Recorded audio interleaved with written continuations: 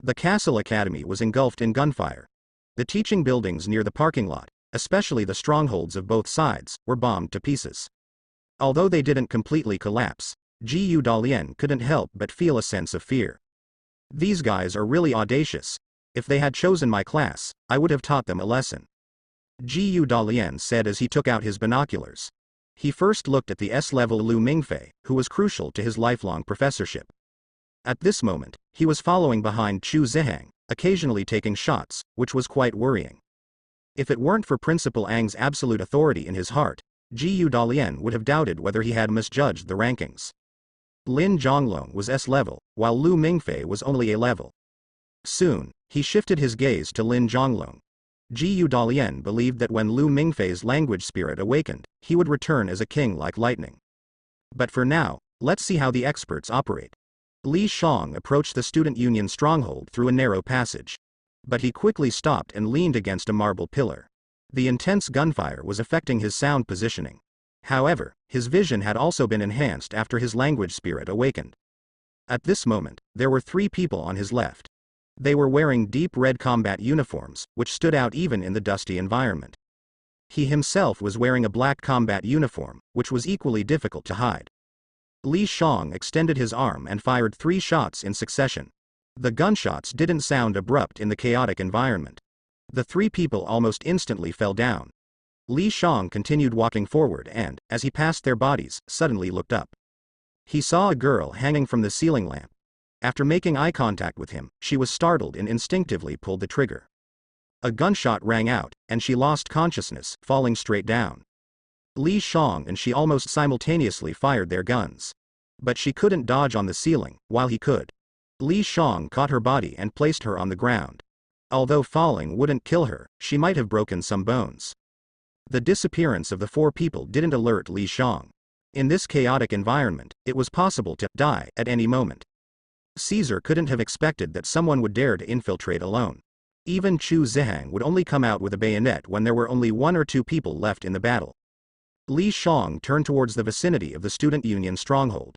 At a corner, he suddenly accelerated. Bullets hit the wall behind him.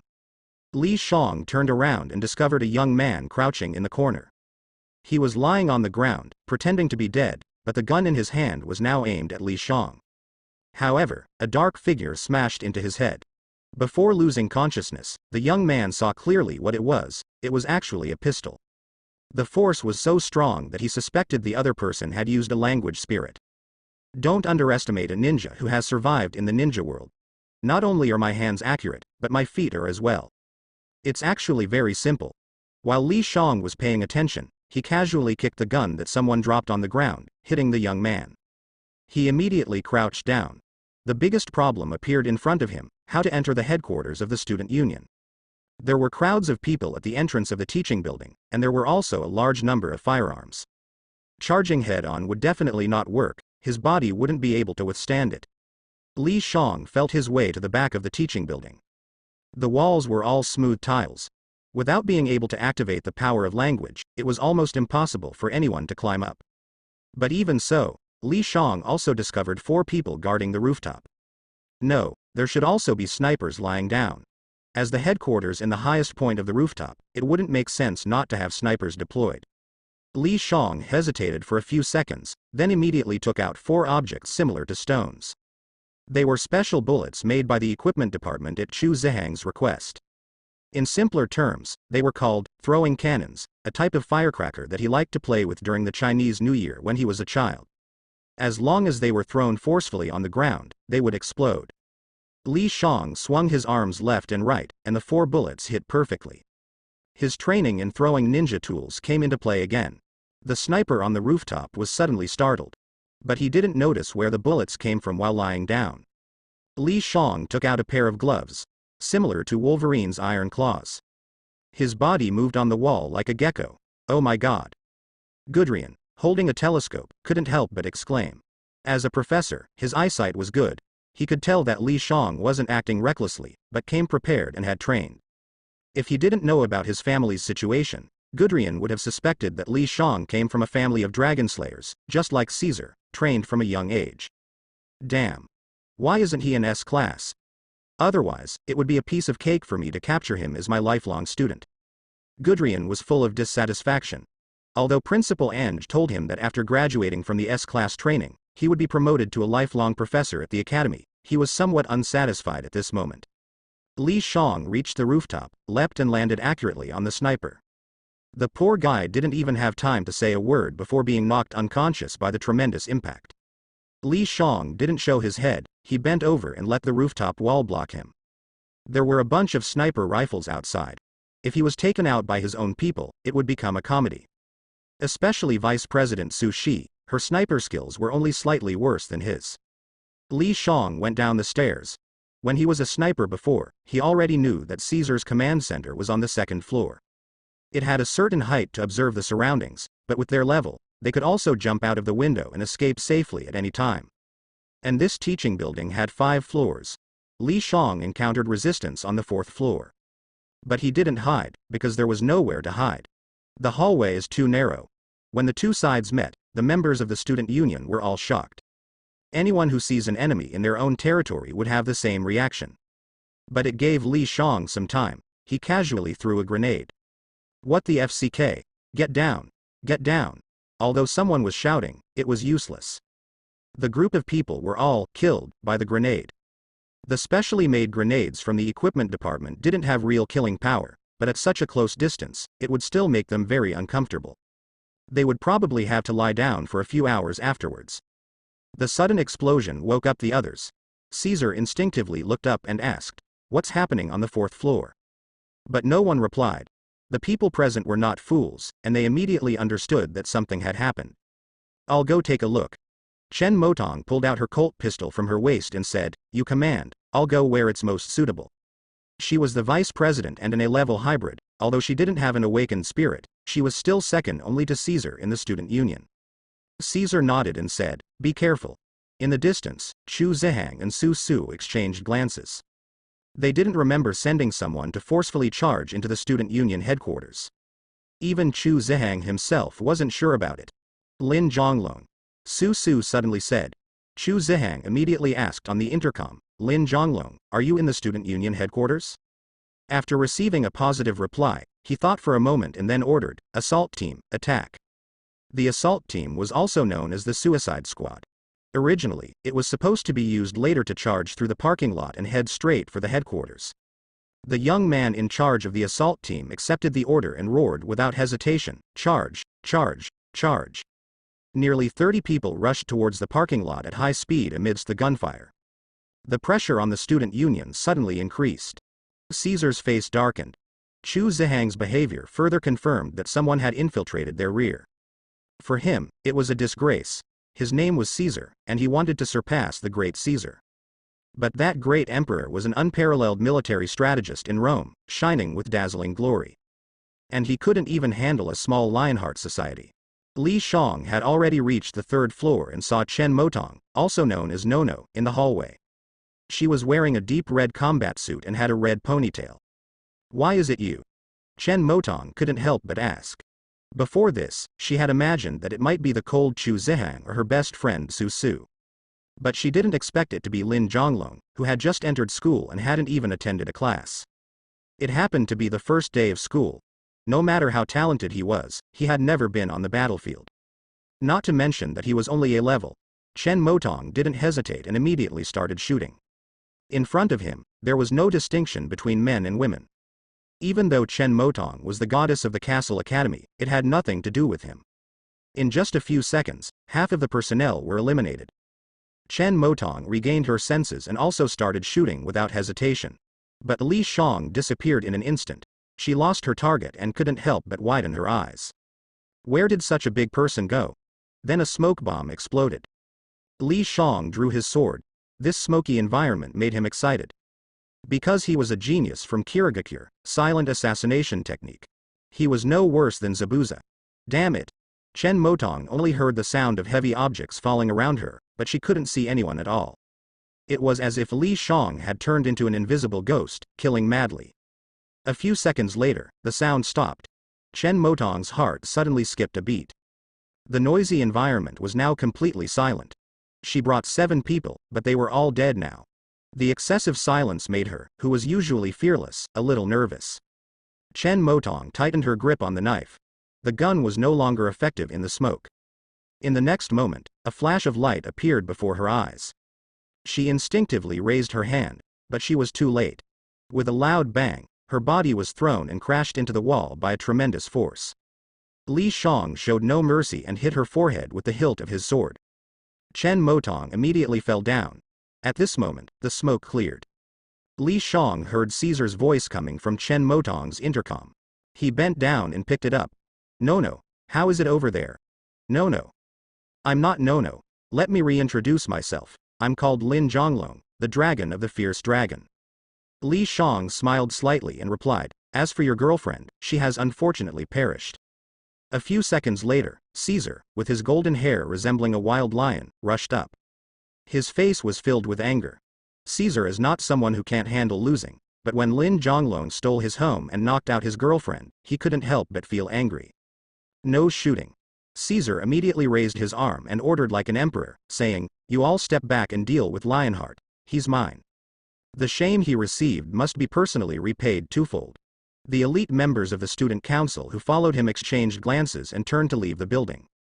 They knew well of Caesar's temper, and staying would only result in being scolded. "To be able to stand before me, you are stronger than I thought," Caesar said after taking off his mask, his previous anger already gone, or rather suppressed deep within his heart. He took out a military hunting knife that was half a meter long, with golden patterns engraved on the blade. This knife was called Dictator, also the id Caesar used on the Night Watchman Forum. In ancient Rome, it meant dictator. Undoubtedly, it referred to the historical figure Gaius Julius Caesar, who did not declare himself emperor but was called Caesar the Great because of his illustrious military achievements. Caesar Gattuso, Caesar introduced himself and said, "You are qualified to be my opponent, but today there is only one outcome left for you." An invisible pressure spread out. He suddenly emerged like his hunting knife, strong and unyielding, exuding an emperor-like haki. His figure blurred in the air. They stood in the narrow corridor. Almost instantly, Caesar arrived in front of Li Shang, gripping the knife with both hands and decisively striking down. If there were some special effects added, it would be no less impressive than Ni Fang's 40-meter-long sword strike. The clash of blades erupted into brilliant sparks. Li Shang used interception. With a speed faster than Caesar's, he struck the tip of his hunting knife, using the knife as a lever to transmit the force back to the wielder. The reason for doing this was because Li Shang knew that his katana was no match for Dictator. After all, that knife was the best in all of Europe. Li Zhang's sword, on the other hand, was just a standard weapon issued by the equipment department, without any significant special features. So the only way was to use techniques stronger than Caesar's and try to avoid his points of force as much as possible. Caesar took a half step back, but immediately pressed forward again, bringing a suffocating sense of oppression. The hunting knife in his hand rose like an assassin. Li Shang instantly retreated a step, avoiding his strongest edge. With Caesar's relentless character and the village's best knife, he naturally wouldn't foolishly charge in. So he resorted to pulling. As Caesar's aura dissipated, Li Zhang's katana came to life like a snake, instantly approaching his kidney area with an unreadable trajectory. Caesar's eyes narrowed. His family was a famous mixed blood family, and he was seen as the future of the family. The family had brought in the leaders of all schools to teach him swordsmanship, knife skills, boxing, and more. But he had never seen or even heard of the sword technique Lin Zhonglong had just used. Li Shang knew what he was thinking. This was Orochimaru's swordsmanship. Caesar's teacher was a leader. And his teacher, he was the leader among leaders, an ultimate powerhouse who emerged from a sea of corpses and mountains of blood. A genius ninja who had almost mastered all ninjutsu and physical techniques. Besides Orochimaru, his teacher also included Uchiha Fugaku, Uchiha Shisui, Terumi Mei, and others. Caesar immediately rolled backward on the ground without hesitation. Li Zhang's katana grazed over his head, cutting off a few strands of golden hair. Caesar paid no attention and flicked his wrist, thrusting the hunting knife from bottom to top into Li Zhang's heart. But it didn't hit. Li Zhang's body displayed great flexibility as he bent backward. The length of the hunting knife suddenly fell short. And Caesar dared not move forward again, because the fierce wind was attacking him. In his peripheral vision, he saw a warrior's sword, separated from Li Shang, as if it wanted to devour him like a lion majesty. Caesar was momentarily puzzled. Then he understood Li Zhang's recent move. While stabbing him in the heart, Li Shang threw the sword, which rebounded off the wall and pointed towards himself. This astonishing control and calculation made the sword feel like a circus act. Caesar realized that he had encountered a more formidable opponent than Chu Zihang. He could only twist his body and forcefully change the direction of the hunting knife, causing the sword to shift its target. But he could control the sword, not Li Shang. Li Shang kicked directly. Although Caesar blocked in time and used his right foot to stop him, in haste, he was blasted away by the immense force. His body collided with the wall, causing cracks to appear. But he was unharmed. Li Shang stood still, not taking advantage of the situation to launch a strong attack. Caesar took a deep breath, tightened his grip on the hunting knife, and praised, "Your skills are excellent, better than Chu Zihang." Although he was arrogant, he would not underestimate anyone who could catch his eye. And in the first round of the fight, he had indeed lost half a step. Li Shang felt that this sentence sounded strange. As if there was something wrong with it. "Come again." Caesar roared, and the hunting knife in his hand slashed through the air, emitting a piercing sound. Lin Zhonglong ignited his fighting spirit. And he was confident in his own strength, believing that his defeat was temporary. If using the words of the original author, he was actually a chunibyo in the early stages, because he wanted to be the leader, he appeared a bit chunibyo. It wasn't until Caesar witnessed Masao Asu's miserable death in Tokyo while he was powerless that he realized his own shortcomings and began to transform into a true leader of the family. Li Shang held the knife in the middle, with a cold and stern expression. Since that's the case, let him help Caesar grow in advance. Perhaps he was lucky. Because no one dies in a day of freedom. The knife in Li Zhang's hand instantly counterattacked. Caesar immediately sensed something abnormal. Sound. Because of his linguistic ability, he was extremely sensitive to sound. The sound of the sword cutting through the air was different from before. Li Shang was at least 1/5 faster than before. Just as Caesar realized this, the hunting knife in his hand was deflected. The power he should have erupted with was like a firework extinguished in a downpour. Then came the ghostly flashes of the sword. Caesar really felt like he was seeing fireworks. The sky was dim, heavy rain pouring down, the world was covered in a hazy gray, and all that remained in his line of sight were dazzling lights. Caesar roared again, continuously slashing with the hunting knife in his hand. But he seemed to be chasing after Tom, while Li Zhang's sword brushed past him every time. His strength, his sharpest knife, couldn't fully exert the effect it should have. But Caesar was still Caesar, his fighting spirit boiling like a lion.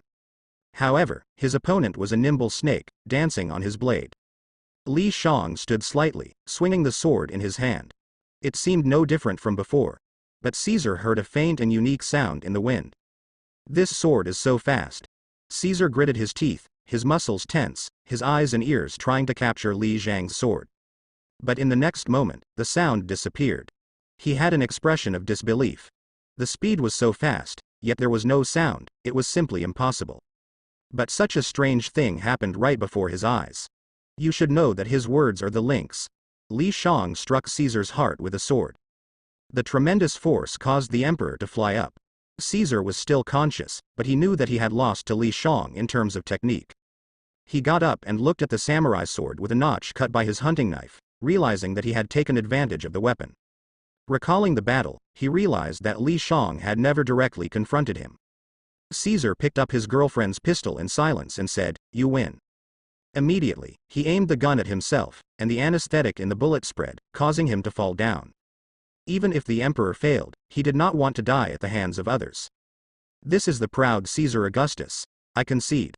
Li Shang sheathed the samurai sword back into its scabbard. But he knew that this sword would probably have to be sent to the equipment department for repairs. He thought for a moment, then lifted Caesar and walked down slowly. Although Chu Zihang ordered the assault team to attack, the combat power created by the student union under Caesar's pay-to-win strategy was not inferior, so they were at a stalemate for a while. At this moment, the elite members of the student union guarding the second-floor corridor heard a sound and looked up, unable to help but gasp. The emperor, who had always been invincible in battle, was being carried on someone's shoulder. As Li Shang approached, they instinctively made way for him. Even though they held guns in their hands, their minds were taken away, as if they were under a petrification spell, unable to move. Li Shang walked to the door. Everyone was of mixed blood, and their vision was astonishing. Naturally, they saw Li Shang and Caesar. Ceasefire. Su Su couldn't help but smile and stepped forward, shouting loudly, Caesar has been killed. Your student union has been completely defeated. Yes, without their leader, what could the student union do to stop them? The outcome was already determined. Li Shang put down Caesar and looked at them. With a bang. A pistol was thrown away. Like a chain reaction, one weapon after another fell to the ground. Everyone gave up resistance.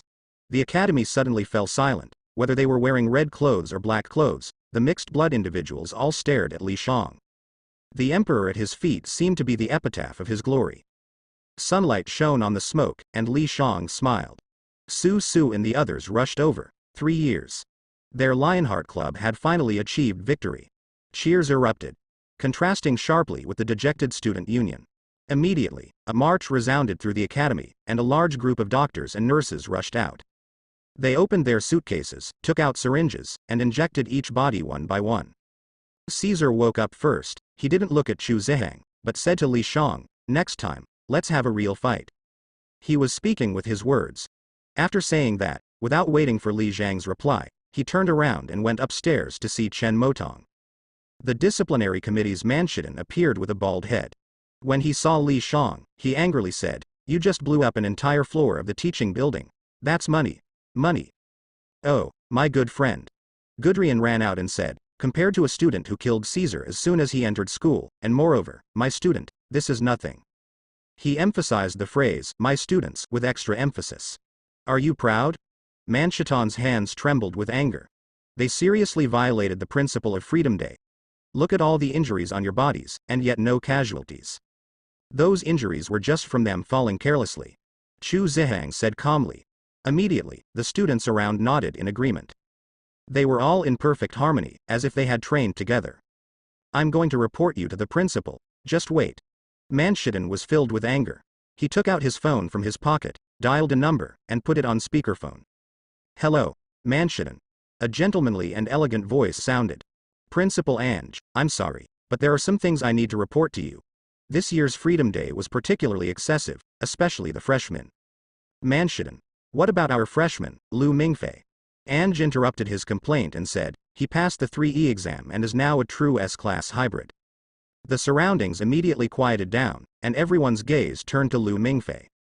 He had a silly smile on his face. In addition, there is also Lin Zhonglong, who has been rated as A-class. Ange seemed to be quite aware of what happened on Freedom Day. His hearty laughter rang out, just entering the school and defeating Caesar. I'm looking forward to your performance. Remember to choose my course, Introduction to the Dragon Clan Genealogy. I will, Li Shang replied. Manshiden, Freedom Day is a privilege won by the students. There's no need to blame them. All expenses are covered by the Board of Directors Fund. Ange hung up the phone. Applause erupted one after another. Everyone was applauding excitedly, and some even winked at Manshiden. HMPH. Just you wait. Manshiden threatened before choosing to leave. I didn't misjudge you. Chu Ziheng didn't celebrate with the others. He didn't like the excitement, and they didn't dare to high-five him either. Luck. Li Shang smiled and said, it's also fortunate that we didn't have to use our linguistic abilities. Otherwise, it would be hard to say who would win or lose. Defeating Caesar can't be explained by luck. Chu Ziheng shook his head. At this moment, Su Su walked over. She glanced at Chu Ziheng and said, Ziheng, how about giving the reward for this year's Freedom Day to Lin Zhonglong? The Lionheart Club and the Student Union had 4 bets regarding the outcome. The first was the right to use Norton Hall for a year. The second was the right to participate in the Academy Star Finals. The third was the privilege to pursue a girl. The fourth was Caesar's Bugatti Veyron. Except for the first one, which belonged to all members of the Lionheart Club, the other 3 were personal privileges. I'm not interested. Li Shang refused before Chu Ziheng agreed. Then he found Professor Gudrian and said, I hope you can be my recommender. I want to join the executive department. No problem. I'll take you to see Professor Schneider tomorrow. He will definitely be willing to accept you. Gudrian agreed without hesitation. If Li Shang could join the executive department, it would set a record for the academy. A student who hadn't even attended a single class would be able to join the elite executive department. As his mentor, Gudrian naturally felt proud. Night fell. But the Night Watchman Forum was destined to be sleepless. A highly popular post was pinned to the top. The title was, Freedom Day, The failed emperor, who will be crowned king? Guardian Forum. Is it possible that Lin Zhonglong is actually an S-class freshman? No way. Do you think the principal made a mistake? But no matter how you look at it, he shouldn't be a class. Maybe he's beyond a class. But does anyone know how Lu Mingfei performed? Didn't they both join the Lionheart Society? I was there, in the student council, but I didn't see Lu Mingfei. He's been playing with guns behind Chu Zihang. What guns? Whose guns? Man Ketone got kicked out of Castle College. Brothers, want to know what happened on Freedom Day? Here's the video. Feng Er appeared and uploaded a video on the forum. All users who saw this message couldn't help but click on it. Please pay $100 to watch. Damn it, you damn vampire. Feng Er, where's your horse? Is this guy trying to gamble all the chances of repaying his debt on his roommate?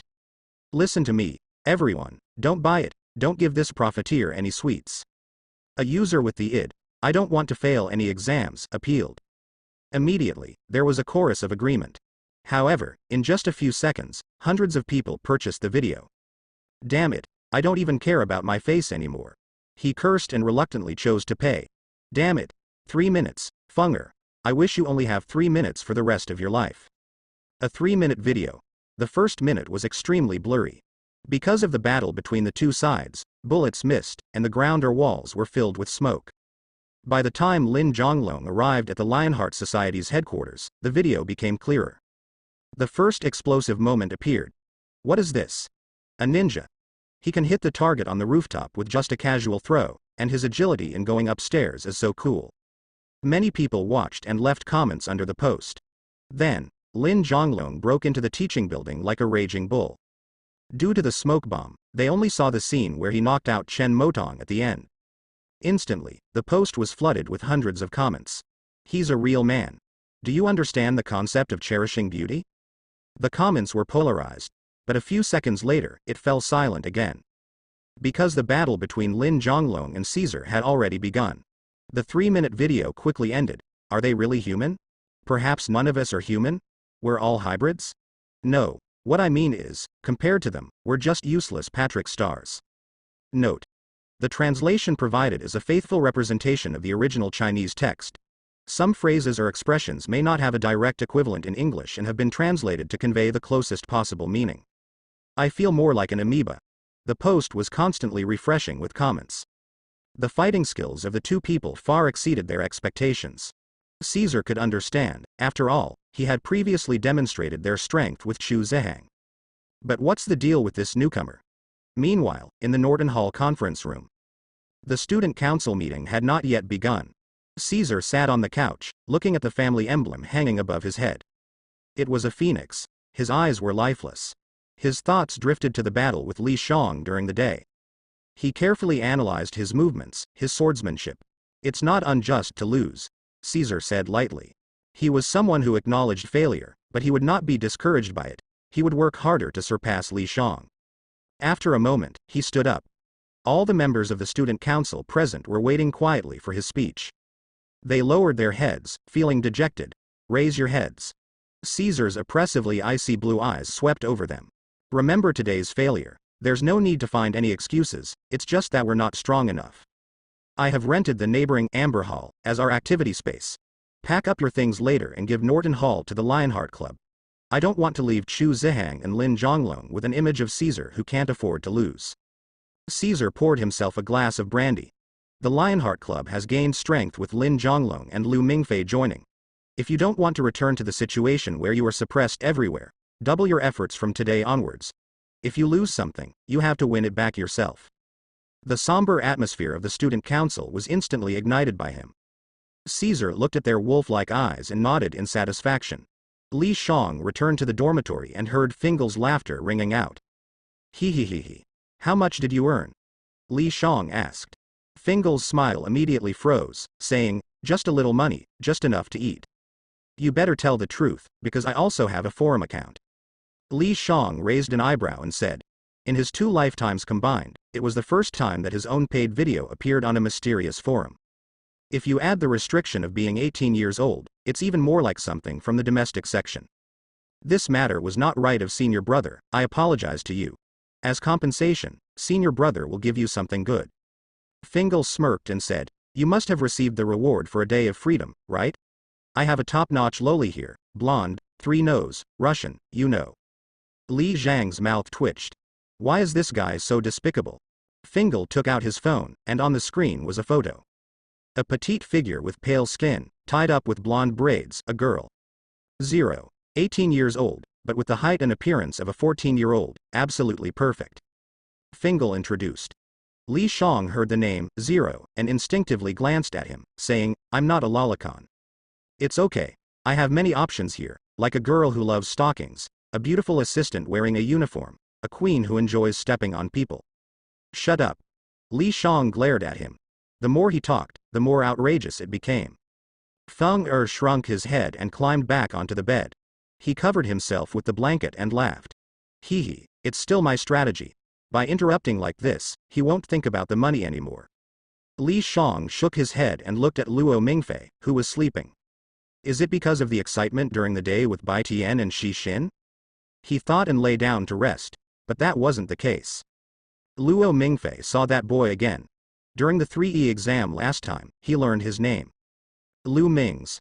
To be honest, he couldn't connect this boy with his chubby and big-eared cousin at all.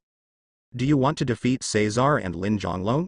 Lu Ming's said softly, "As long as you're willing to make a trade, I can help you defeat them effortlessly. It's meaningless to rely on others' power." Luo Mingfei refused. "Am I someone else?" Lu Ming's suddenly showed sadness. How cruel. Luo Mingfei felt his heart being squeezed by a hand.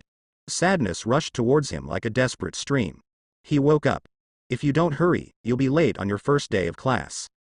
Li Shang knocked on the door and said, "Oh." Luo Mingfei immediately got up, washed up quickly, and grabbed his backpack. After Li Shang finished breakfast, he found Gudrian. Under his guidance, he met the person in charge of the execution department, Feng Schneider. Wearing an all-black suit, he dragged a small cart. The steel cylinder on the cart extended a gas pipe that led to the black mask he was wearing. His neck was covered in dark red scars, which looked extremely frightening. "I've seen your video." Schneider's first words made Li Shang feel uneasy. "You are qualified to join the execution department, but since you're a freshman, start as an intern first." "Okay." Li Shang answered and asked, "Can I choose the teacher to lead the team? I heard Professor Mons is good." "He is indeed good."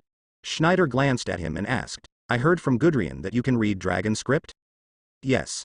You are very suitable for our execution department." Schneider nodded slightly and said, "The main task of our execution department is to search for dragon tombs around the world, and dragon tombs usually contain dragon inscriptions that we can hardly decipher. With your joining, it will be much more convenient for us." After he finished speaking, he fell into silence. Li Shang saw this and said, "If there are tasks, you can assign them to me." "There is indeed a task." Schneider thought for a moment and said, "Mons was originally planning to bring the intern Selma, but her strength is far inferior to yours. This plan is very dangerous, but with you, it might be a bit safer. It is my duty that I cannot shirk." Li Shang smiled and said, "And I have long wanted to see what the dragon race looks like." A week later, you will go to the Yangtze River with Mons. Schneider was still willing to increase Mons' chances of winning. After all, that was Dragon King Norton. And this does not violate the rules of the academy. Before that, you will follow Yi Sheng and Jude Yaji to understand the situation of the execution department and what they need to do." Schneider added. Li Shang nodded. It went smoother than expected. But it also made sense. At this time, no one knew the danger under the Bronze City, plus Li Shang understood dragon inscriptions and had strong abilities. Why not agree? After bidding farewell to Schneider and Gudrian, Li Shang came to a swimming pool. "I heard that you took down Caesar yesterday?" Yi Sheng emerged from under the swimming pool and said, "Although I knew you were a tough guy during the interview, I didn't expect you to be this tough." Jude Yaji also surfaced, wearing a sexy swimsuit, and smiled. From the outside, no one can tell that such an sassy face would do such a thing. "Maybe it's luck?" Li Shang scratched his head and said. But obviously, neither of them believed it. "I received a call from Professor Schneider earlier, saying that you have joined our Kuiman plan. Since it is in the Yangtze River, let me ask you a question first. How good are you at swimming?" Yi Sheng got back to the point. "This is my strong point." Li Shang changed into a swimsuit. He immediately performed a water monkey show for them. Because of the Kuiman plan, he specifically brought the talent of the water monkey. Water monkey. E level, you have excellent water skills and are difficult to drown.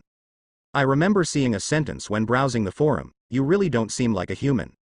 Yi Shang couldn't help but sigh, your level is already catching up with the two of us. You should know that they have been training together for many years. And Li Shang has just entered the school. I grew up by the river since I was a child. Li Shang floated on the water and explained. Yi Shang nodded. The higher the level, the more advantageous it is for their plan. He was just a little amazed. A freshman performing so perfectly puts a lot of pressure on people. Do you know the White Emperor City? I saw it in my high school textbook. It is a city over 2,000 years old, established by a man named Gong Sun Shu. He established his country here to resist the rebel Wang Mang against the Han dynasty, and he was called the White Emperor. You have a good knowledge of history. Yi Shang praised, but behind this period of history hides Norton, one of the four great monarchs of the dragon race. Legend has it that before Gong Sun Shu declared himself emperor, he saw a dragon rising from a well. Our Kuiman plan is to explore Norton's dragon tomb. Kuiman, the old name for the Three Gorges. After learning about the Kuiman plan, Yi Shang said, originally, I should have taught you how to swim, but your level is already good enough, so you can go back to school for the remaining time. Of course, you can also stay and watch our training. I think after beating Caesar, you missed a week of classes again. This glory is enough to make you the number one among the new students in the academy. Zhu Deyaji flicked her dark hair and smiled kindly. This is completely different from what I imagined as the number one. Li Shang stood up and smiled, but I still plan to go back because I don't want to stay and watch you two show affection. Yi Shang and Zhu Deyaji were slightly stunned, then said in unison, you misunderstood. The executive department prohibits the development of emotions between task partners. Even their expressions were equally serious. Well, I believe you. Whatever you say is what it is. Li Shang replied perfunctorily. Can emotions really not exist just because they are not allowed? Two handsome guys and two beautiful girls eat and brush their teeth together, with perfect understanding and synchronization. Not developing emotions is like winning the jackpot in the lottery. He didn't believe that those astute professors in the academy couldn't see it. Yi Shang hesitated to speak, but Li Shang was already almost at the door. Let's continue training. Zhu Deyaji held his right hand and smiled. The water surface churned again. Li Shang turned his head and saw the two of them, like a pair of telepathic twins, performing synchronously in the water. It reminded him of synchronized diving, where two people completely overlap from the side view during the jump until they hit the water, unable to see the other person's figure. It's hard to end without getting married. Li Shang sighed. Time passed quickly. Li Shang had already gotten used to the rhythm of Castle Academy. Lu Mingfei was also getting by, although for him, what the professors taught was like mythology. His values were constantly reshaped, but after being crushed and restored a few times, he became indifferent like a salted fish. He did get along well with the game and Fingal. Wait, did you say you're going back to the flower planting family? Lu Mingfei suddenly heard the news and after 2 seconds of being stunned, he wailed, Boss, don't abandon me. I'm not going home, I'm going on a mission. Li Shang explained, a mission from the executive department. You're going on a field assignment so soon? Fingal poked his head out from the top bunk and said in surprise, Professor Schneider really values you. Li Shang glanced at him. Tisk, he's pretending to be good. But in terms of experience in the executive department, you have the most. Fingal was undoubtedly a master at pretending to be clueless. In this dormitory, Lu Mingfei thought his senior brother was a weakling, studying abroad for 8 years, just as useless as him, a Hello Kitty, but in reality, he was a tiger. But Lu Mingfei himself was not bad either. With his cheat, he could kill anyone, even gods. Li Shang couldn't help but smile. On the surface, he was the strongest in this dormitory, but in reality, he was the weakest. Where are you going? Lu Mingfei asked again. He wanted to go, but considering his own strength, he didn't want to be a burden. The Three Gorges of the Yangtze River.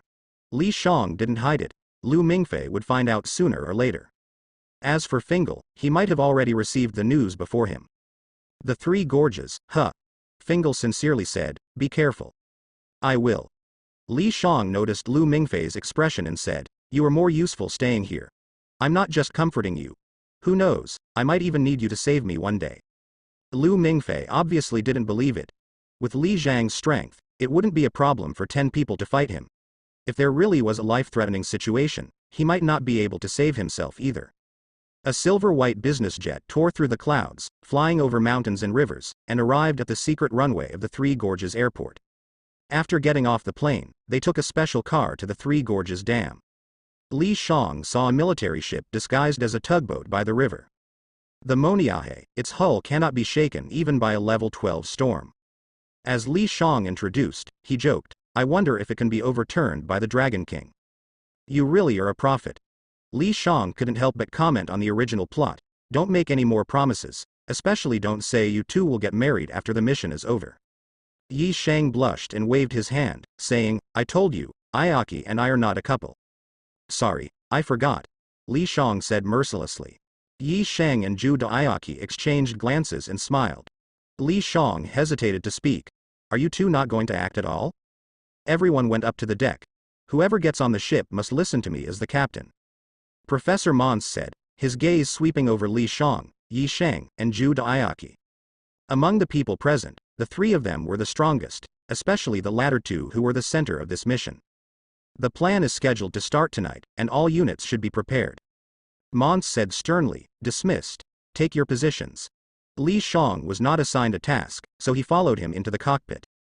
In addition to Mons, there were two other people, a baby and a middle-aged beauty. The former had a high bloodline and was called the Key, able to open all the doors in the world. The latter was Chen Motong's stepmother. Night fell. The sudden downpour dyed the night even darker, like ink sprayed by an octopus. The Moniahe used sonar to determine the location of Baidi City. "What kind of music do you want to listen to?" Li Shang was in a room similar to a music hall. Except for him, there were only Yi Shang and Ju Ayaki. They were enjoying their last leisure time. "I want to listen to Zhou Jilin's songs." Ju Ayaki raised her hand and said, "He's very popular in our neon." "How about Heading North?" Li Shang walked to the computer and asked. Heading North is the theme song of the manga adaptation film, Initial D. Both the lead actor and the singer are Zhou Jilin. And Initial D was already a hit anime in neon. "I like this song." Ju Ayaki smiled and said, "Yu Ban Lun is also my favorite lyricist." Li Shang pressed the button. Zhou Jilin's voice echoed in the hall through the speakers. After a while, it turned into a KTV. "I'm heading north, leaving the season with you. You said you're tired, unable to love anyone anymore." Yi Shang's mournful voice rang out. Li Shang turned on the flash, and it instantly looked more like a KTV.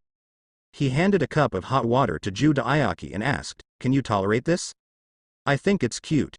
Ju Ayaki looked at Yi Shang singing with a gentle expression and said, "And KTV isn't soulful without off-key singing. You understand." Li Shang remembered that she was from Neon and asked, "Is it the same in your country?" "The KTV equipment there is too old-fashioned, not much fun." Ju Ayaki held the cup of hot water in her hands and took a sip, saying, "Besides, going to KTV is usually a solo activity." After Yi Shang finished singing, he handed the microphone to Li Shang and said, "How about a song?" "What's wrong? Are you jealous that Ayaki and I were chatting?" Li Shang took the microphone and said, "I've already said that she and I are not a couple. Can you remember what I said, you idiot?" Yi Shang glared at him and sat down next to Ju Diaji. "I want to sing a new song." Li Shang looked at them and said, "Wait, you can sing? No, I mean you can create songs?" Yi Shang looked surprised and asked, "Are all freshmen monsters? Didn't you guys see my information?" Li Shang took out his phone and opened a video, which showed him and Zhou Jilin. Yi Shang and Ju Diaji widened their eyes. It was clearly a birthday party in the video. Zhou Jilin said, "Without you, I wouldn't be where I am today. As long as you say the word, I can go through fire and water." "You were Zhou Jilin?" Ju Diaji felt like his worldview was collapsing. Damn it. The fierce little dragon who defeated Caesar was actually a famous lyricist. "Are you kidding me?" Yi Shang's eyes shifted back and forth between Li Shang and the video of Zhou Jilin. It is well known that videos cannot be edited, they are all real. Besides, there is no point in deceiving them. As long as they go back and check the information, they will know about Li Zhang's past experiences. The Academy has intelligence capabilities surpassing the FBI. Alright, now is not the time to be surprised. Li Shang raised the microphone and said, "This song is dedicated to you, it won't be released, it's exclusive to you." Yi Shang and Ju Diaji immediately listened attentively.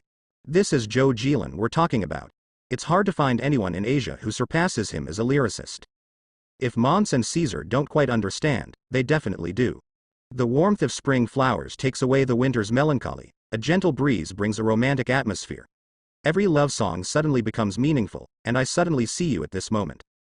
Li Shang sang directly, although he couldn't compare to professional singers, he was still a KTV enthusiast. And Yi Shang and Zhu Diaji were just ordinary listeners. Listen to me. Let's walk hand in hand. Give me your whole life. Don't look back on yesterday, let's be together until old age, today you will marry me. Zhu Diaji tied up her long hair, held Yi Shang's big hand, and looked at Li Shang, her thoughts drifting away.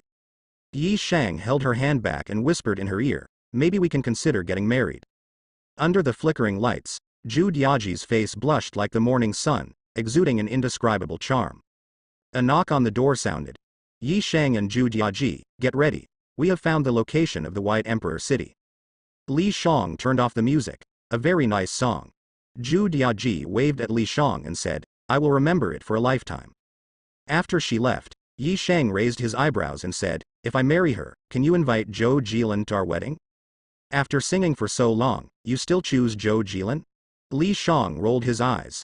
Ha ha ha, you can sing with him. Yi Shang laughed and left. He and Zhu Diaji changed into diving suits on the deck and sank into the river. Li Shang went to the front cabin. When Mons saw him, he said, pay attention to the heartbeats of those two, if there's a problem, call me. I'll go check on the crying little baby in the rear cabin. As the only married man, only I can take care of him. Li Shang nodded and put on his headphones. The sound of 2 heartbeats immediately came through. 50 meters underwater. Yi Shang looked around, but there was no terrain that could be called a city. The entrance should be nearby, but after 1,000 years, it must have been buried. Zhu Diaji stretched out her arms and chuckled, so, to save time, let's go straight there. I'm always the one exhausted. Yi Shang sighed and said, but as a man, it doesn't matter if I'm tired. Li Xiangya hugged Yi Shang's waist from behind and said, my man, good luck to you. Yi Shang closed his eyes. Verbal spirit, snake. The snake that resided in his mind was driven by him and flew around. At this moment, because he had to control the snake, he lost all his defenses and was in the most dangerous situation. But fortunately, Zhu Diaji supported his body. I found the entrance. Yi Shang opened his eyes and said, it's 40 meters below us, in the rock layer. After Mansion comforted the baby, he walked into the front cabin, put on his earphones, and said, you guys go up first, we'll blow it open with an alchemical bomb. Li Shang immediately operated the life-saving rope, and Yi Shang and Zhu Diaji were pulled up. A few minutes later, accompanied by a muffled groan, the bomb exploded. Because of its tremendous power, the entire ship shook. But that was all. A bronze door has appeared underwater. Norma's voice sounded. It's the Bronze City. This is the Dragon Tomb of the Dragon King Norton. Mansion couldn't help but show an excited expression and said, I'll go down with the key. Yi Shang and Zhu Diaji, you follow me. Professor, I request to join the battle. Li Shang raised his hand and said, the Dragon Tomb holds unknown dangers, I can protect the 2 of them if I go down. You? Mansion frowned and showed a hint of hesitation. Although Yi Shang and Zhu Diaji were the strongest combination in their execution department, there was no doubt that Li Shang, who defeated Caesar, was stronger than the 2 of them. He himself was prepared for death, including Yi Shang and Zhu Diaji. But was it worth it to involve a promising A-level hybrid like Li Shang? If I see something happen to you, I will feel guilty for the rest of my life. Li Shang said again. Mansion fell silent immediately. He remembered what happened 10 years ago, an accident in the Greenland Sea. Some people still couldn't get out. Let's go. Mansion agreed to Li Zhang's request. He put on a specially made diving suit that looked like a maternity dress and placed the baby in front of his belly. Li Shang also put on a diving suit and jumped into the river, following Mansion all the way down. Finally arrived at the center of the explosion. It was a mess at this moment, but in the big pit, there was a huge bronze door or wall. On it were depicted ferocious demons. It's an unimaginable feat. Mansion exclaimed, even with modern technology, it's difficult to reproduce such a bronze city, but we'll soon find out. He closed his eyes and pressed against the bronze wall. Verbal spirit. Dustless land. An invisible force emptied the surrounding water flow, and a few seconds later, a vacuum formed at the bottom of the river 50 meters deep. Mansion opened the extra oxygen cylinder he carried and quickly filled it with oxygen. Baby, it's up to you next. He picked up the baby. This child with golden eyes, who looked only a few months old, straightened his body and had a solemn expression on his face. He reached out his little hand and pressed it against the face pattern on the bronze wall. Blood surged. A terrifying cracking sound came from deep within. A pitch-black hole appeared on the wall, like a giant mouth. You only have 2 hours. Dragon King Norton hasn't awakened yet. You need to find its egg. If you can't bring it back, destroy it. Mansion handed them an iron box containing an alchemical bomb and said, "Good luck to you." Li Shang walked at the front of the corridor, holding a samurai sword in his hand. After being reformed by the equipment department, although it was not an alchemical weapon, its hardness had increased further, and there would no longer be a repeat of the tragedy from the previous day. In the middle was Judaiji. Yi Sheng, who was covering the rear, used the flashlight on his head to illuminate the surroundings, and also transmitted the footage to Professor Mons on the ship using the camera. The corridor was also made of bronze, or rather, there was no other material besides bronze. Li Shang felt like he was walking inside a mechanical dial. Countless gears and discs interlocked to form a bronze wall that was tens of meters high. It's a kind of alchemical machinery. Mons' words rang in their ears. Dragon King Norton is the most outstanding alchemist, so it's expected that he would create this kind of groundbreaking alchemical machinery. You have an hour and a half left, so please hurry. Understood, Yi Sheng replied. I can already feel that the location is close. During their previous wanderings, there was one location that his snake had always been afraid to approach. Undoubtedly, that was where Dragon King Norton was. Only it could make the snake feel fear from the bottom of its heart. The corridor reached its end. They were inside the Bronze City, surrounded by empty caves in all directions. Li Shang looked up. The dome above was covered with ancient patterns. It's dragon script. Mons couldn't help but laugh. What a great find. Judaiji immediately took out a camera and took pictures of everything. Lin Zhonglong, I remember you can understand dragon script. Mons suddenly remembered what Schneider had told him. Yi Sheng and Judaiji already knew about it when they were at the Lijiang Hotel, so they weren't surprised, but they looked at him with expectant eyes. The fate of being abandoned by the clan is to cross the wasteland, raise the banner of war again, and return to the homeland. Death is not terrifying, it is just a long sleep. Before I can devour this world, it is better to sleep peacefully than to travel alone. We will wake up again. Li Shang recited the dragon script. What does it mean? Mons looked pensive and asked. But he was destined not to get an answer. Is there anything else? He asked again. It records a set of alchemical weapons, the Bronze Purgatory, 7 deadly sins, which were forged to kill the other 7 first-generation species of the 4 great sovereigns. Li Shang said truthfully, and it is here. Good stuff. Mons rubbed his hands together. This was personally crafted by Dragon King Norton. I'm afraid the entire equipment department of the Academy combined cannot compare to it. If possible, remember to take it with you, but of course, your top priority is Dragon King Norton's egg. I will, Li Shang replied. He continued to look at the dragon script. In addition to the 7 deadly sins, there were also many alchemical techniques and maps. But he was not a professional, and this map seemed very ancient, so he wasn't sure of his current location. Just then, Judaiji shook her head and felt dizzy. She suddenly saw 2 sculptures below. Snake-faced human bodies, holding spears. Yi Sheng appeared beside her and said, we can collect some bronze materials to take back. Li Shang suddenly turned his head. He hesitated for a moment before stabbing Yi Sheng with the samurai sword in his hand. Judaiji was completely stunned. Immediately after, Yi Sheng in front of her also turned into a sculpture. It's spiritual vision, Li Shang explained. You've been looking at dragon script for too long and it's causing hallucinations. Thank you. Judaiji broke out in a cold sweat as she realized that she was holding a knife in her hand, pointed directly at her own lifeline and signal line. She was startled. If she cut it, the 3 of them would lose all contact with Mons completely. It was like 3 ants lost in the depths of a dragon's lair. Yi Sheng, have you found a way? Li Shang looked towards Yi Sheng in the distance. Because the environment was dim and he had been searching for Norton's location, he hadn't noticed Judayiji's abnormality just now. Wait for me a moment. Yi Sheng closed his eyes and then said, in the hollow on the right. Li Shang and Judaiji swam to his side. They followed the passage to another hollow. From the outside, it looked like an egg, and in the center was a brass jar. But they felt no joy. A 15-meter-long black giant beast. Damn. The cockpit was silent, only Mons subconsciously uttered 2 syllables. An ancient creature reappeared. It glowed with a cold light in the water, like a blade tainted with poison. The only option left to them now was to snatch food from the tiger's mouth. Mons faced an unprecedented decision. Should he let his students take the risk?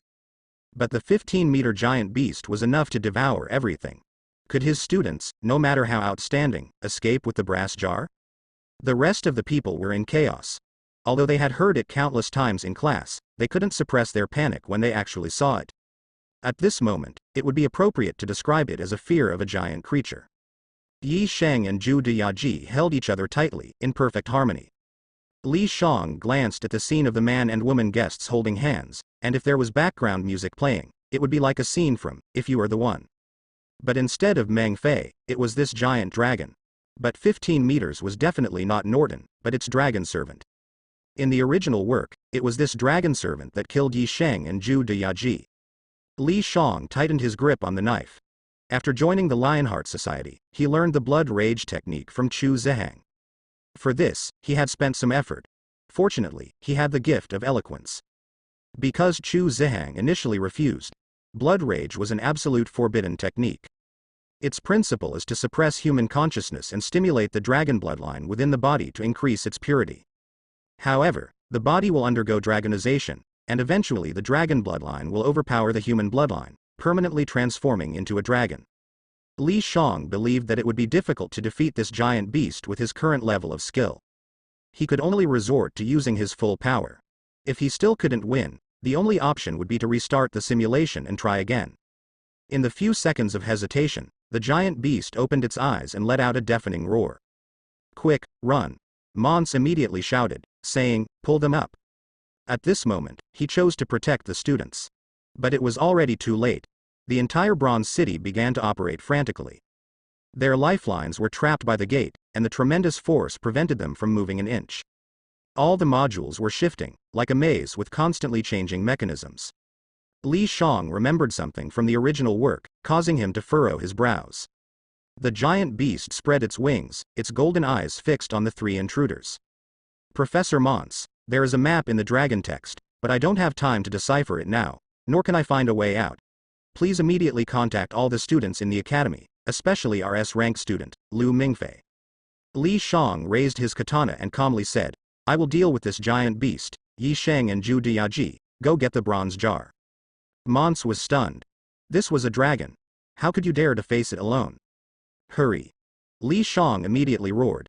It wasn't that he had lost his composure, but his body had undergone a tremendous transformation in an instant. Blood was coursing through his veins at an unimaginable speed.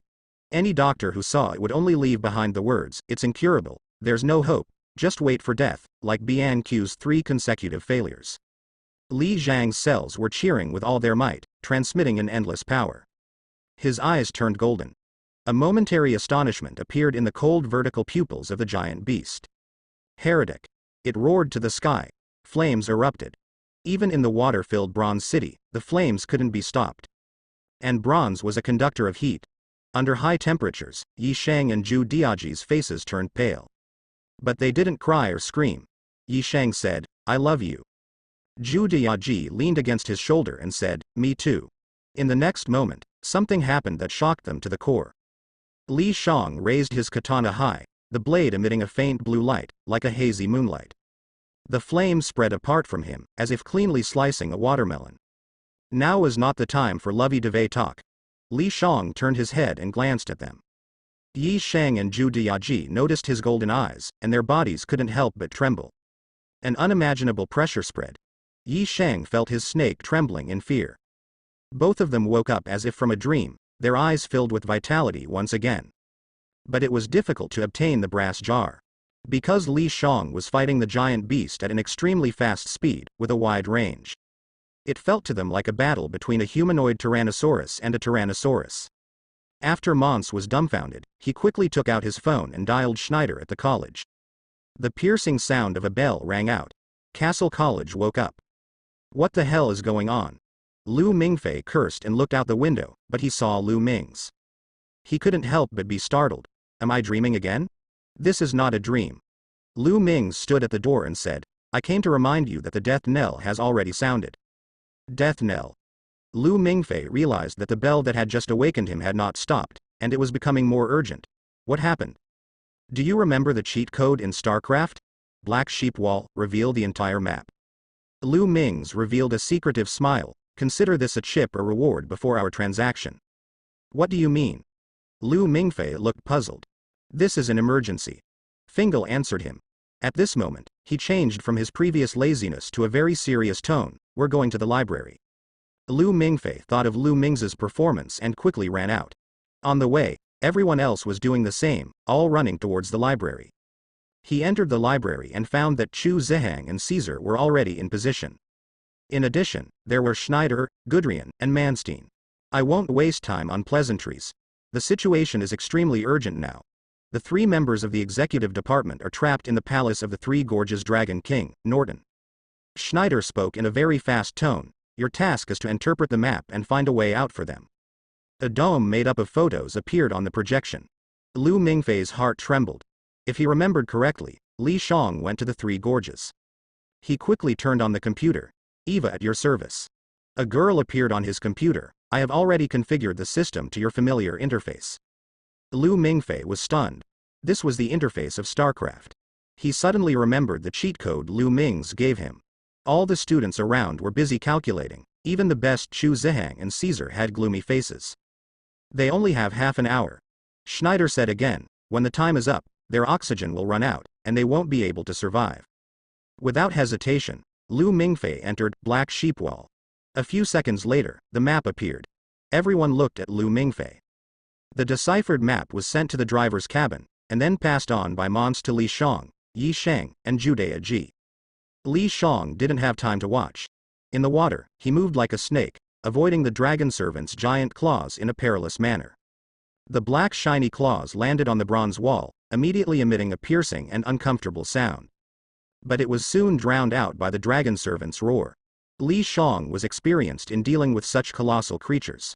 No matter which world, humans are easily helpless against things that are dozens of times larger than themselves. But Li Shang had dealt with tailed beasts and summoning beasts in the shinobi world. A 15-meter dragon servant was nothing more than a primary school student in front of them. In addition, the height displayed by Susano far exceeded it. After dodging the giant claws, Li Shang effortlessly plunged his katana into the wall.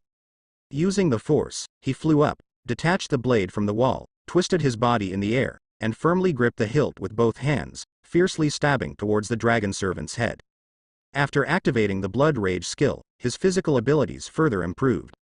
He felt a feeling comparable to that of a Chunin. Li Shang was quite familiar with it. He didn't lose control of his strength due to the surge in his physical abilities. At the same time, Li Shang gained a new ability, which was the ice blue glow on his katana. He found that it could enhance ordinary weapons. Li Shang couldn't help but think of the noble phantasm of the Mad Knight Lancelot, Knight of Honor. The effect was that anything touched by both hands could become a noble phantasm, giving it a certain amplification. And the dragon blood he obtained came from Yorin, Fairy Knight Lancelot. The katana pierced through the dragon servant's dragon scales. Blood flowed. The dragon servant became even more frenzied due to the intense pain.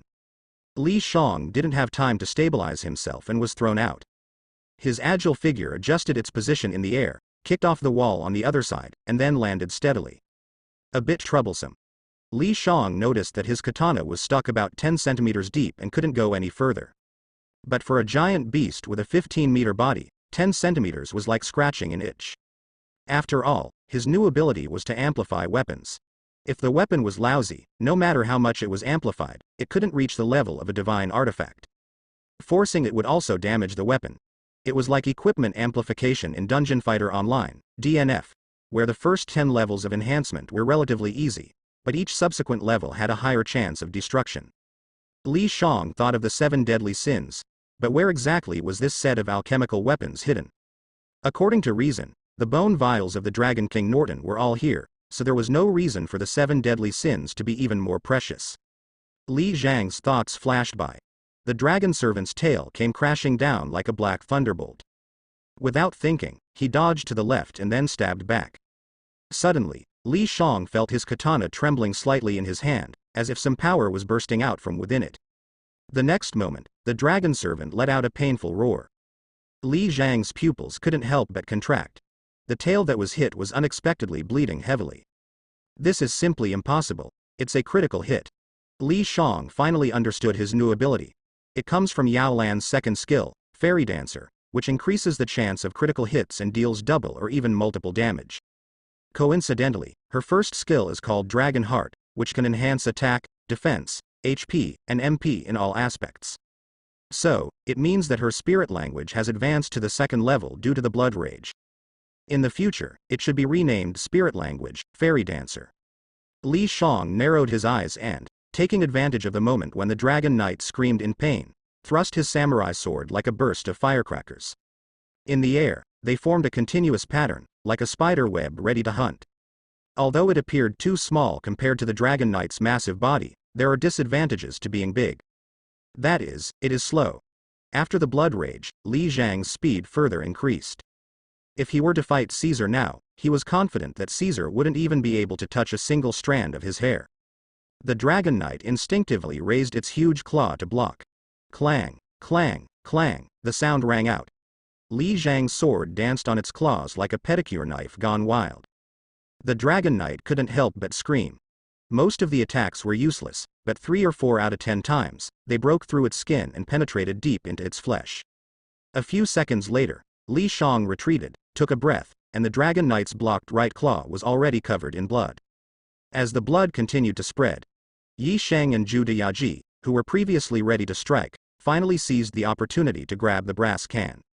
The Dragon Knight heard the movement and quickly turned around, immediately furious. It raised its head and spewed out a flame like dragon breath. Since Li Shang had split its flames earlier, it hadn't used them again. But now, facing 2 little mice, it couldn't hold back anymore. Li Shang moved. He appeared in front of Yi Sheng and Zhu Deyaji at a speed invisible to the naked eye. So fast that they both thought it was an illusion. You guys run according to the map. Li Shang swung his sword. The roaring flames split apart again and quickly submerged in the flowing water. Zhu Deyaji suddenly remembered something and said, "There's a box under the bronze can. It might be the 7 deadly sins you mentioned earlier." Li Shang nodded slightly and confronted the Dragon Knight. At this moment, it was crazily chasing Yi Sheng and Zhu Deyaji, like a wild horse without reins. Its strength was terrifying, reaching the ultimate level. Golden flames burned fiercely in Li Zhang's eyes. He jumped onto the Dragon Knight's head, and his entire body's bones made a loud crackling sound. Die for me. Li Shang stabbed with all his strength. Luck played a role. Critical hit. Sprays of dragon blood splattered all over him. He had already taken off his diving suit earlier, and it was impossible to fight the Dragon Knight while carrying the weight. The talent of the water monkey allows it to briefly live in water. The Dragon Knight, due to intense pain, crashed directly into the wall on the other side at high speed. In an instant, the earth shook. Li Shang threw away the broken samurai sword in his hand and, like a swordfish, instantly appeared in the previous location of the bronze jar. Sure enough, there was an alchemical black box in the pit. He remembered the switch that Lu Ming's mentioned in the original work. He found a groove above the box. With a click, the mechanism inside popped out, and 7 swords appeared in front of him. From the horse-cutting sword, straight-edged sword to the short sword, everything was there. Almost all of them were the most classic famous swords from around the world. Li Shang drew out arrogance, because this was an octagonal Han sword. About 1 meter long, the blade shimmered with cold light, exuding a majestic aura. Without any hesitation, Li Shang saw the Dragon Knight charging towards him. He leapt high. The Han sword began to tremble with his movements. A golden light illuminated the surrounding waters. Li Shang felt the heartbeat of this sword. It was born to slay dragons. Li Shang released the Han sword in midair, then flew back and kicked, causing the Han sword to fall. But he caught up with it at an even faster speed, grabbed it with both hands, and then stabbed down. The hard dragon scales were easily pierced, and the flesh, as tough as bronze, was penetrated, and blood gushed out like a waterfall. Li Zhang's clothes were stained red. He wiped his face and pulled out the Han sword. The blood on the blade was gone in a few seconds, leaving it as smooth as before. Li Shang couldn't help but praise, "What a great sword." Under his feet, the Dragon Knight gradually stopped struggling, its life fading away, leaving only the image of this blood-soaked young man. At this moment, on the water's surface, Mons had a gloomy expression. Since Lin Zhonglong faced the giant beast, we have lost contact with him. Beside him, the first mate said with a pale face, Yi Shang and Jude Yaji haven't replied either. Mons clenched his fists, his voice trembling, they will be fine. But if they don't come out soon, the oxygen will soon be depleted. The first mate said again. It was like an arrow piercing Mons' heart. His head spun, trembling, he took out a lighter and lit a cigar. After taking a deep breath, it had no effect at all. Just then, two people emerged from the water's surface. It was his capable subordinates, his two favorite students, Yi Shang and Jude Yaji. The cigar fell on the deck, and Mons roared, save them quickly. Several people immediately jumped into the water and pulled them out. Under the threat of the Dragon Knight, Yi Shang and Jude Yaji, carrying the bronze jar, burst out with unprecedented speed, not looking back, only knowing to move forward. Because they knew someone was desperately behind them. There is no time to contact Mons. Where is Lin Zhonglong? Mons noticed that someone was missing. He is still fighting the dragon. Yi Shang took off his diving suit, disregarding his appearance, and lay on the ground, panting loudly. Ju Daeji did almost the same thing. They exhausted their bodies in just over 10 minutes. Not fainting was already a testament to their strong will. I'm going down. Mons wildly tore off his captain's uniform, wanting to change into a diving suit. But the first mate stopped him, shouting, Captain, that's a dragon. I killed dragons. Mons pushed him away, angrily saying, I came here to kill it. Now my student is fighting it down there, and you want me to just leave? The water surface rippled again. Li Shang, wearing a diving suit, laughed and said, Professor Mons, you're still strong as ever. I heard your energetic voice from far away. Everyone on the deck was stunned. They really didn't expect Li Shang to survive. Hey, don't just stand there, come help me. I'm carrying a very heavy box. Li Shang complained. After the violent bloodshed, his body became extremely weak. Being able to swim out proved that his ex-luck was not fake. Mons jumped directly into the water. Immediately, two crew members in a lifeboat arrived in front of Li Shang. The 7 deadly sins. Li Shang took off his diving suit and opened the box, revealing 7 swords. Since he couldn't bring them back to the main world, he generously didn't keep them for himself. Mons glanced at them, then turned to him and asked, Are you okay? I'm fine. Li Shang shrugged and said, Look at me, do I look like something's wrong? Whether something is wrong or not is not for you to decide. Mons waved his hand, and 2 burly men in white coats held Li Shang, starting to examine him. I killed that dragon. Remember to salvage its body, it should be useful. What did you say? Mons shook off the 2 doctors, grabbed Li Zhang's shoulder, and asked, You killed it? Thanks to the 7 deadly sins. Li Shang explained, if it weren't for them, I would have definitely died inside. Mons remembered what he said when he deciphered the dragon text earlier. The 7 deadly sins were alchemical swords forged to slay the other 7 first-generation species of the 4 great sovereigns. Killing a dragon servant seemed reasonable. Wait, 7 first-generation species? Mons's pupils trembled. Weren't there only 4 great sovereigns? How come so many have appeared? Li Shang lay in bed, watching the 2 doctors who were examining him. Their white coats concealed their muscular bodies, forming a stark contrast to the ordinary doctors in regular hospitals. Li Shang was not surprised. After all, even the maintenance workers in this academy were retired special forces from various elite special operations units. Urban warfare experts were very common here. Li Shang speculated that these 2 doctors were also former special forces. There's nothing serious, just excessive fatigue. Rest for a few days and you'll be fine. Thank you. Shortly after the 2 doctors left, another bowl of strong medicinal liquid was brought in. Drink it. Li Shang sniffed it and almost vomited. Is this Chinese medicine? Yes. Aren't you a Western doctor? Li Shang held his nose and drank it all. No, I'm an old Chinese doctor. The middle-aged man smiled brightly and said. Fortunately, he didn't say anything like, I'm an old Chinese doctor who specializes in bragging. After returning the bowl to him, Li Shang felt his head becoming heavy, and a wave of drowsiness washed over him. On the deck outside, Mons looked at the salvaged Dragon Knight and didn't know what to say for a moment. The staff were busy as bees. They were seeing the legendary creature for the first time. A series of examinations officially began, but Mons' focus was on the wounds on the Dragon Knight's body.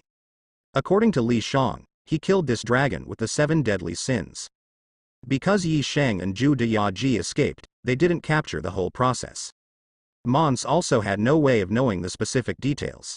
But there was a problem with these wounds. There were 2 types of marks. Indeed, there were Chinese swords and samurai swords among the 7 deadly sins. If Li Shang had used these 2 swords, it could explain the numerous wounds. However, Mons noticed a broken sword in the Dragon Knight's head. It was the ordinary samurai sword that Li Shang carried. How did he insert it? Mons put away the broken sword. He wouldn't mention this matter. The Castle Academy was not a sealed container, and many people had different ideas. There must be secrets on Li Zhang's body, but he had just saved them. If it weren't for Li Shang, Mons couldn't imagine how they would deal with this giant beast over 15 meters long, and what price they would have to pay.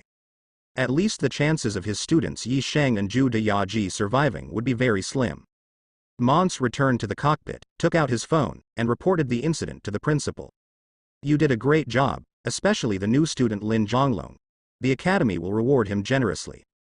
Principal Ang Ri said loudly, "This is a historic day. We have captured the Dragon King Norton for the first time.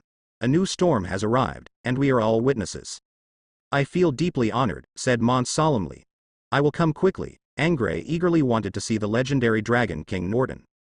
"There is one more thing," Mons said in time before Angray hung up the phone. When Lin Zhonglong translated the dragon language, he said that the 7 deadly sins were forged by Norton to kill the other 7 first-generation dragons. 7? Angray's volume couldn't help but rise. Then it became low. "This is an unprecedented idea. The Dragon King is a twin. If there are 2 eggs in the bronze jar, we can prove it. Wait for me to come, I want to dissect it." He hung up the phone and immediately contacted a helicopter. "Dissect the Dragon King? That's a crazy idea," Mons sighed. Li Shang woke up to the sound of a helicopter. The rotating wind. He got up and walked to the deck, where he saw a handsome old man. Hilbert Jean Angray. Li Shang had seen his photo at the academy. Over 130 years old, still vigorous, the strongest hybrid. He was wearing a suit with a fresh red rose in his breast pocket. His silver-white hair was neatly combed, but there was still light in his gray-white eyes. Standing in the sunlight, he exuded a different kind of solemnity. Li Shang remembered Sebastian from Bone King. And the video of the flamboyant KFC grandpa dancing. Angray noticed his arrival and waved to him. "Hello, Principal." Li Shang walked up to him, greeting like a good student. "We should be meeting for the first time." Angray smiled brightly, "But you have given me a big surprise." The situation with Lu Mingfei had always been within his expectations. Only the sudden appearance of Li Shang surprised him. Not only could he understand the dragon language, but his strength was also exceptionally strong. "As for your reward, we'll talk about it later." Angray patted his shoulder and said, "Dragon King Norton is a more important matter. I'll leave with the bone jar first." Li Shang nodded. Angray led a group of black-clad men and disappeared again in a helicopter. It could be said that he came and went in a hurry. "Your internship will receive a perfect score."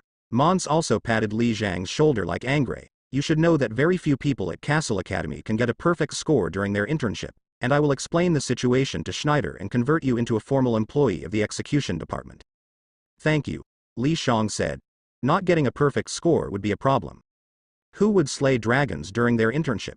This is what you deserve. Rest well, and when Yi Shang and Judea Ji wake up, we'll return to the academy." Mons took out a phone and said, "If you want to eat Chinese food, call me, I'll arrange it for you." "Then let's do it now." Li Shang thought for a moment and said, "I want to eat mapo tofu, saliva chicken, twice-cooked pork, and husband and wife lung slices. All Sichuan cuisine." Mons swallowed his saliva. "I'll order right away. Just hearing the names of the dishes makes me unable to resist. Let's have lunch together. Hopefully Yi Shang and Judea Ji can make it in time. Then we'll need to order more dishes. 4 people definitely won't be full." Li Shang added, "Kung Pao chicken, boiled sliced pork, and shadow beef."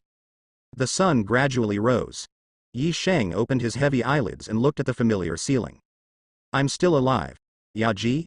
Yi Shang called out. "I'm here." A warm voice sounded.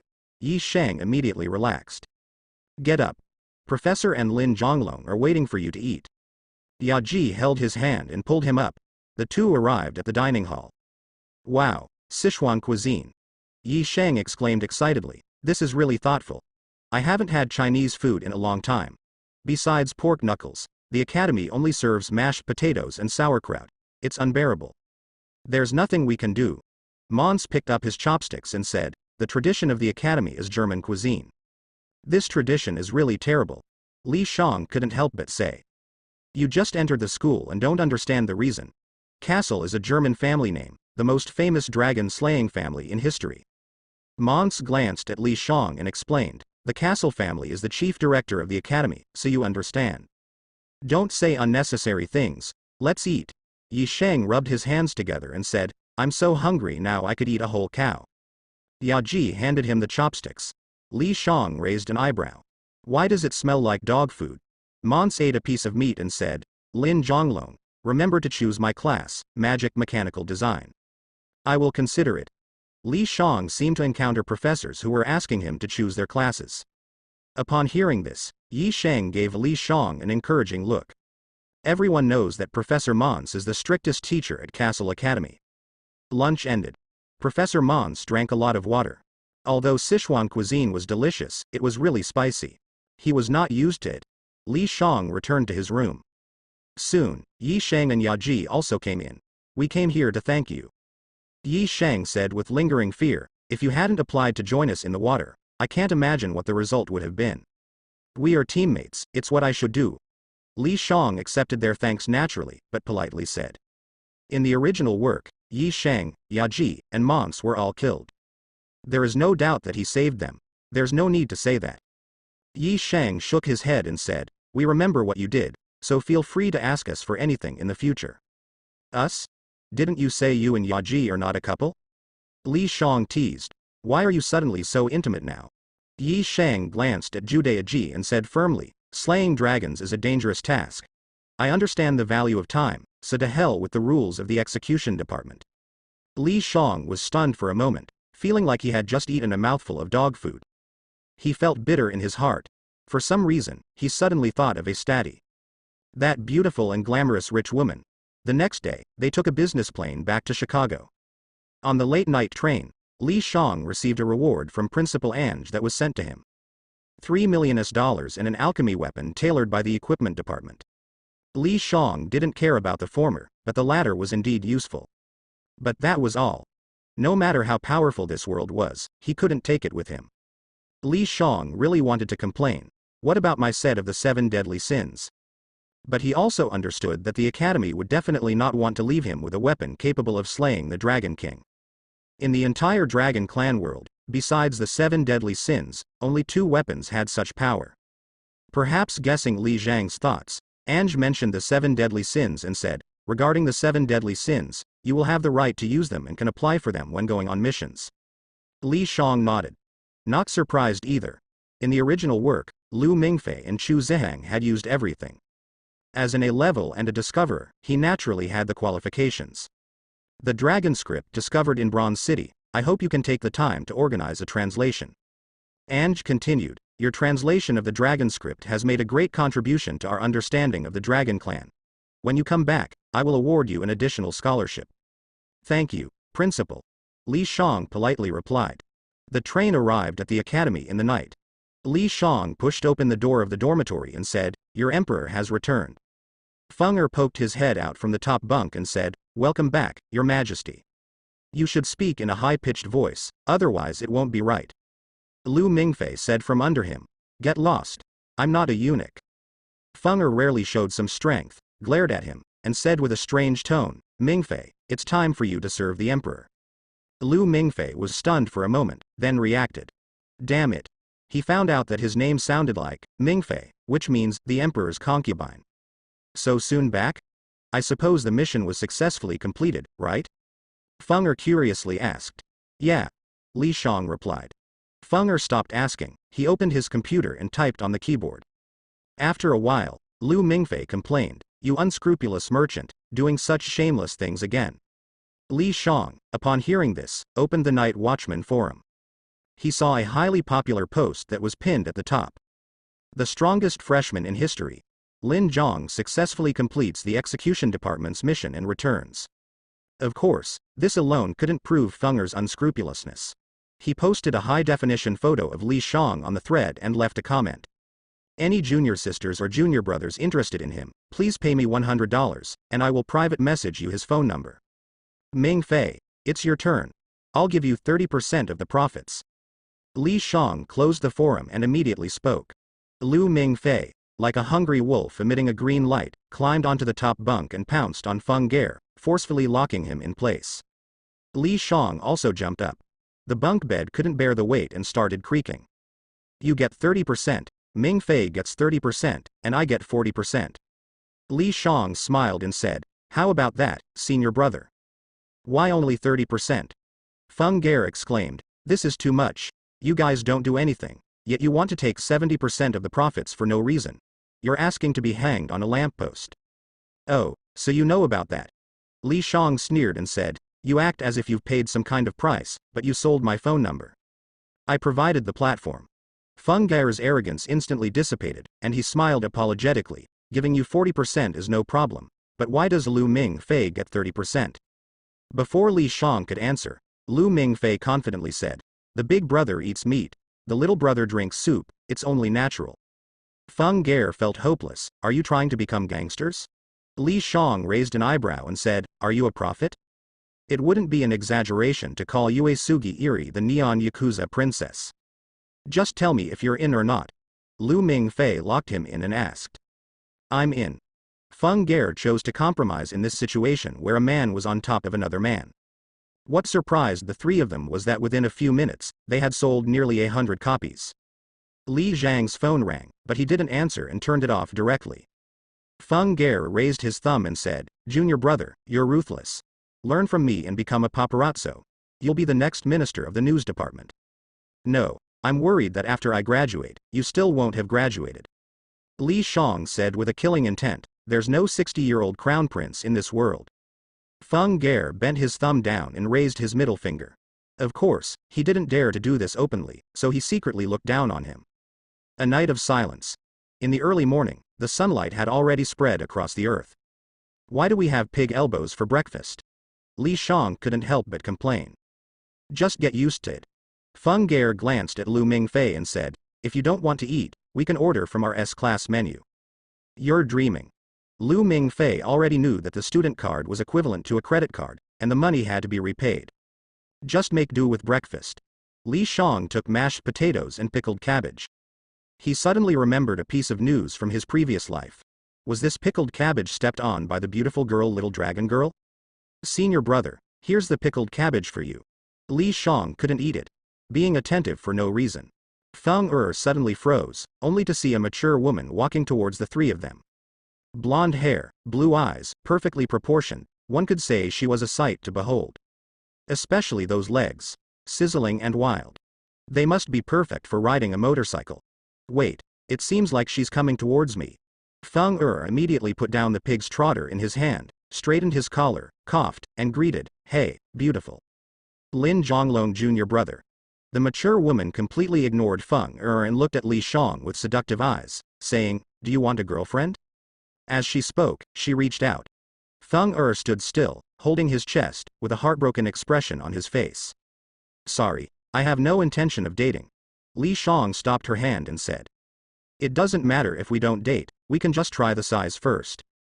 The mature woman grabbed him by the hand and handed him a piece of paper, saying, contact me tonight. Li Shang glanced at the note, which had a mobile phone number on it. Damn it. Feng Ge pounded the table. If you like her, you can have her. Li Shang threw the note in front of him and said.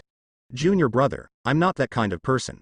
Feng Ge's expression changed like a Sichuan opera face changing, revealing a reminiscing look, and said, back in the day, your senior brother was also recognized as a heartthrob at Castle College. I've seen scenes like this too many times. At most, you can only score a 70, far from being top-notch. Li Shang thought to himself, I don't believe your nonsense, you old scoundrel. He smiled and asked, it seems like senior brother has many girlfriends, when can I meet them? I've passed through a myriad of flowers, but never touched a single leaf.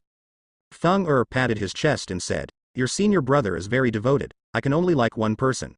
When she died, my heart stopped beating. Lu Ming Fei obviously didn't believe it.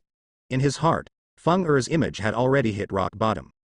He pursed his lips and said, I've also heard a saying, men are indeed devoted, they only like beautiful 18-year-old girls in their lifetime. Feng laughed and said, "It seems like junior brother understands me." Li Shang sighed. One was an unlucky kid who had never been in love, while the other's heart had long turned into stagnant water. He suddenly thought of a question: how old is Uesugi Iri this year? After finishing breakfast, Li Shang received 6 invitations from his senior sisters to applaud for love. "Junior brother, give up your Eastern Reserve and go all out. Fight until dawn tonight, never give up." Feng patted his shoulder and said, "Start your hunting time." "Get lost." Li Shang glared at him and said. Feng quickly ran off to class. Li Shang and Lu Mingfei have the same class, Professor Mons Level 1 Magic Mechanical Design. At 8 o'clock, Mons walked into the classroom on time and nodded at Li Shang and Lu Mingfei. But he didn't smile. He always maintained the most serious state during class. Li Shang found it somewhat headache-inducing. It felt like a liberal arts student going to take a physics and chemistry class. He glanced at Lu Mingfei, who was actually dozing off. Truly deserving of an S-level hybrid. After class, Li Shang started translating the Bronze City Dragon text. There was a lot of alchemy in it, and he planned to give it a try when he had the time. But most of it was quite difficult. After all, it was the Dragon King Norton. It possessed the power of fire and could easily kill matter and remove impurities. It's difficult to replicate scientifically. Li Shang planned to use these alchemy techniques to exchange for the support of the academy or to join the alchemy department. He was just a novice who hadn't even entered the door, so the chances of failure were too high if he tried it directly. And alchemy was not like language spirits, it required a considerable amount of materials. Knowing the method alone was useless. After all, you can't make a silk purse out of a sow's ear. Lunchtime. Li Shang didn't eat in the academy cafeteria. He couldn't stand looking at things like pig's trotters for even a moment. Fingal came over eagerly to mooch a meal. Lu Mingfei also unceremoniously ordered 2 servings of puff pastry cream soup and cheesecake. In the afternoon, it was Principal Angi's introduction to Dragon Family genealogy. After eating, Li Shang quickly started translating the dragon text. But unexpected things happened. Before class, they received a message from the academy that this class was cancelled. Lu Mingfei immediately smiled from ear to ear. For any student, not having class is always the best. Li Shang guessed that Ange was probably dissecting the Dragon King Norton. However, he still called the principal and talked about the dragon text. He received a reply to come to his office at 8 o'clock tonight. The ice cellar is the most secretive and important area of the Castle Academy. It preserves countless precious dragon specimens and various unspeakable things. At this moment, Ange and a group of researchers in white coats were gathered around a bronze jar. They placed it in a low-temperature quartz glass chamber, unable to come into contact with any metal or fire. Because the Dragon King Norton might wake up through fire and metal. By then, they would encounter the biggest trouble, facing the Dragon King directly. Ange swept over the dark green copper rust, which was engraved with a pattern of twin snakes guarding a giant tree. The tree was undoubtedly the World Tree, which was also the emblem of Castle Academy. Is the Dragon King Norton still alive? An middle-aged man couldn't help but ask. I'm not sure. Angray shook his head and said, this brass jar was made in the year 33 AD by Li Shang, who was a minister of Gong Sunshu, but in reality, he was Norton, the true mastermind behind it all. He placed the egg in the Bronze City until it was brought out by members of our execution department the day before yesterday. This is not bronze, but some unknown alchemical material. Someone raised their hand and asked, how do we open it? With a solution of gray tin, a liquid we obtained from an ancient Egyptian tomb, which is currently the only liquid capable of corroding this alchemical material. Angray was well prepared. Originally, Mons had brought the solution of gray tin to the Bronze City, but there was no place to use it because of Li Shang. Now it could be put to use. 2 researchers immediately opened the solution of gray tin and slowly poured it onto the surface of the brass jar. Accompanied by continuously rising bubbles, the internal structure was revealed to everyone. 2 compartments. Someone's face turned pale and said, one of them is empty. Angray remembered Li Shang and said in a deep voice, that gap was not caused by the solution of gray tin, but by an old injury, a dragon escaped. In an instant, everyone fell into silence. 2 bronzes in the King of Fire? Does this mean there are 8 of the 4 great sovereigns? This undoubtedly dealt a blow and subversion to their acquired knowledge. And their dragon-slaying mission became particularly difficult at this moment. They used to think they only had to kill 4, but now they have to kill 8. We captured 1 Dragon King, will the other attack the Castle Academy? Someone asked with a trembling voice.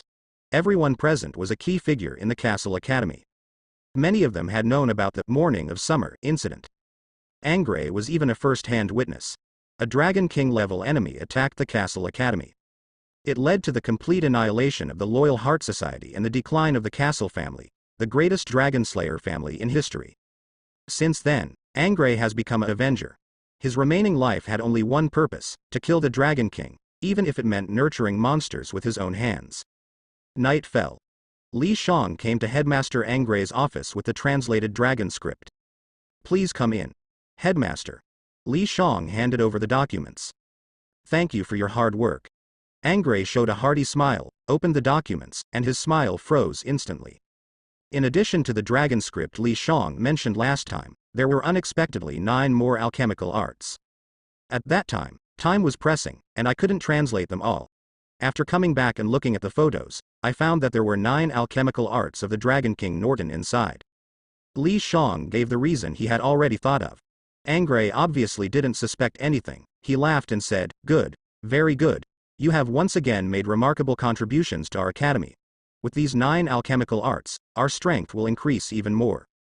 Although the alchemy recorded by Li Shang is temporarily unknown in terms of its effectiveness, alchemy created by the hands of the Dragon King Norton is bound to be a masterpiece. Ang Ri has studied the 7 deadly sins, which are more exquisite than any alchemical weapon he has seen before, all made from regenerative metal.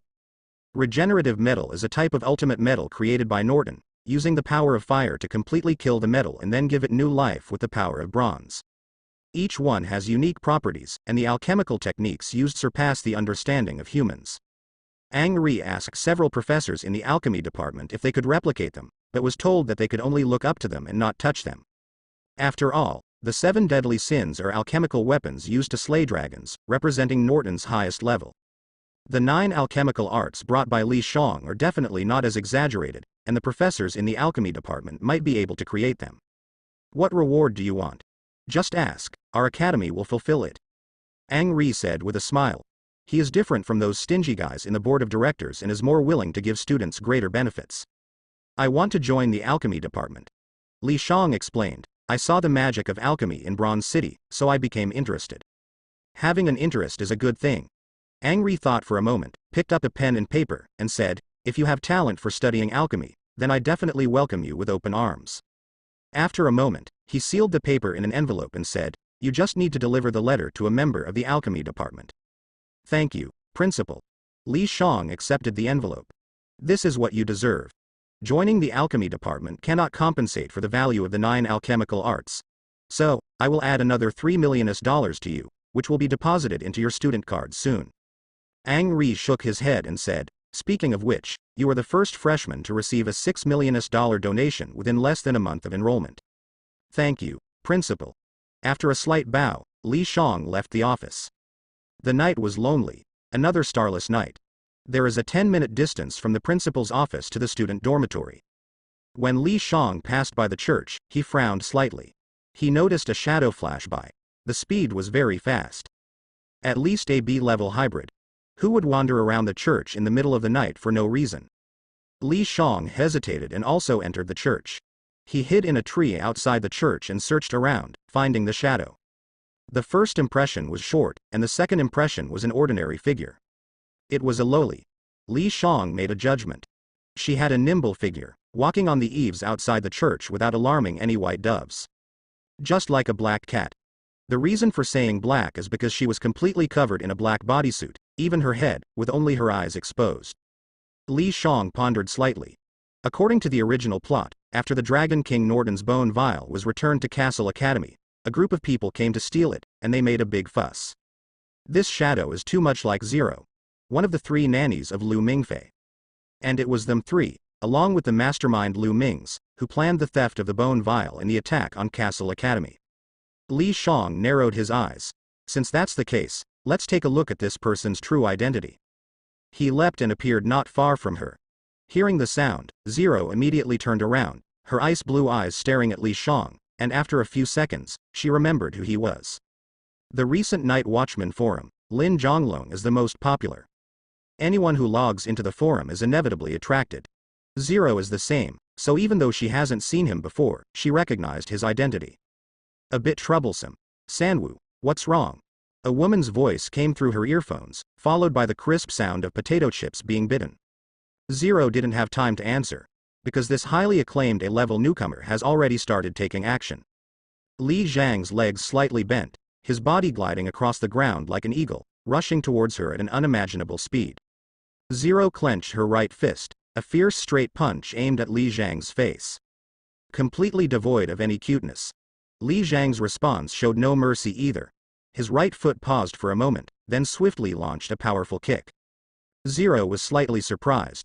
The speed was too fast, and her fist collided with his foot, causing her to involuntarily step back due to the tremendous force. While retracting his right foot, Li Zhang's right hand crossed over her right arm and, relying on his height advantage, went straight through, aiming for her face mask. The speed was like that of a ghost, but Zero had protected her face mask very well. With her right hand supporting the ground, her body leaned back, displaying an astonishing curve in her waist, almost touching the ground with her head. Showing her excellent flexibility, as if she were truly a cat, gracefully grasping. But unfortunately, Li Shang, the only one who could appreciate it, had no mood for it. Li Shang, relying on his height, tried to forcefully grab her face mask. But Zero, also relying on her height, evaded his grasp. Li Shang originally wanted to continue his attack, but had to retreat. Only to see Zero leap up, her body spinning in midair, executing the legendary Descendants kick. Her feet mercilessly kicked Li Zhang's groin. The height difference between them was the most wonderful part, making this kick's attack just right. Li Shang wasted no time, using the wall to climb up to the second floor platform of the church, thus avoiding her attack. Looking down at Zero from above, he suddenly shouted, "Zero!" Zero didn't react at all, staring at him without saying a word. Li Shang raised an eyebrow, truly deserving of being called the Three Nose. He took a sudden step forward, directly jumping down, his right fist clenched, smashing towards her face. Zero quickly retreated, avoiding it, then kicked out with her foot. Li Shang twisted his body, trapping her long legs under his armpit. Zero's body stiffened slightly, danger flashing in her eyes. She coldly said, "This is the first and last time." She really disliked physical contact. After saying that, she ignored Li Zhang's attempt to grab her face mask, and her right fist, filled with a heavy killing intent, struck his temple. It was truly a mutually destructive fighting style. But Zero forgot one thing, her arms were shorter. After removing her face mask, Li Zhang's right fist was already in front of him. Without hesitation, he released her long legs, then swiftly retreated like a snake. "We're just classmates. Why do you have to be so ruthless?" Li Shang suddenly thought of Fingal. If this guy saw Zero's performance, he definitely wouldn't dare to sell to him. Zero gritted her teeth, the situation becoming somewhat tricky. She infiltrated Castle Academy following her boss's orders. Now that her identity was exposed, it would probably ruin his big plan. "Sanwoo, Long Legs is on her way to support you. Hold on." A woman who liked to eat potato chips shouted through the earpiece. In the silent night, her voice resounded clearly in Li Zhang's ears. His hearing had greatly improved after the blood frenzy. Even though he couldn't use his language spirit due to Vice Principal Yan Ling's suppression, in this quiet environment, he could still hear it. "Who is Long Legs?" Li Shang asked with a smile, "Is it another new student?" "Damn it." The potato chip girl was shocked. "How did you hear that?" "My ears are good." Li Shang answered her. Seeing that he could really hear, the potato chip girl didn't know what to say. Then footsteps sounded. Li Shang took another step back, only to see a woman dressed in a black bodysuit appear. As the potato chip girl had said before, she indeed had a pair of long legs that could make any innocent boy's blood boil. In addition, her figure was perfectly showcased under the tight-fitting clothes. She was a natural fit to be a queen type of mature woman. No wonder she's the strongest freshman. A charming voice sounded, with a hint of teasing, "And she's too handsome. Don't come any closer, I'm going to scream." Li Shang said without hesitation.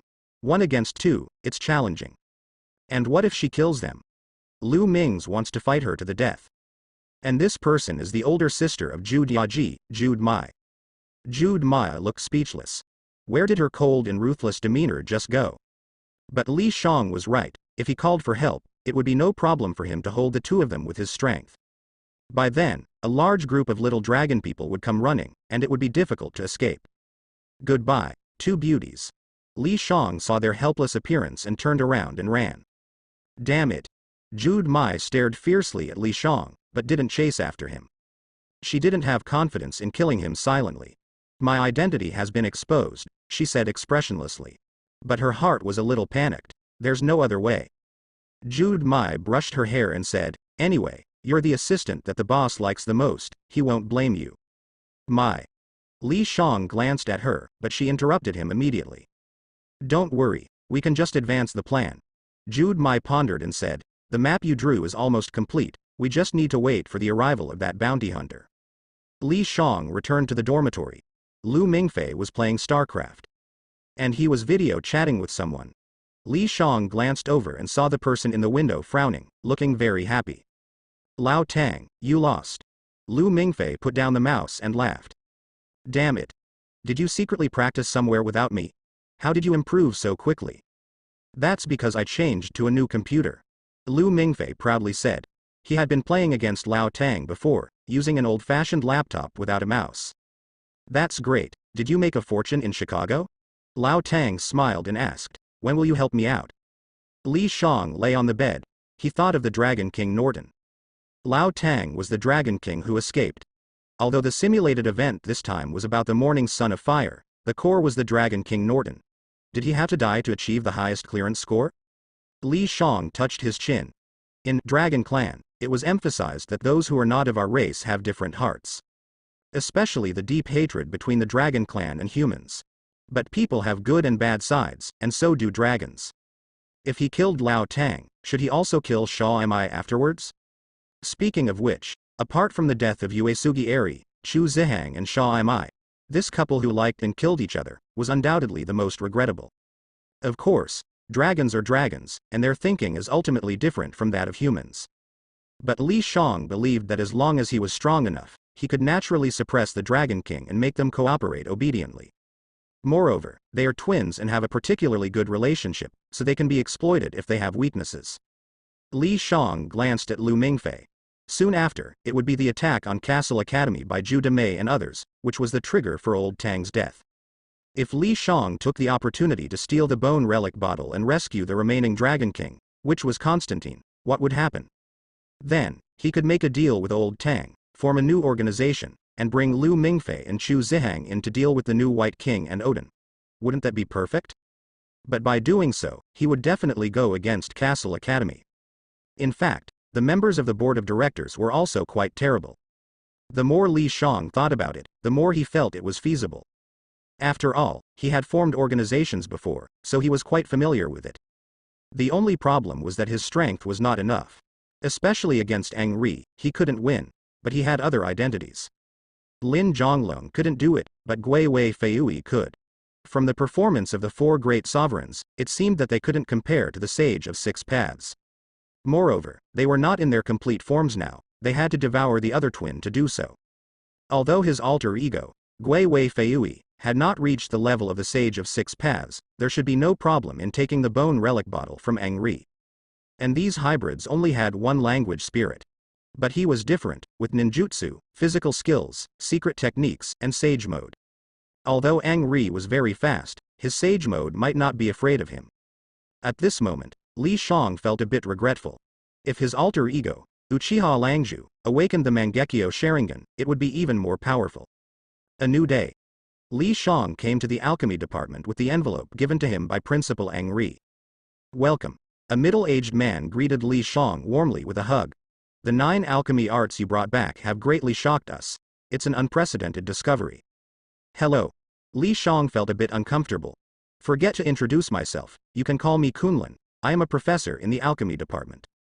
Lin Zhonglong. Li Shang handed him the letter and said, I hope to join the alchemy department. No problem. Kunlun opened the letter and glanced at it, saying, we warmly welcome outstanding hybrids to join us. To be honest, there are very few A-level hybrids willing to come to our alchemy department. Why? 10 alchemists, 8 died in experiments, and the remaining 2 became vegetative. Kunlun patted his shoulder and said, how's your luck? Li Shang twitched his mouth and said, "My luck has always been good, I guess." "Then I can rest assured." Kunlun smiled and said, "Come, follow me inside." The hall where the alchemy department was located was similar to what Li Shang had imagined. There were vessels and materials everywhere. As a new student, if you want to officially practice alchemy, you must first master the knowledge, especially the course, Alchemy Basics. Kunlun took him around and finally gave him 7 thick books, saying, "Read them all and come find me." Li Shang could only nod. On the weekend, Feng went to his news department early in the morning. Lu Mingfei was dressed neatly and asked, "Boss, do you remember old Tang? I told you about him, a friend who plays StarCraft." "I remember." Li Shang put down the book and asked, "What's up?" "He's arriving in Chicago today at 10 o'clock, saying he's here to play. I don't know much about foreign countries, boss, are you interested?" Lu Mingfei smiled and asked. More importantly, if he brought the boss along, he wouldn't have to spend money. It was a perfect plan. "No problem, reading these books for the past few days has made my head spin. Let's go out and get some fresh air." Li Shang got up, changed his clothes, took out a bunch of keys, and said, "The Caesar sports car I won hasn't been used yet." "Brother." Someone softly called out in the darkness. "So annoying. Whose child has gone missing?" Old Tang shifted his body on the plane. "Brother, I'm leaving," the child whispered. Old Tang suddenly felt a bit reluctant. He opened his eyes and chased after him. The scorching breath, the ubiquitous flames, the entire city was burning. On a huge signboard, the faint words, "White Emperor," could be seen. In the center stood a tall pole, with the child hanging at the top, as if all the flames were burning him. Old Tang blurted out, "Constantine." He suddenly sat up. Outside the window were pure white clouds. "Sir? Did you have a nightmare?" A flight attendant walked over and asked. Sorry, I had a nightmare." Old Tang noticed that many people were looking at him. He wiped the sweat from his forehead and asked, "Could you please bring me a glass of water?" "Please wait a moment." The flight attendant smiled professionally and quickly brought a glass of water. Old Tang drank it all in one gulp and felt refreshed. "White Emperor? Little boy? Is it because I've been watching Three Kingdoms recently?"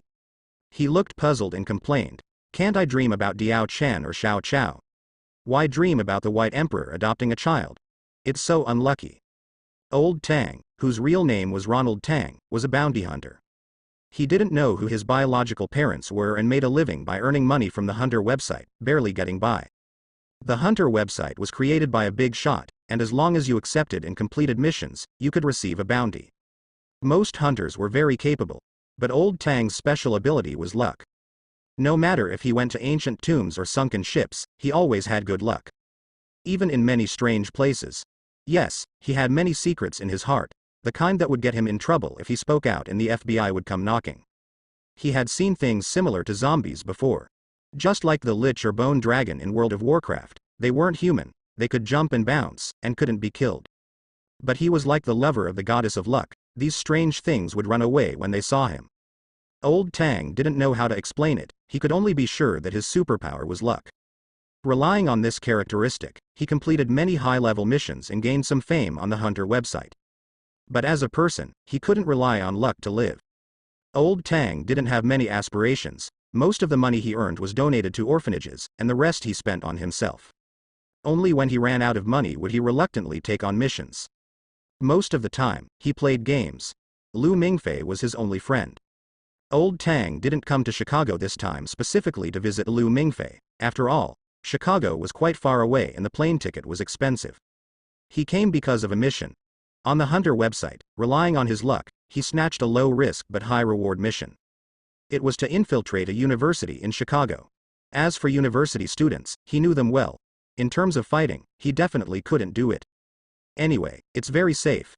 The plane landed at Chicago Airport. Old Tang looked out at the crowd and quickly found Lu Mingfei. He was holding a sign with just 2 Chinese characters on it, Old Tang. In addition to Lu Mingfei, there was also a handsome and imposing young man. Old Tang. Lu Mingfei waved vigorously and immediately returned the rented sign to the middle-aged man next to him. "Let me introduce you, my roommate and boss, Lin Zhonglong, as I told you before." "Hello, my name is Ronald Tang, just call me Old Tang like Lu Mingfei." "Okay. Let's go eat first, I've already found a place." Li Shang smiled and pointed to a Bugatti Veyron. Wow. That's awesome. Old Tang's eyes lit up, as if he had just seen a new StarCraft game. I won a bet against some rich second generation. Li Shang shrugged and said, I'm not bored enough to buy a car like that. Why haven't I met such a stupid rich second generation? Old Tang got excited and got in the car without any hesitation. He had heard Lu Mingfei mention Lin Zhonglong several times, so he was not unfamiliar with him. Lu Mingfei couldn't help but laugh out loud. Calling Caesar a stupid rich second generation. You really live up to your name, Old Tang. Li Shang glanced at him and said with a smile, you should get in the car too. Lu Mingfei didn't have a driver's license, so he could only drive himself. And Norton, the Dragon King, had the right to call Caesar that, no problem. The three of them chatted as they arrived at a barbecue restaurant in Chinatown. Li Shang didn't book any fancy Western food, just a roadside stall. Old Tang was obviously very satisfied and said to Lu Mingfei, your rich second-generation brother is quite something. After eating and drinking, they went to a KTV to sing. Li Shang jokingly asked if they should invite two princesses, but was shyly rejected by Old Tang and Lu Mingfei. After nightfall, he had originally planned to find a hotel. But Old Tang and Lu Mingfei dragged him to an internet cafe for an all-nighter. Li Shang looked helpless. Speaking of which, in his previous life, he would occasionally stay up all night at an internet cafe with his roommates. But he didn't really like the smell of smoke. Later on, he didn't have the energy to stay up all night, so he didn't go much anymore. The three of them parted ways the next day. I took on a part-time job, I'll find you guys after I finish it. Old Tang shook his head. He hadn't slept all night, feeling a bit dizzy, but fortunately it didn't affect him much. His body had always been strong since he was young. Just like an energetic monster. What kind of part-time job? Making you travel from New York to Chicago? Lu Mingfei curiously asked. He knew that this online friend of his didn't have a regular job and barely made a living by doing part-time work. The illegitimate child of a certain rich woman. Old Tang made up a story. I heard she was brought to Chicago by her mistress. Wow, the entertainment industry is really chaotic. Lu Mingfei waved his hand and said, see you next time. If I don't have class, I'll definitely help you. Back at Castle College, Li Shang continued to study his alchemy-related textbooks. The 7 books were as thick as bricks, and even though he had a photographic memory, he couldn't finish reading them so quickly. In the afternoon, there was a knock on their dormitory door. Lu Mingfei was playing StarCraft. Fenger opened the door and asked, what's up? I'm from the student union. President Caesar invites you to attend the dinner and social dance tonight at the Amber Hall. The young man left after leaving the invitation. Fenger looked at it and said, it's like a feast at Hongmen, my 2 junior brothers. Li Shang looked up and, if he remembered correctly, the attack would happen tonight. This dance was a significant event. Boss, should we go? Lu Mingfei turned his head and asked. Why not? Li Shang asked in return. Otherwise, Fenger will definitely say on the Night Watchman forum that we're afraid of Caesar. How could I? Fenger immediately protested. We're roommates. How could I do such a thing? Well, we're roommates, so we have a good relationship, so you have to pay, right? Li Shang rolled his eyes. Fenger smiled awkwardly. He increasingly felt that Li Shang could inherit his position as the minister of the news department. Li Shang made a phone call and had 2 sets of formal attire delivered. As for Fenger, he definitely had his own. Having been here for 8 years, he was already an old hand. By the way, junior brother, there's something I need your help with. Fenger put on a flattering smile and said, please arrange 2 dance partners for us at the dance. Li Shang was reminded by him and remembered this. Recently, he had been in the limelight, and there must be many beautiful women who wanted to invite him to dance. Aren't you the former heartthrob of Castle College? How come you can't find a dance partner? Cough cough, you know, I offended a lot of people when I was the minister of the news department. Figure it out yourself. Li Shang shook his head and said, anyway, Mingfei will definitely have someone invite him. Night fell. The Amber Hall was bustling. Li Shang glanced around and found that everyone there was a member of the student union. Only he and Lu Mingfei were from the Lionheart Society. It really felt a bit like the feast at Hongmen. After they arrived at the entrance, Caesar came out. Dressed in white formal attire, he looked more like a Western nobleman. Welcome, Lin Zhonglong. Caesar smiled faintly and said, I thought you wouldn't come. How can I not give face to the president of our student union? Li Shang said with a smile, hope you have a good time. Caesar stepped aside to let them in. He's really rich. Lu Mingfei turned around and couldn't help but gasp. Countless roses were unloaded from a pickup truck and spread out in front of the amber hall. Then the protagonist appeared, Chen Motong. What? Do you also want this kind of treatment? Li Shang asked. No, just thinking about Caesar welcoming me with these roses makes me want to vomit. Lu Mingfei quickly waved his hand. Li Shang felt a bit helpless. Couldn't he be more bold? What if it's a dragon? The buffet inside the hall was sumptuous, and Li Shang even saw Chinese food. Apart from being a bit pretentious, Caesar really had no flaws. The only annoying thing was that people kept inviting him. Meanwhile, Lu Mingfei and Fenger were sitting there, gnawing on lobsters with a look of sorrow and indignation. The music started, and the dance officially began. Li Shang saw Zero. She was the principal violinist in the band. Mingfei. What's up? Lu Mingfei wiped his mouth and asked. Have you seen that girl?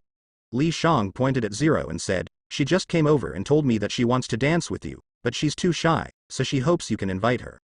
Are you kidding me? Lu Mingfei was shocked. This must be nonsense. A girl as beautiful as an ultimate actually likes me? Go. Li Shang smiled and said, I never lie to you, and do you want to dance with Fenger? Lu Mingfei shivered. Two big men dancing together would be social suicide. And it's with Fenger, who has had bad luck for 8 lifetimes. Lu Mingfei gathered his courage and ran up to Zero, asking, would you like to dance with me? Zero looked straight into his face, her eyes complex and full of emotions, completely unlike a typical girl. Lu Mingfei was stunned. Was this the first time he encountered such a situation? Could it be that someone is really infatuated with him? Clap. Zero took out a pair of silver high heels, tightened her abdomen, and straightened her chest, exuding a queen's aura.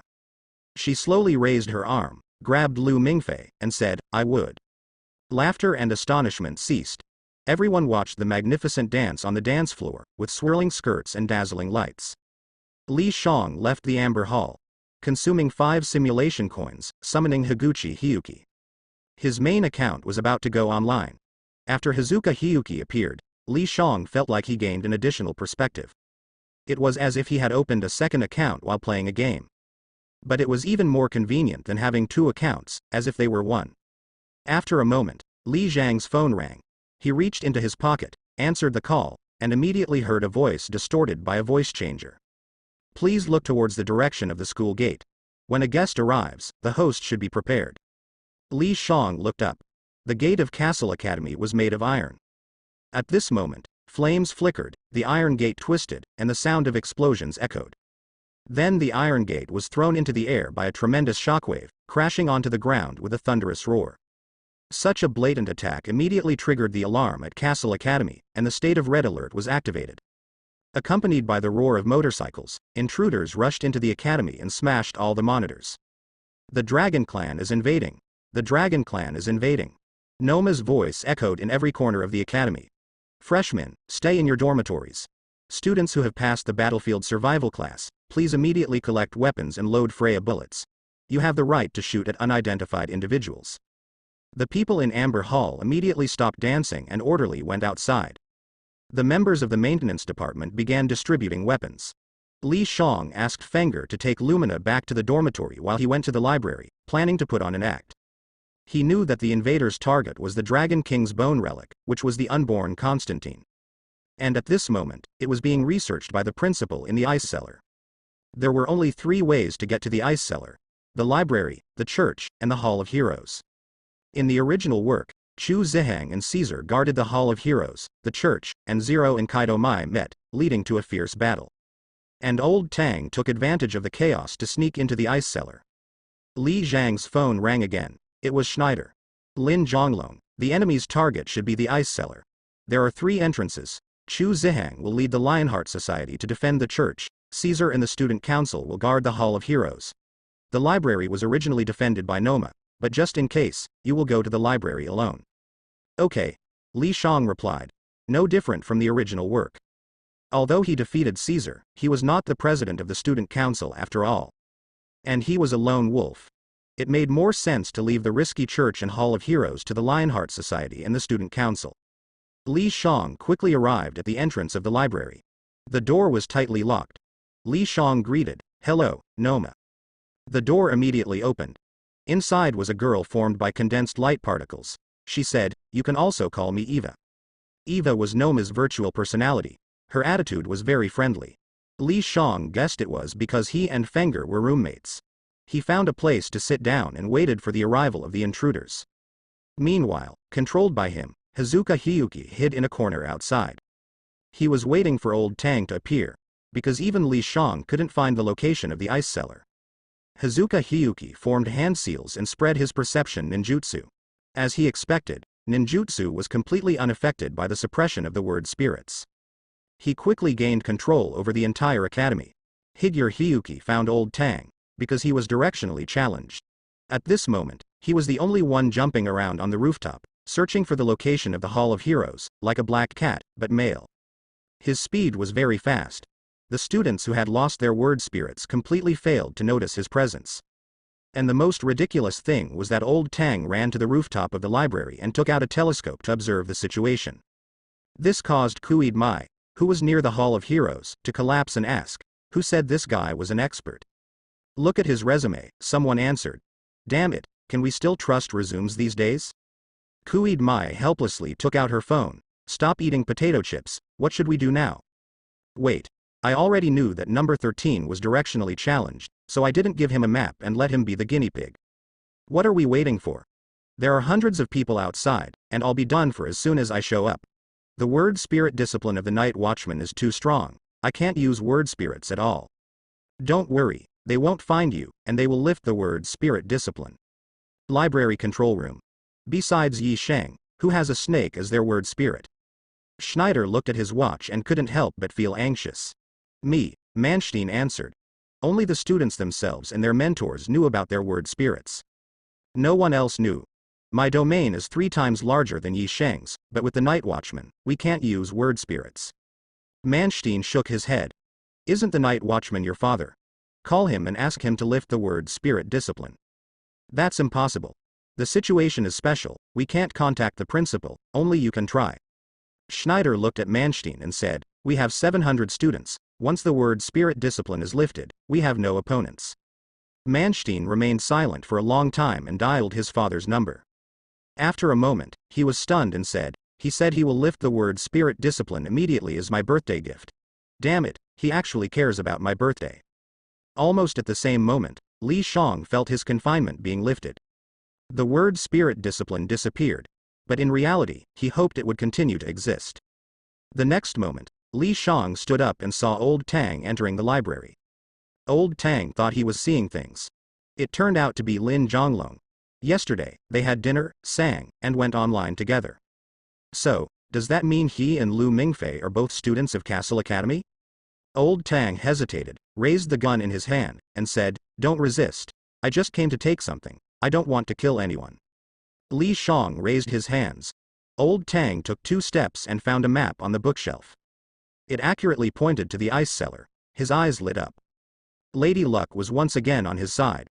Mr. Tang put away the map and held his gun while walking towards the underground passage of the library. After he disappeared, Li Shang was about to chase after him. Suddenly, a shadow attacked him. With a loud bang, he fell unconscious. The shadow turned out to be Gui Dang Fei Yu. Li Shang was just acting. Gui Dang Fei Yu followed behind Mr. Tang, already activating Sage Mode.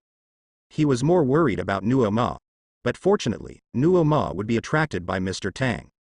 Following the instructions on his phone, Mr. Tang successfully cut off the surveillance cameras, used a black card to open the access control, and arrived at the core system. Eva appeared and said, "You used a privilege card that was built before I was constructed.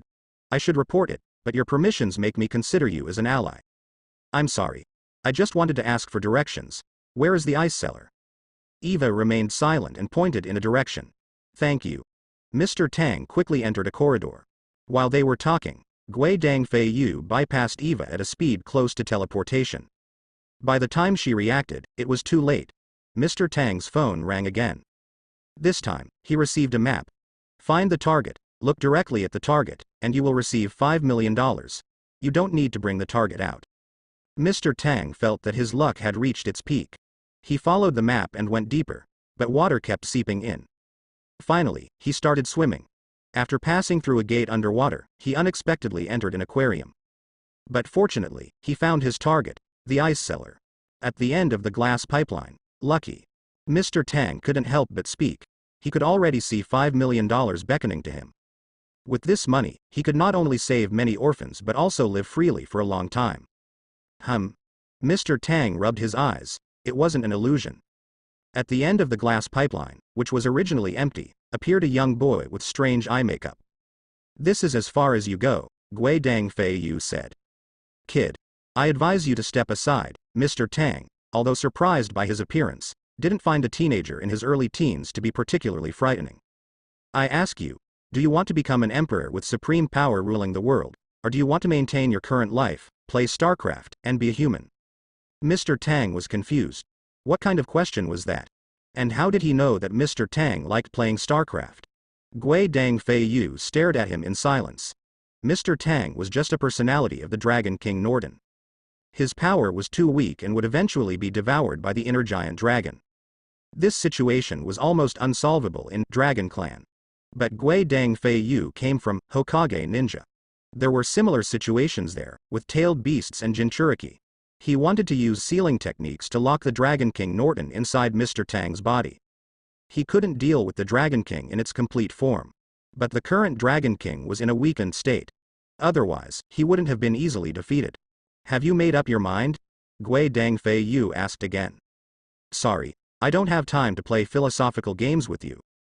Mr. Tang charged straight towards him. Although he relied on luck to survive, he had also learned martial arts and his strength far surpassed an ordinary person. "It seems you haven't made up your mind." Gui Dang Fei Yu raised his hand and flicked his middle finger. In an inexplicable gaze from Mr. Tang, Vice Admiral was sent flying and he fell unconscious. "Take a nap," Gui Dang Fei Yu said. He knew that when Mr. Tang approached Constantine, the Dragon King Norton inside him would awaken. In a way, he saved his life. He thought for a moment, bit his thumb, and pressed it against the ground. After a burst of smoke, a 3-meter-long giant snake appeared. Gui Dang Fei Yu was somewhat surprised. He didn't expect that he could actually summon it. He thought that summoning technique was a space-time ninjutsu, which seemed plausible. And it consumed much more chakra than usual. Gui Dang Fei Yu approached the laboratory, used transformation technique, and put on a protective suit, easily blending in. There were a dozen researchers dressed like him, surrounding a brass egg. Ange was among them. He had to keep a close eye on Constantine to prevent any accidents. Gui Dang Fei Yu took out a storage scroll. Living creatures couldn't be stored in it. But the Dragon King didn't matter. Holding on for a while wouldn't have much effect. He opened the scroll, and the bronze egg disappeared. Everyone was stunned. Ange quickly drew his blood-red folding knife. Verbal Spirit. Time 0. It could accelerate oneself, effectively slowing down time, a highly advanced verbal spirit. Ange almost instantly stabbed the folding knife into Gui Dang Fei Yu's heart without any time interval. But his eyes widened involuntarily. Gui Dang Fei Yu turned into several crows and disappeared. In his long life, he had never seen such a verbal spirit. Angry was, after all, angry, and he quickly regained his senses. Although he was unfamiliar with Gui Fei Yu's words and didn't know how he managed to find the ice cellar, he had taken away the twin sons of the Dragon King Norton, Constantine, and he had to stop him. "You all take care of yourselves." Without looking back, Angry said to the researchers in the laboratory. Although they were also hybrids, their words tended to be more supportive and their combat abilities were not strong. Angry left the laboratory and went to the aquarium, but still did not see Gui Fei Yu's figure. He quickly returned to the surface at a fast speed and dialed Schneider's phone. "Don't say anything, I already know the current situation." Angry interrupted him before he could finish speaking. What he said was not false. After all, he had previously ordered the night watchman to unlock the words and laws, not the so-called Manstein's birthday gift. He did so because he was already tired of it. Angry wanted to end the war in an unprecedented way, which was to completely kill the 4 monarchs. For this, he had to cultivate an ace in the hole. Liu Mingfei, Chu Zihang, or Caesar, etc., and this invasion was their touchstone. But Gui Fei Yu's unexpected intrusion greatly exceeded his expectations. Angry had a different plan for Constantine, so he couldn't let him be taken away. Immediately have everyone search for a young boy who has the Dragon King Norton's bone relic bottle. What? As the minister of the execution department, Schneider naturally knew the details of the Kuiman plan. Don't waste time. Ang Ri roughly described Gui Wei Fei Yu's appearance. Although he was wearing protective clothing, he noticed that he looked very young, like a high school student. I'll have Norma notify everyone. After hanging up, Schneider looked at Manstein next to him and said, those people have already succeeded, we have been deceived by them. Tell Caesar and Chu Zihang not to accompany those two girls anymore, we need to change our target. While they were talking, Caesar and Jude Mei were evenly matched in their fight.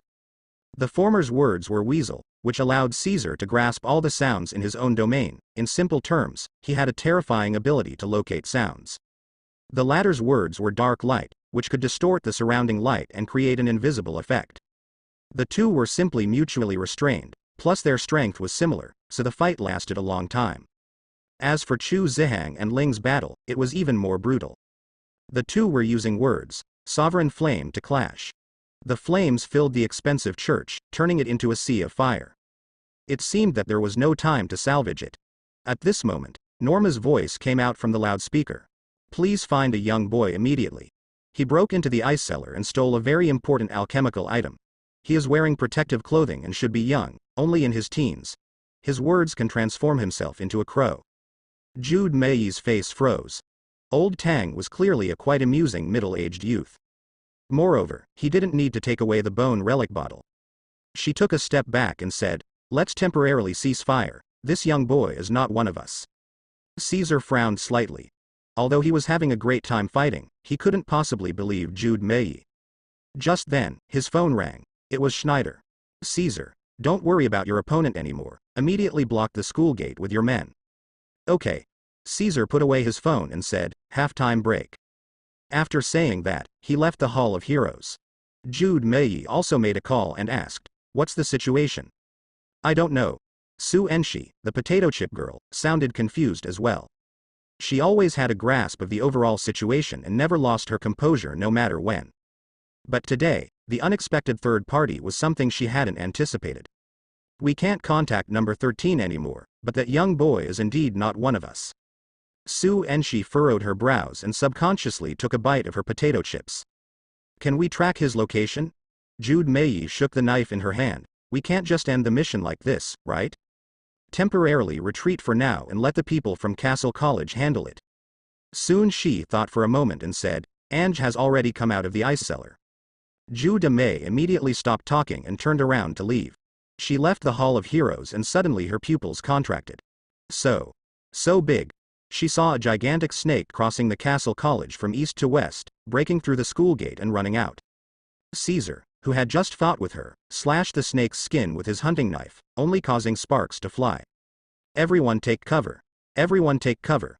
Professor Schneider shouted frantically over the broadcast. Damn it. How can there be such a huge snake in this world? Jude Mei felt her worldview shattering. The Dragon Clan has been recorded in human history since ancient times. Naturally, she was not surprised. But what is this snake? Wait. Jude Mei noticed that there was a person lying on the snake's head, seemingly Old Tang. She pondered for a moment and immediately contacted Ling. The two of them hid within her word spirit, Mingqiao. Caesar realized the problem and immediately ordered to open fire.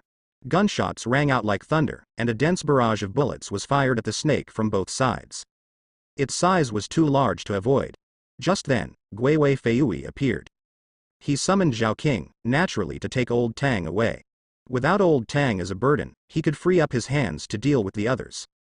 In the astonished gazes of everyone, countless streams of water appeared out of thin air in front of them, and quickly formed into a wall that was hundreds of meters high. But it was made of water. The word spirit of the ocean and water? Caesar had rarely seen this kind of word spirit. However, he realized that he was shocked too early. Gui Wei Fei formed hand seals with both hands. Vast chakra spread out from him in all directions. He opened his mouth and spit out a water ball. The water ball rapidly expanded, instantly turning into a waterfall, with waves over 10 meters high covering the sky and earth. Everyone take cover. Schneider and Caesar shouted frantically. The flood seemed like a giant dragon rushing straight towards the nearest building. Trees along the way collapsed, and the glass of the teaching building couldn't withstand the water pressure and shattered. Gui Wei Fei didn't use his full strength. In addition, The students of Castle College generally had good physical fitness and swimming skills, so no one died in this wave. But everyone was standing in water that was half a meter deep. Don't eat potato chips. Zhu Demei dialed Sun Zai's phone again. Because she couldn't get out at all. Guiwei Feiyue blocked her way. The situation here is a mess. That guy who stole things is causing water to flood everywhere and summoning a snake dozens of meters long. Zhu Demei shouted, "Is there any other way now? What are you talking about?" Sun Zai's face was full of question marks. "Send me a video." If it was Constantine, she could still understand, but he only knows how to set fires, not create water, let alone summon giant snakes. After a moment, she received the video and was stunned. Could it be the most mysterious king of the ocean and water among the four great sovereigns? Zhu Demei was speechless, but fortunately, a glimmer of hope ignited within her. Because Ange had finally arrived. This old man's strength far surpassed anyone among them.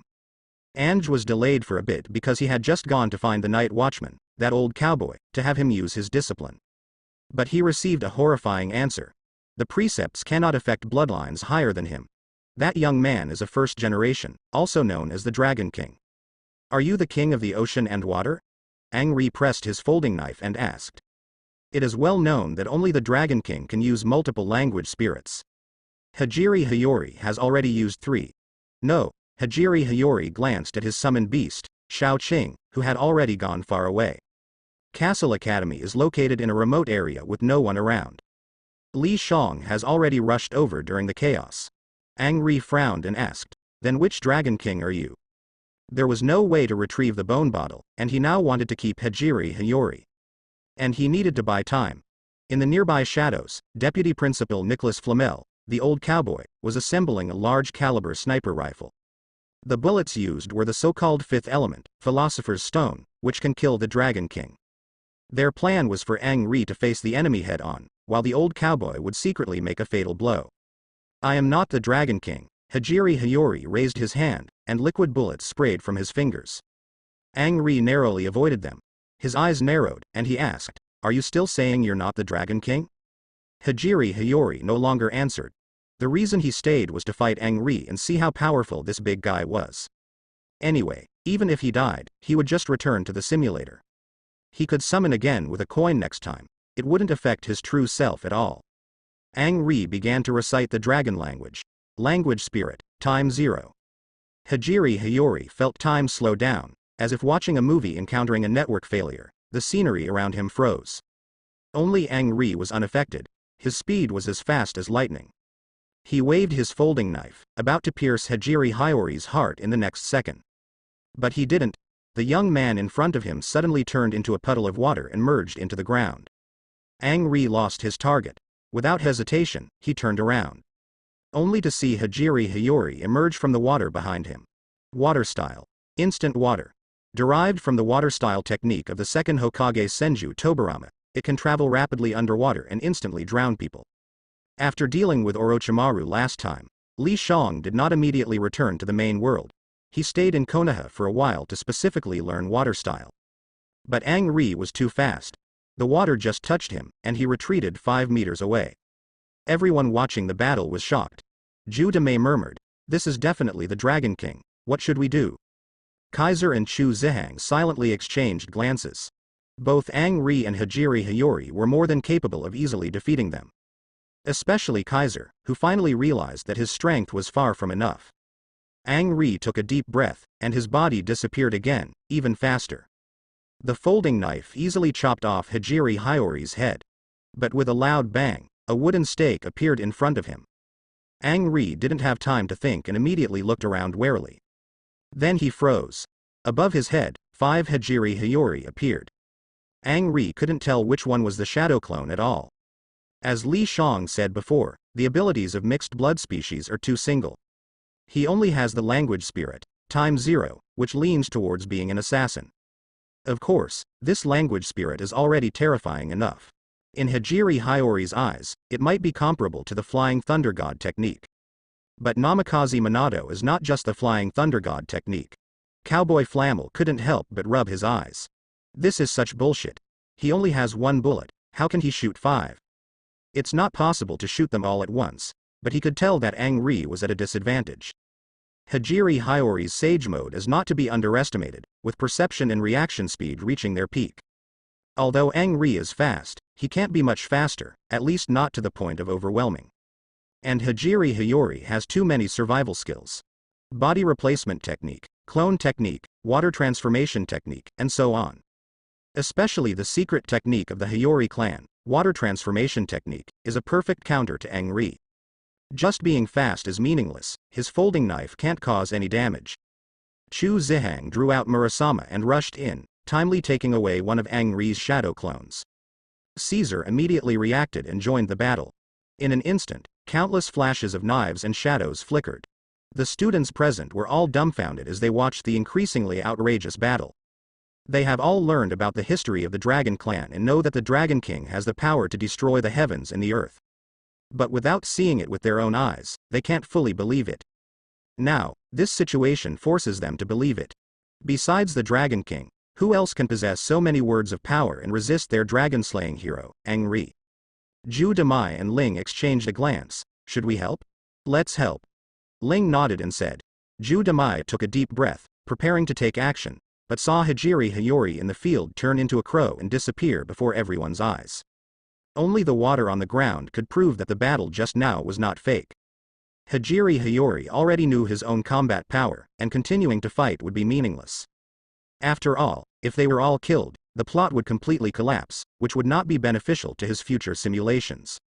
And Xiao Mo Guo Lu Ming's might take action. The four great sovereigns are not his opponents. A quiet valley. Li Shang woke up the unconscious Old Tang. What's going on? Old Tang rubbed his temples, recalling that he was on a mission and was knocked out when he was about to approach the ice cellar. He looked around, in the wilderness, and couldn't help but be startled. Lin Zhonglong, how did I end up here? Old Tang, don't be afraid of what I'm about to tell you.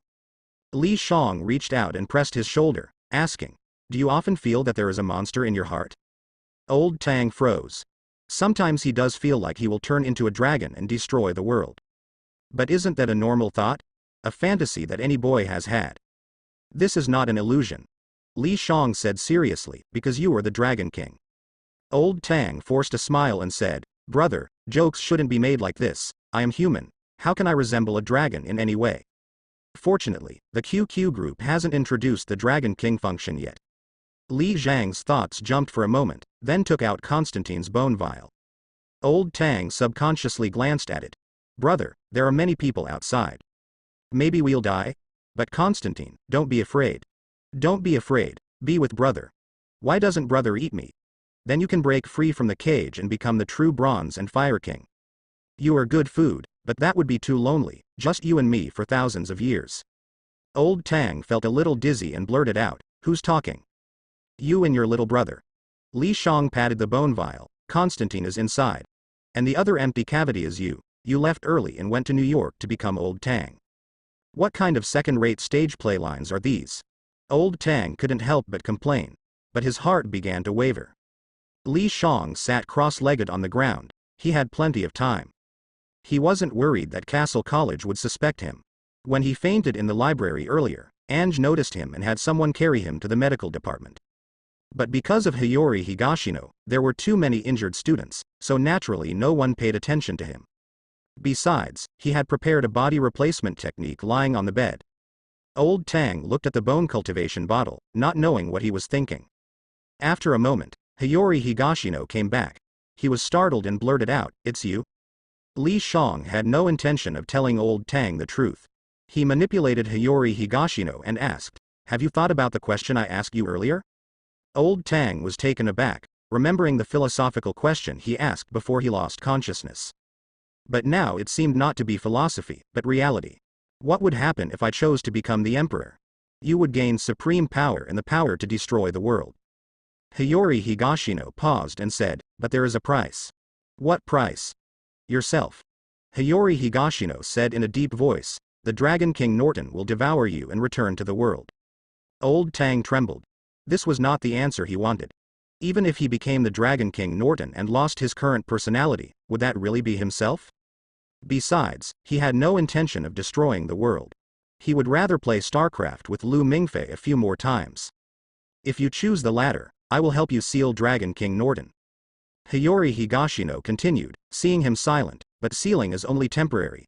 If you want a permanent solution, you can steal his power and become the Dragon King yourself. Is that possible?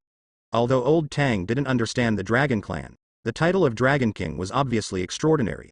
Could it really be sealed? Because you are Dragon King Norton. To use an inappropriate analogy, you and Dragon King Norton are two personalities sharing one body. Hiyori Higashino squatted down and said, "Lift up your clothes." Old Tang did as he was told. Hiyori Higashino pressed his abdomen, and chakras surged out. Ink-colored stripes gradually formed around his palm. He was using the 8-sign seal, which is a double 4-symbol seal. Uzumaki Naruto's seal on the 9 tails is also like this. It seems like nothing has changed. Old Tang stood up and jumped a little. Because you are already in the dominant position. Hiyori Higashino explained. Dragon King Norton lost his memory due to awakening prematurely, so you can exist. Thank you. Old Tang smiled and said, I quite like my current life. I don't think I can be a qualified Dragon King. Hiyori Higashino tilted his head and said, that's not necessarily true. After all, there are Dragon Kings who fall in love with humans. They are even more unproductive than you when it comes to playing games. Li Shang handed him the bone cultivation bottle and asked, do you want to raise a cute little brother? Old Tang remembered the little boy in his dream and felt an indescribable sense of familiarity. But I don't know how to hatch eggs. Ha ha ha, I won't make you hatch eggs like an old mother hen. Li Shang couldn't help but laugh out loud. Just thinking about this scene is quite funny. Old Tang looked embarrassed and asked, then how can I hatch him? Flames and bronze. Li Shang recalled the original work and said, he and you are twin Dragon Kings, sharing the power and authority of the Bronze and Fire Kings. What's his temperament like? Old Tang asked with some concern, if he's too hot-tempered, I'm afraid I won't be able to handle it. He won't be. Li Shang thought for a moment and said. Constantine was obviously obsessed with his older brother. After waking up, he died protecting Old Tang. Hazuka Hiyazumi picked up the bone cultivation bottle and placed it on the ground. Then he formed seals and a great fireball fell around it, burning fiercely. Old Tang couldn't help but widen his eyes. There really are superpowers in this world. The temperature rose sharply. After a while, Li Shang and Old Tang were already drenched in sweat. They felt like they were facing the sun directly. There was a regular vibration coming from the bone cultivation bottle. The ground cracked, revealing a charred black area. In the flames, a humanoid figure gradually appeared. Old Tang instinctively leaned forward. The flames gradually extinguished, revealing a 16 or 17-year-old boy.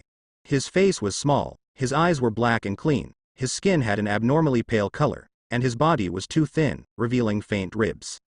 Li Shang took a look. The family's emotions were stable. Completely different from the crazy version of Constantine awakened unexpectedly in the original work.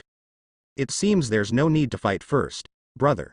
Constantine noticed Old Tang, and his empty eyes regained their brilliance. He took a few steps forward and threw himself into his arms. Brother, we won't be separated again. Li Shang breathed a sigh of relief at the sight. The situation was going as he had expected, without any surprises. But at this moment, Castle Academy was in chaos. The control room of the library. Ange sat in front of the screen. Behind him were A-level students and professors. According to our statistics, this Dragon King used a total of 16 types of language spirits, with the majority being related to the ocean and water. Schneider pointed at the photo on the screen and said, but all the language spirits he uses are unknown. None of the known ocean and water language spirits match. Gudrian exclaimed in astonishment, this is simply unbelievable. Unless he is not the king of the ocean and water. Mons crossed his arms and asked in a deep voice, are there no other first-generation species besides the 4 great sovereigns? Perhaps there is a Dragon King that we are still unaware of. Schneider nodded and said, just like the White King. We can only know fragments of the past history. Ange said in a deep voice, but one thing is certain, the Dragon Kings are awakening, not just the 4 great sovereigns. The control room fell silent. After a moment, Ange said, Schneider, I leave the tracking of this new Dragon King to you.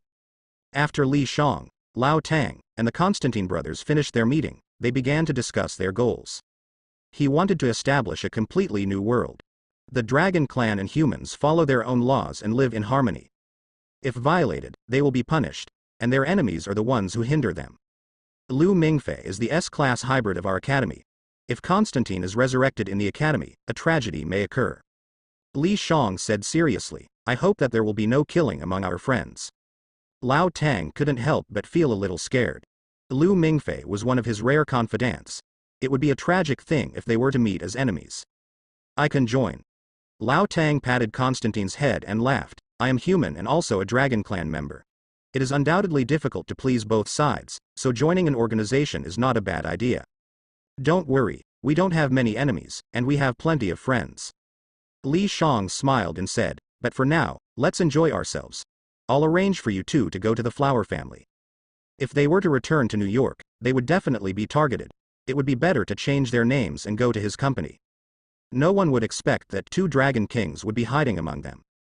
This world simulation has reached the highest evaluation, and the Morning Sun of Fire incident has been resolved. You can choose to return by suicide or return freely, but the evaluation and rewards cannot be increased. The slogan for free return is, if I could start over, I would choose Li Bai. After returning, the Dragon Clan world will continue according to the current plot. Li Shang raised an eyebrow. It seems that he did make the right bet. The simulator doesn't care how you clear the game, as long as you achieve a perfect ending.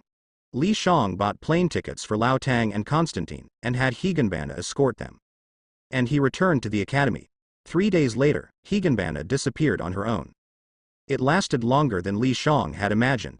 At least it didn't disappear after just an hour or something. According to the plot of Dragon Clan, the first crisis has passed. The next major plot will have to wait until summer vacation. At least this semester is safe. Li Shang was able to study alchemy in peace. During the summer vacation, he and Lu Mingfei returned to the flower planting family and then went home separately. After making arrangements, Li Shang chose to return. This world simulation is over. Evaluation. I am a little green dragon, I have many little secrets. Reward. 5 simulation coins, current balance, 19B, 1 random high-quality talent, 90% chance, 1 random high-quality item, 90% chance. The next simulation will start in 1 month, related event, under 1 person, everywhere. New character card. Lin Zhonglong. In Li Zhang's consciousness, a blue meteor fell and formed the image of Lin Zhonglong. I have a question, if I want to use Lin Zhonglong in the Dragon Clan next time, will it be allowed? You can spend an additional 3 simulation coins to choose a specific character. It really can. Li Shang felt a bit emotional. He casually asked, but didn't expect there to be such a service. He got up, washed his face, and dispelled the bad luck. Let's draw. 7 orifices Linglong heart, X level. You have unimaginable comprehension. No matter what knowledge, you can quickly understand and even come up with new ideas. Bronze purgatory. 7 deadly sins, a level. An alchemical weapon forged by the Bronze King and the Fire King Norton to kill the other 7 first-generation seeds among the 4 great sovereigns. Li Shang widened his eyes. He almost thought there was a problem with the simulator. This was the first time he drew an X-level talent, and just by reading the description, it lived up to its level. It was like a super-enhanced version of photographic memory. With this talent, many things that Li Shang had been worried about could be easily solved. For example, transforming ninjutsu into magic. As for the items he obtained, not to mention the 7 deadly sins, Li Shang had already experienced its power. In the type Moon world, there shouldn't be many things that could withstand it. After all, it was already the stage of modern magic. And with 7 weapons and 7 different experiences, the wonders of it didn't need to be mentioned again. Li Shang got up, put on the uniform given by the clock tower, and he remembered Lewis again. Evil gods harm people. Just don't know which deity was summoned. He glanced around and didn't see the hidden fox. Junior brother. Tasaka Sakura waved at him from the dining table. The hidden fox sat next to her, gnawing on a rabbit leg. Morning. Li Shang sat down opposite her as usual and asked, where is Astathis Senpai? Sister has a mission. Tasaka Sakura explained. Besides being a member of the enforcement team, she is also a member of the Holy Song team. Holy Song team? Li Shang found this term unfamiliar. It's a team directly under the sovereign base marrow of the Law and Politics Department. Their goal is to deal with dead apostles or, in other words, vampire seeds. I see. Li Shang was somewhat surprised. His senior sister was really strong. The term, bloodsucker, refers to a general category of creatures that feed on blood for sustenance, among which those that feed on human blood are called vampires. Most vampires are dead apostles, belonging to the acquired bloodsucker category, and most of them are transformed from humans. Their origin is called the true ancestors, the original dead apostles, totaling 27 in number. Undoubtedly, bloodsuckers are the enemies of humanity. As the two major factions of humanity, the Mages Association and the Church of the Holy Sepulchre have both established specialized organizations to hunt down bloodsuckers. The Mages Association has the chorus, while the Church of the Holy Sepulchre has the burial agency. Li Shang knows about the burial agency because he knows one of its members, Kistcher Zellerett Schweinorg. She is known by another more well-known name in the FGO storyline, Session Kiera. The same person from a different timeline, probably the twisted taste of mushrooms. When humans are strong, she chooses to be the enemy of humanity, and when humans are weak, she becomes the savior. In the world line where Li Shang is, it is currently a stage of human decline. So Session did not fall, but became a savior, specializing in hunting down bloodsuckers. In short, bloodsuckers are very strong. Astarte being able to become a member of the chorus proves her strength. After finishing breakfast, Li Shang left the fox spirit at home and took a double-decker bus to the Department of Mineralogy. He had taken the same bus when Astarte was still with him. The morning in London was still not clear, with a faint mist in the air.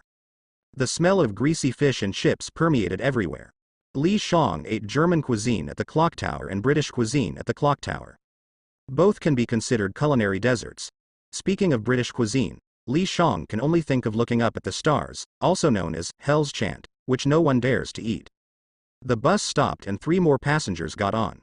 Li Shang noticed that one of them was dressed very strangely. She was wearing a black cloak, black shorts, black stockings, and seemed to be wearing a gray hooded coat underneath. Apart from that, her appearance was completely hidden. She kept her head down, completely hiding under the hood. Li Shang thought of a term, social anxiety disorder. Because he could tell that this girl really disliked contact with people, even on a crowded bus, she tried to create her own separate world. This person looks a bit familiar. Li Shang didn't rashly go up to say hello. After a while, the girl got off the bus. It was SLA Street. Li Shang recognized the nearby buildings, because he had seen them in the books introducing the 12 disciplines of the clock tower. This is the territory of the modern magic department. So that was Grey. She is the product of Morgan Le Fay's attempt to resurrect Artoria. She can be called a vessel, so she has the face of Takeuchi, cough cough, no, Artoria's face. Li Shang got off the bus at the Department of Mineralogy. The periphery of every academy city is protected by a boundary field, which ordinary humans cannot perceive except for magicians. Occasionally, there are guys with high, spiritual vision, who accidentally intrude. After being discovered by the Department of Law and Politics, their memories are erased and they are sent away. Li Shang arrived at the classroom. Professor Kars explained Lewis's situation to all the students beforehand. Everyone's reaction was quite indifferent. The Church of the Holy Sepulchre next door has a single faith, but the Mages Association has all sorts of beliefs, a mess. As long as they don't cause harm in normal times, no one cares. Of course, because of the existence of the Department of Law and Politics, the beliefs of ordinary magicians are actually more normal. Those who are too mysterious will be dealt with. It's such a pity. Li Zhang's former deskmate turned around and said. His name was William Dunlap, dressed in casual white attire. Indeed. Li Shang sighed and said, I didn't expect him to be that kind of martyr. Although he and Lewis were not close friends, they had a good conversation. Lewis willingly committed suicide for the sake of the Theological Society, which was truly unexpected for him. Perhaps this is the power of faith. William's eyes were deep, and he took out a folded note from his pocket and handed it to Li Shang, saying, The Extraterrestrial Association? Li Shang opened it and asked, Do you believe in the existence of extraterrestrial beings? Why not? William smiled lightly and said, Maybe God himself is an extraterrestrial being. I'm not interested. Li Shang returned the note to him and said, I'm currently worried about advancing to the next rank. William wasn't angry either and said, You can find me anytime. Cashew knocked on the door and walked up to the podium. Today's class was Magic Inscription, Birth and Restoration. Due to the continuous decline of mystery, modern magicians have created magic inscriptions in order to preserve the mystery and pass it on to the next generation. The original magic inscriptions were fragments of fantasy seeds or magic ritual attire buried inside the magician's body, but this would cause rejection and it would take several generations to counteract this rejection. Because it was too painful, This method is no longer used by magicians. Nowadays, magicians adopt the method of transplantation from a magic inscription of a prestigious magic family, so they can use it without spending too much time. There are two special professions related to magic inscriptions. One is the tuning lawyer, who can suppress the side effects of magic inscription transplantation, and the other is the restorationist, who can repair damaged magic inscriptions. These two professions are quite rare. If you are fortunate enough to embark on this path, it can be said that it will change your destiny. Many prestigious magic families like to recruit such magicians as in-laws. Li Shang secretly added the last sentence, which didn't sound like a class, but more like an. After class, he spent £10 to temporarily rent a magician training room. He wanted to test his new type of magic. The reason he didn't go to the public training ground was because he had already successfully modified it. After obtaining the 7-aperture Linglong heart, he was like Lucy, the heroine in Lucy, played by Scarlett Johansson. His brain had undergone significant development, and he had an unimaginable understanding of various knowledge. Li Shang formed the seals in the order of. His magic circuit was opened when he formed the first seal, and a large amount of magic power surged out, flowing through his body to his throat, and finally gushed out at the end of the 6th seal. A fist-sized orange fireball flew out. Fire-style Great Fireball technique. There was no doubt that the magic was successful, but its power was like when Uchiha Sasuke first learned the Great Fireball technique. What's more, Li Shang felt that more than half of his magic power had been depleted. In a way, it was within his expectations, because his attribute was indeed not high. Magic power was 2, but physical strength was 21. This path was a bit crooked. It seemed that in the future, he could only be a magician with a sword. Li Shang touched his chin. Anyway, his idea was not a problem. Next, he needed to write a thesis. Li Shang planned to write several more, taking it slow, setting a small goal first, to advance to the next rank. Jumping straight to the top in one step would be dangerous, as his own strength couldn't keep up. After leaving the training room, he went to the Department of Law and Politics. Clock in for work, then slack off. This job was simply perfect. But as soon as he entered the office, Li Shang sensed that something was wrong. Captain Allen, what happened? The Law and Politics Department launched an operation last night to surround the survivor who had dealings with Jalant, but his strength was astonishing, and we suffered heavy losses. Allen said with a pained expression. There were 3 law enforcement teams participating in the operation, and our 4th team lost 3 members. Li Shang instinctively looked up and indeed saw 3 empty seats in the office. He didn't know how to comfort the captain. Although he had only been on the job for a few days, his colleagues were all nice. Has the culprit been caught? Li Shang asked again. No, Allen shook his head and said, but don't worry, Captain Hai Ling has invited a monarch to help, and I believe he will be apprehended soon. A monarch? Li Shang was somewhat surprised. Would a monarch get involved in something like this? Under normal circumstances, they wouldn't. Allen explained, but this monarch is quite special. He is extremely skilled in deduction, and he owes a large debt, and the Law and Politics Department is the wealthiest organization. Are you talking about Monarch Elmero-e? Li Shang asked upon hearing the familiar description. Yes. Allen nodded and said, that's him. Can I help?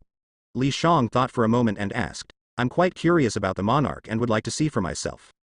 I understand your thoughts, but you better not have too high expectations. Allen showed an indescribable expression and said, this monarch is completely different from what you imagine. Li Shang understood what he meant. Weber appeared to be a monarch on the surface, but in reality, he was just a gaming otaku. Compared to the other 11 monarchs, he seemed like a husky mixed in with a pack of wolves. If you're interested, come tomorrow morning at 9. Our 4th team will conduct an investigation at the scene with the monarch. Allen said again. The culprit has already left and is unlikely to return. And with a monarch present, there is basically no danger. That's why Allen let Li Shang go along. Thank you, Captain. Li Shang returned to his seat. He turned on his computer and prepared to write his paper. The title was The Possibility of Changing Magic Chanting to Magic Sealing. In this paper, he proposed 6 possibilities, all of which were incorrect. But one of the possibilities was not far from being correct. The clock tower always encouraged everyone to create new theories and systems of magic, even if they were wrong. As long as they were bold enough, they would be appreciated. It was quite easy for Li Shang to pass this paper and obtain the lowest rank. After all, it was the first rank. Under normal circumstances, all magicians who graduated from the basic science department could at least pass the lowest rank or become the eldest son of the second rank. The third rank opening was relatively difficult. Usually, there had to be a significant contribution. For example, Tudumaru Rika, who saved the world, also obtained an opening. Of course, he was a special case, hiding his true achievements. Li Shang finished writing the paper, and it was already dusk. After checking it twice and confirming that there were no problems, he printed it out. There were a total of 5 pages. Not too many, not too few. Li Shang turned off the computer and left the office. The sky was filled with clouds resembling flames. The daytime mist seemed to have disappeared, allowing him to clearly see the tall buildings in the sunlight. Li Shang returned to his villa and found his 2 senior sisters waiting for him to have dinner. "Sorry, I'm a bit late today, it's okay." Astati picked up her chopsticks and said, "It's common in the Faculty of Law and Politics. You'll get used to it." "I actually lost track of time while writing my paper." Li Shang smiled apologetically and asked, "Who should I submit this paper to?" "If it's a paper for promotion, you should submit it to our advisor, Jia Chuzi. She will provide some suggestions." Astati paused for a moment and looked at him, saying, "If you don't mind, I can take a look at it after dinner." "Of course, no problem." Li Shang agreed readily. After dinner, Astati picked up the paper and sat on the sofa to read it. Li Shang sat across from her and noticed that she was dressed somewhat differently today. She was wearing a women's suit, a black coat on the outside and a white shirt on the inside. She exuded a rare sense of handsomeness. In a different world, there would definitely be many beautiful women willing to be in a relationship with her. Li Shang had some strange thoughts flash through his mind. Astati looked up at him and said, "Interesting imagination, although none of them are correct, the promotion is more than enough." "Then I don't have to worry anymore," Li Shang said with a smile. "There's an underground magician auction in a week. Are you interested, junior brother?" Astati returned the paper to him and suddenly asked, "An auction?" Li Shang raised an eyebrow. It seemed that auctions were a classic design in any world. But he had never seen a magician auction before. Yes. They usually auction magic materials, magic equipment, magic elixirs, and some miscellaneous things like treasure maps. It's a good opportunity to broaden my horizons. Li Shang nodded and accepted her invitation. Astati stretched and said, "Junior brother, see you tomorrow.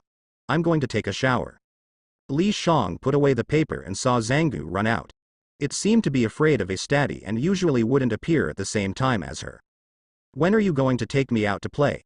The upright walking Zangu leaned against the coffee table, propping up its chin with its front paws, and said, "I've seen all the flowers and plants around here, there's nothing new to play with." "Then I'll take you to the auction." Li Shang suddenly thought of its appraisal skill. Maybe he could find something at the auction. Zangu fell silent for a moment and asked, "Why do you always like to be with a human who can kill you at any time?" "Are you talking about Astati?" Li Shang was taken aback and said, "She won't kill me. Humans just like to court death." Zangu sighed and said, "Well, I'll also risk my life to accompany a gentleman and go out to see the world." Li Shang didn't know how to respond. He put the paper back in his room and took a shower in the bathroom.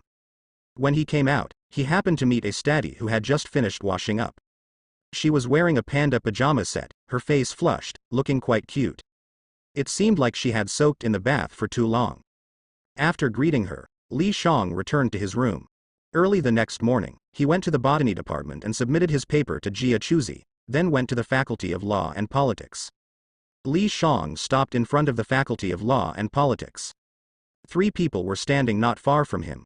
One of them was the same person he saw on the double-decker bus yesterday, Grace. She was dressed the same, the only difference being that she seemed to be carrying something hidden in her sleeve, unable to be seen. "Why did you take on such a troublesome case?"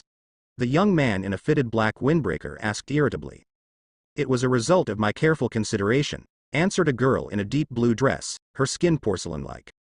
There was an undisguised excitement, or rather, joy, in her tone. "How did you come to this conclusion?" "Of course, it's because of my older brother's debt problem."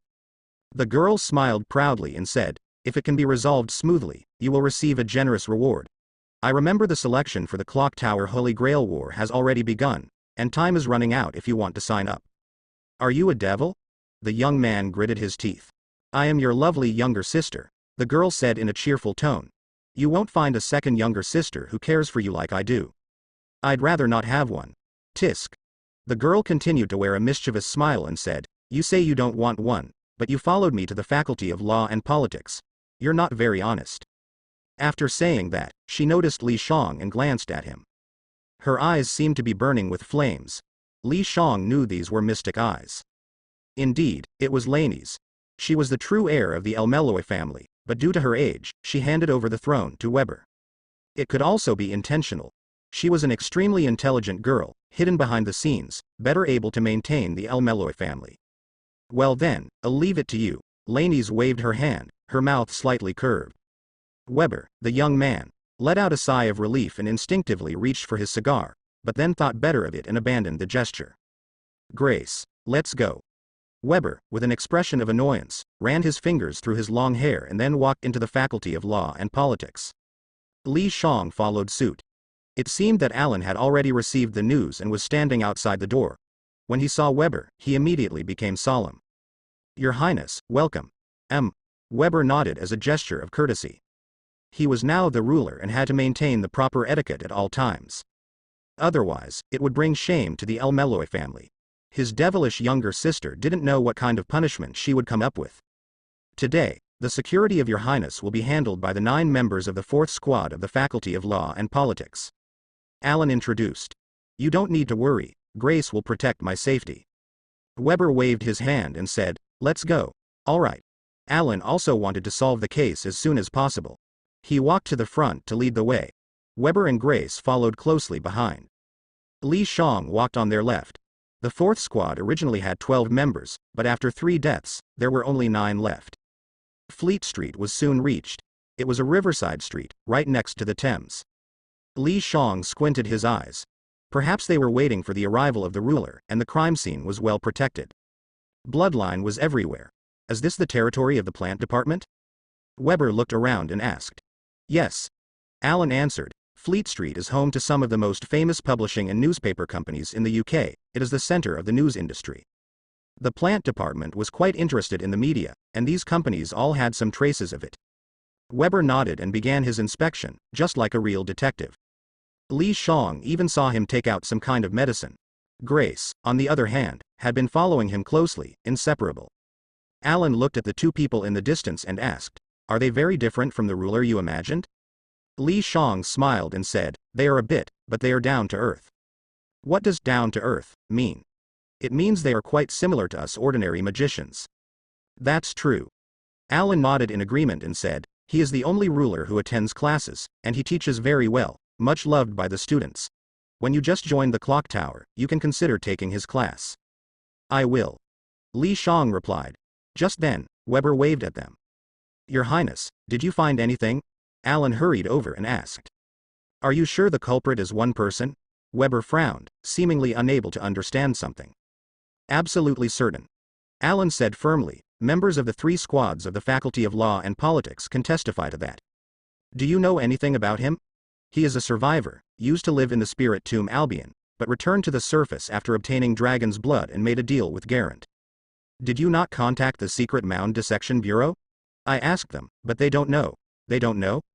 Weber pressed his forehead and asked, "Is it that they don't know, or they don't want to tell you?" Arlen smiled bitterly. The Bureau of Secret Anatomy is not under the control of the 12 monarchs. Their legal and political department cannot do anything without absolute reason. What kind of magic did he use when he fought against you? Weber knew that his previous question exceeded Arlen's ability, so he asked again. "It's chaos magic." As expected. Weber was not surprised, he had already noticed it during his previous examination.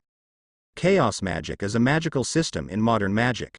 The so-called chaos refers to a hodgepodge, mixing various magical genres. In other words, modern magic has no magic that can form a system. This is also why it is not well regarded. But besides chaos magic, he also used necromancy and alchemy. Weber said calmly. Arlen did not doubt, but instead sighed in his heart, impressed by King Elmeroe. He easily did what their legal and political department couldn't do. At least they did not notice the traces of alchemy and necromancy.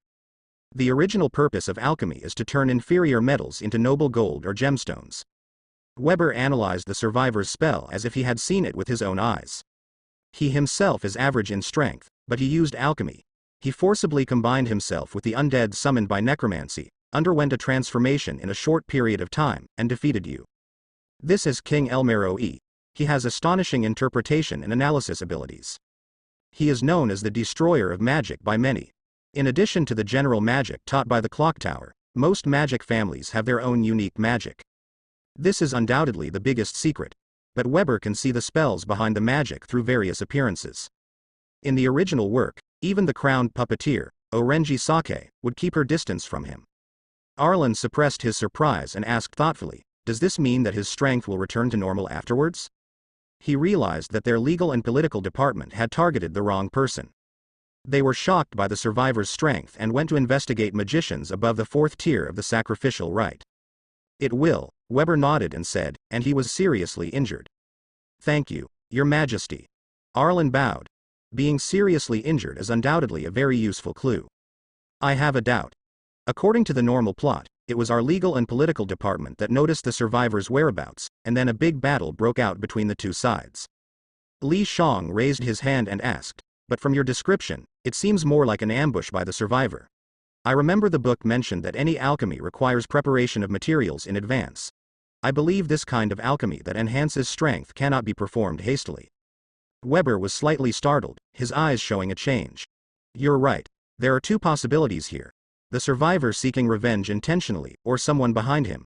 I lean towards the latter. Being able to perform such alchemy, he can't be ordinary in strength, he said with a confident tone. It's a bold move, Li Shang exclaimed. To go against the Department of Law and Politics is undoubtedly going against the Magic Association. The motives of this person are unclear. Weber pondered and shook his head, but what happens next is the Department of Law and Politics business, not mine. He had already pointed them in the right direction, enough to pay for Hanye Lingley's reward. Aaron didn't say anything more. Weber left with Gray. Li Shang withdrew his gaze and said, with so many clues, we can use tracking magic. It's useless, Aaron sighed. Although tracking magic is useful, it can easily be blocked. We've tried it before, and that person has good counter-surveillance awareness. It's a bit troublesome. Li Shang looked at the shimmering river in the distance and said, we can only contact the police and conduct an investigation centered here. He's injured, so he can't run too far. Aaron nodded and suddenly realized, he was the captain after all. He glanced at Li Shang and said, you're smart, but your strength is too weak. You shouldn't participate in what happens next. If you catch him, I hope the captain will let me know. Li Shang was interested in the survivor because of the dragon blood incident. After all, it was related to him, and the survivor came from the spirit tomb Albion. He wanted to see if there was a chance for him to enter and study his version of the sage mode magic. Aaron also knew about his situation with Gerald and didn't refuse, then bid him farewell. Li Shang returned to his classes in the mineral science department. After about 3 days, he received a message from Aaron saying that they had already caught the culprit. It was unexpectedly fast, but when he asked for information about the survivor, he was told that he didn't have the authority. Even Aaron didn't know. He heard that the information was sealed by Hanye Lingley. Li Shang couldn't help but feel puzzled. He remembered something. The original story about Hanye Lingley. She had a brother named Hanye Kuro, who was the survivor. Was there a connection between the two? Li Shang wasn't sure. But he was soon drawn to another matter, the auction. The auction between magicians that Estadi mentioned. Li Shang followed Estadi to a hotel called Dragon's Roar while holding the hidden fox. After presenting the invitation letter, they were allowed to enter and press the non-existent negative 3rd floor button in the elevator. The elevator opened, revealing a hall. The structure of the hall resembled that of an ancient Roman arena.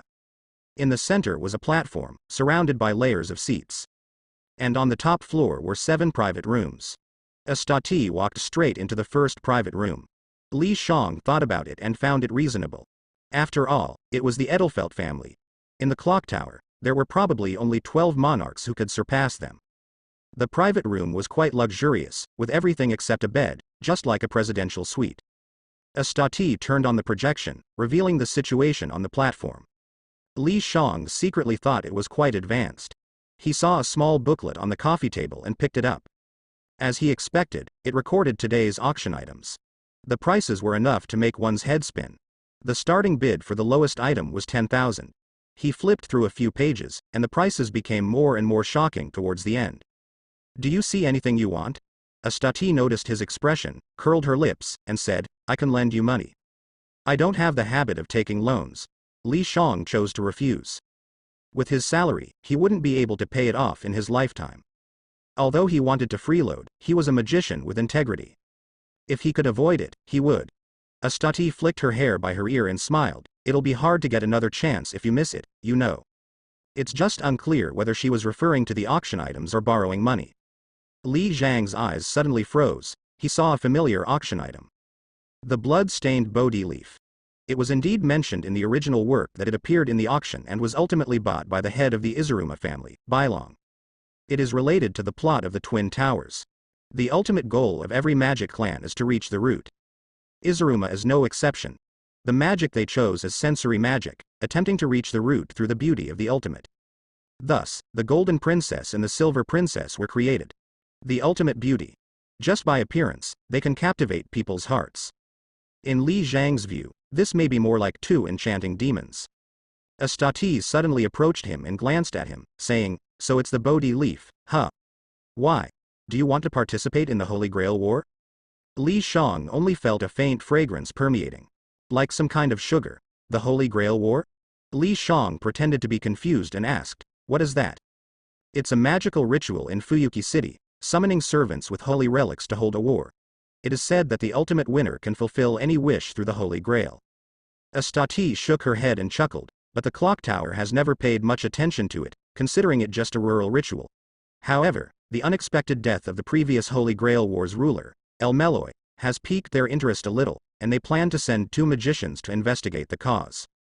Li Shang knew there was another reason. The so-called Holy Grail is just too common. The clock tower deals with hundreds of Holy Grail cases every year, but they all turn out to be fake in the end. After all, the Holy Grail that originated from Jesus is too famous. So the Bodhi leaf is Siegfried's holy relic? That's right. Astati smiled and said, Siegfried is also considered a powerful servant in mythology. If he can be summoned, perhaps he can win in the Holy Grail War. That's because you don't know there are even more perverted guys. Li Shang secretly thought about the 5th Holy Grail War, where not only the servants were powerful, but even the masters were cheating. Siegfried is hard to say for sure if he will win. But he doesn't know what to say when he sees the starting price of 50 million pounds. Li Shang touched the page number and found that there was still one more page. He turned it over and was immediately stunned.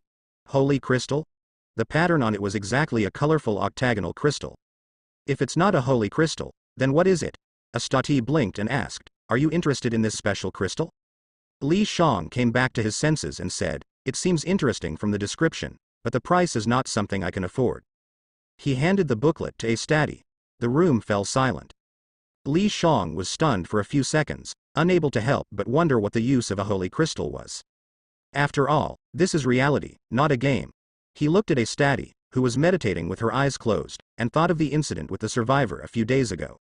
With her relationship with Hanano Riri, maybe she would know.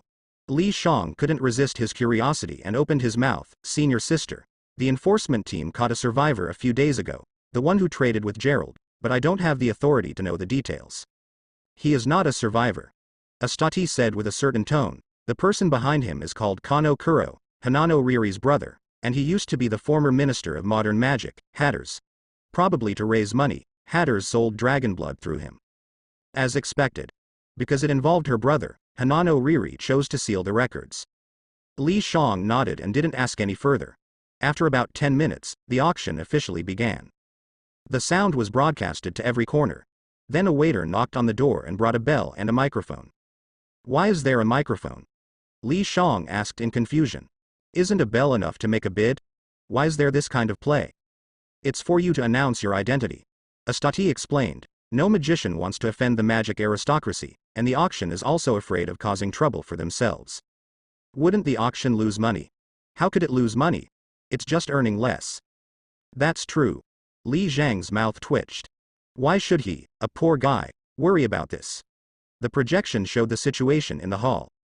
An old man came up with a wooden hammer, and he got straight to the point, saying, The first item today is a magic costume, modeled after the greed spear held by the hero Cu Chulainn in Irish mythology. Immediately, 2 waiters brought up a red long spear.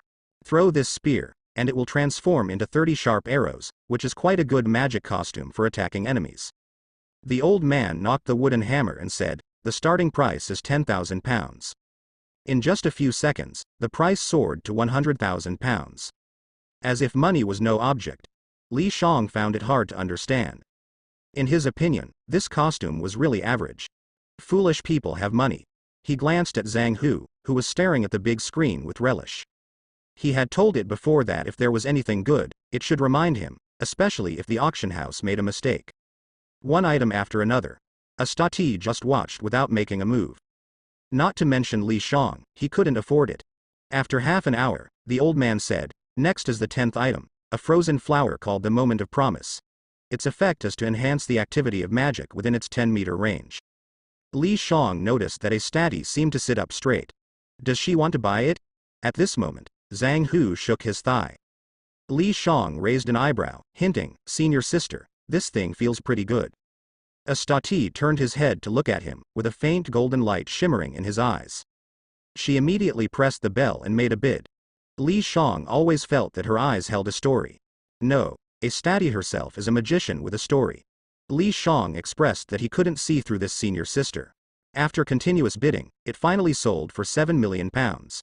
In a moment, a waiter brought something to Astati's table. Li Shang was able to observe it up close. 5 pink petals and a few strands of pale yellow stamens. It seems to be sakura flowers.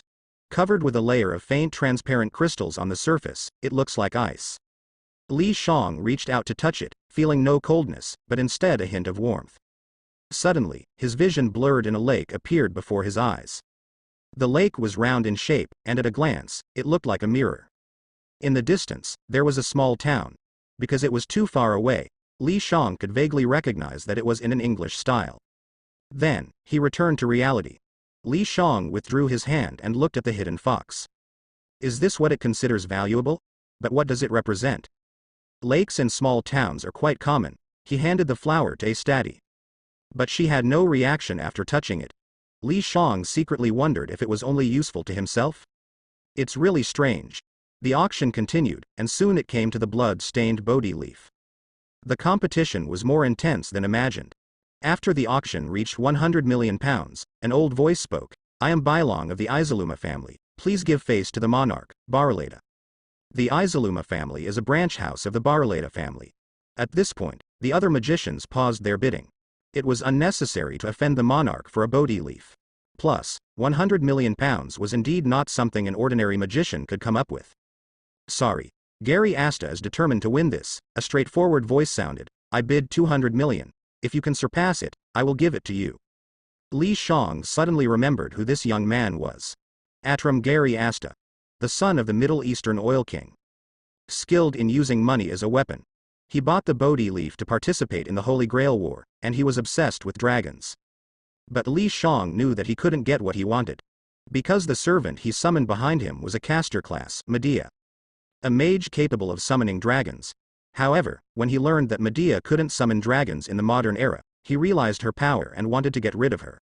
Li Shang found it difficult to understand this strange mentality. But in the end, Atram was killed by Medea. 210 million. Bailong spoke without hesitation, as if the money wasn't his. According to reason, Izaluma shouldn't have this much money, Astati suddenly said. Li Shang, upon hearing this, vaguely remembered that in the original work, Bailong did indeed buy the Bodhi leaf with the help of someone else. And this person was Kayakuro, or Hartress. He sold dragon blood to Geralt, which made sense, as it was to raise money.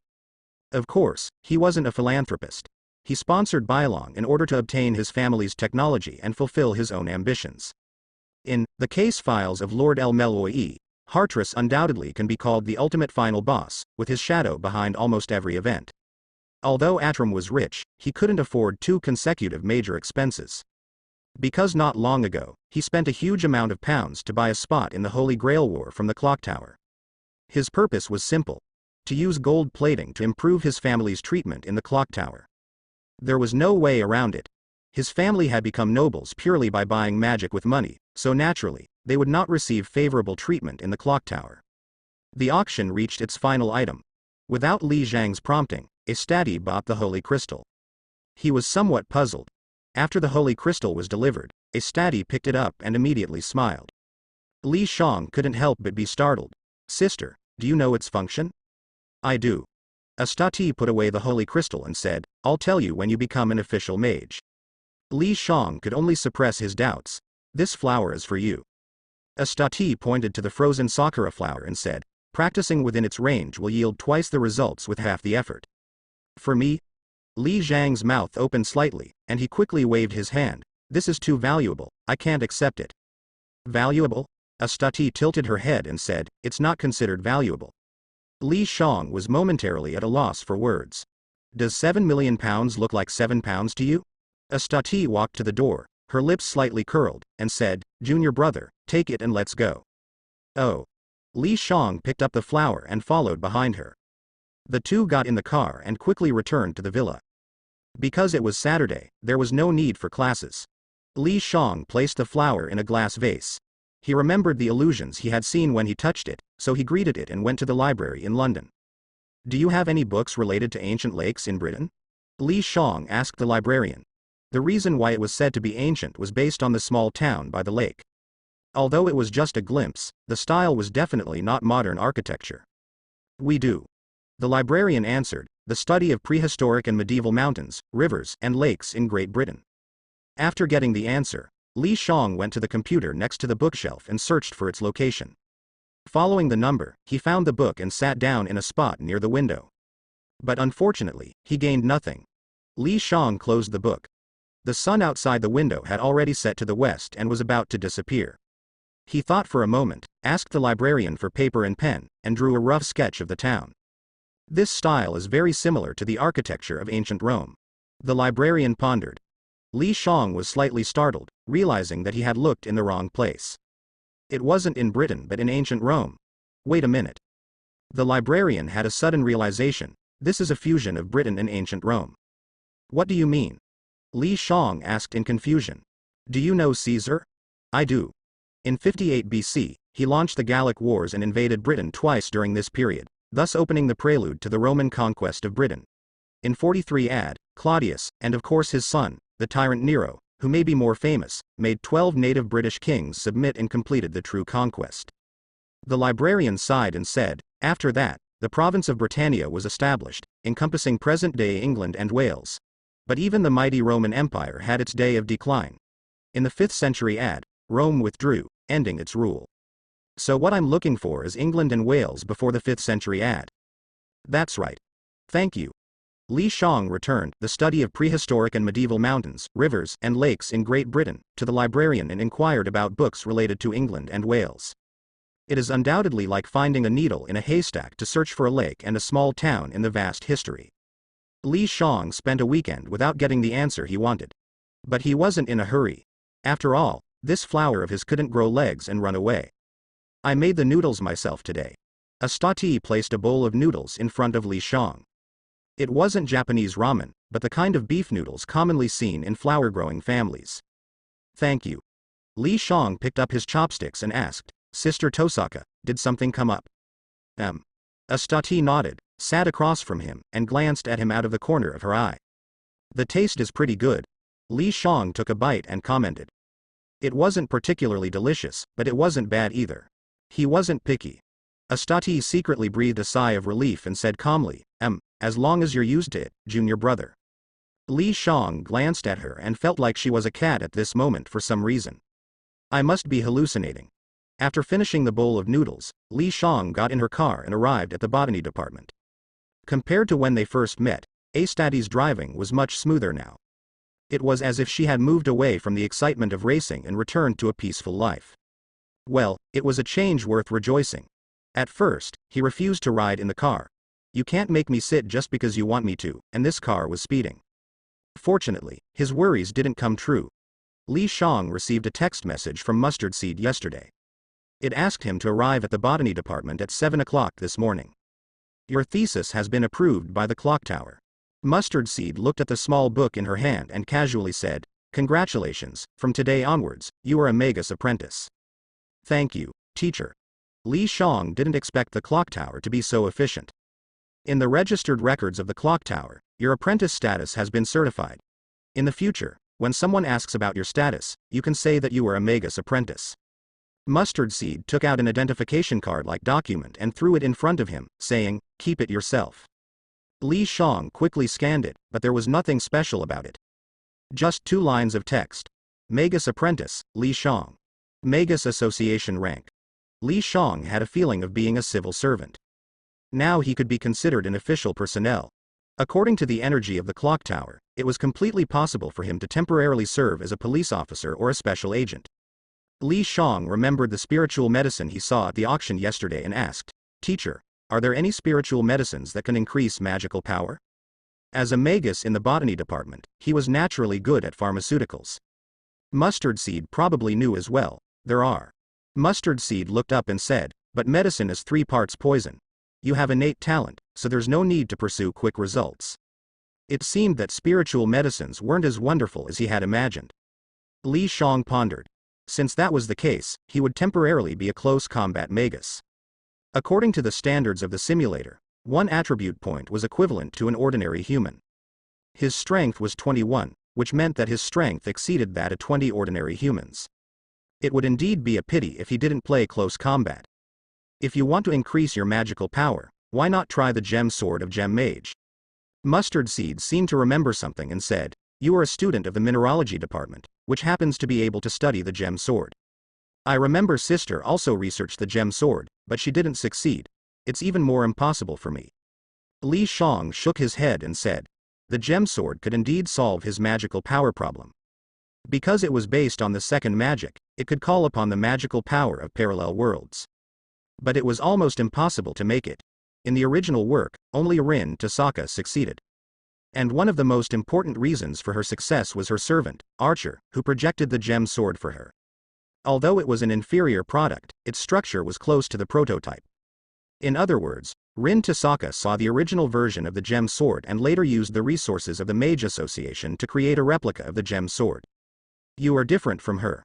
Mustard Seed's lips curled up slightly and said, "A Stati has worse luck than you.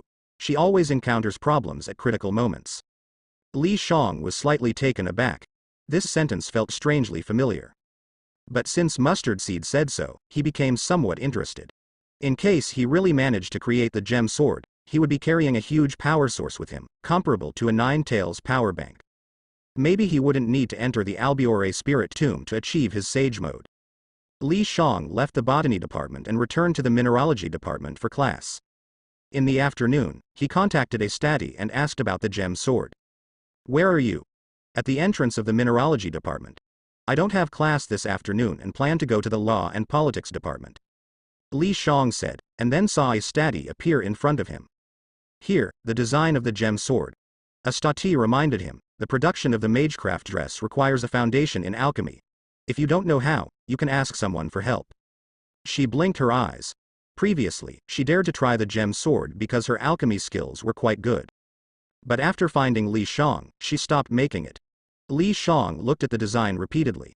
The reason why it is called the Gem Sword is because its blade resembles a multifaceted gemstone. It also has another name, called the Kaleidoscope, which is Mangekyo. "I will consider it," Li Shang casually replied. "Isn't this a coincidence?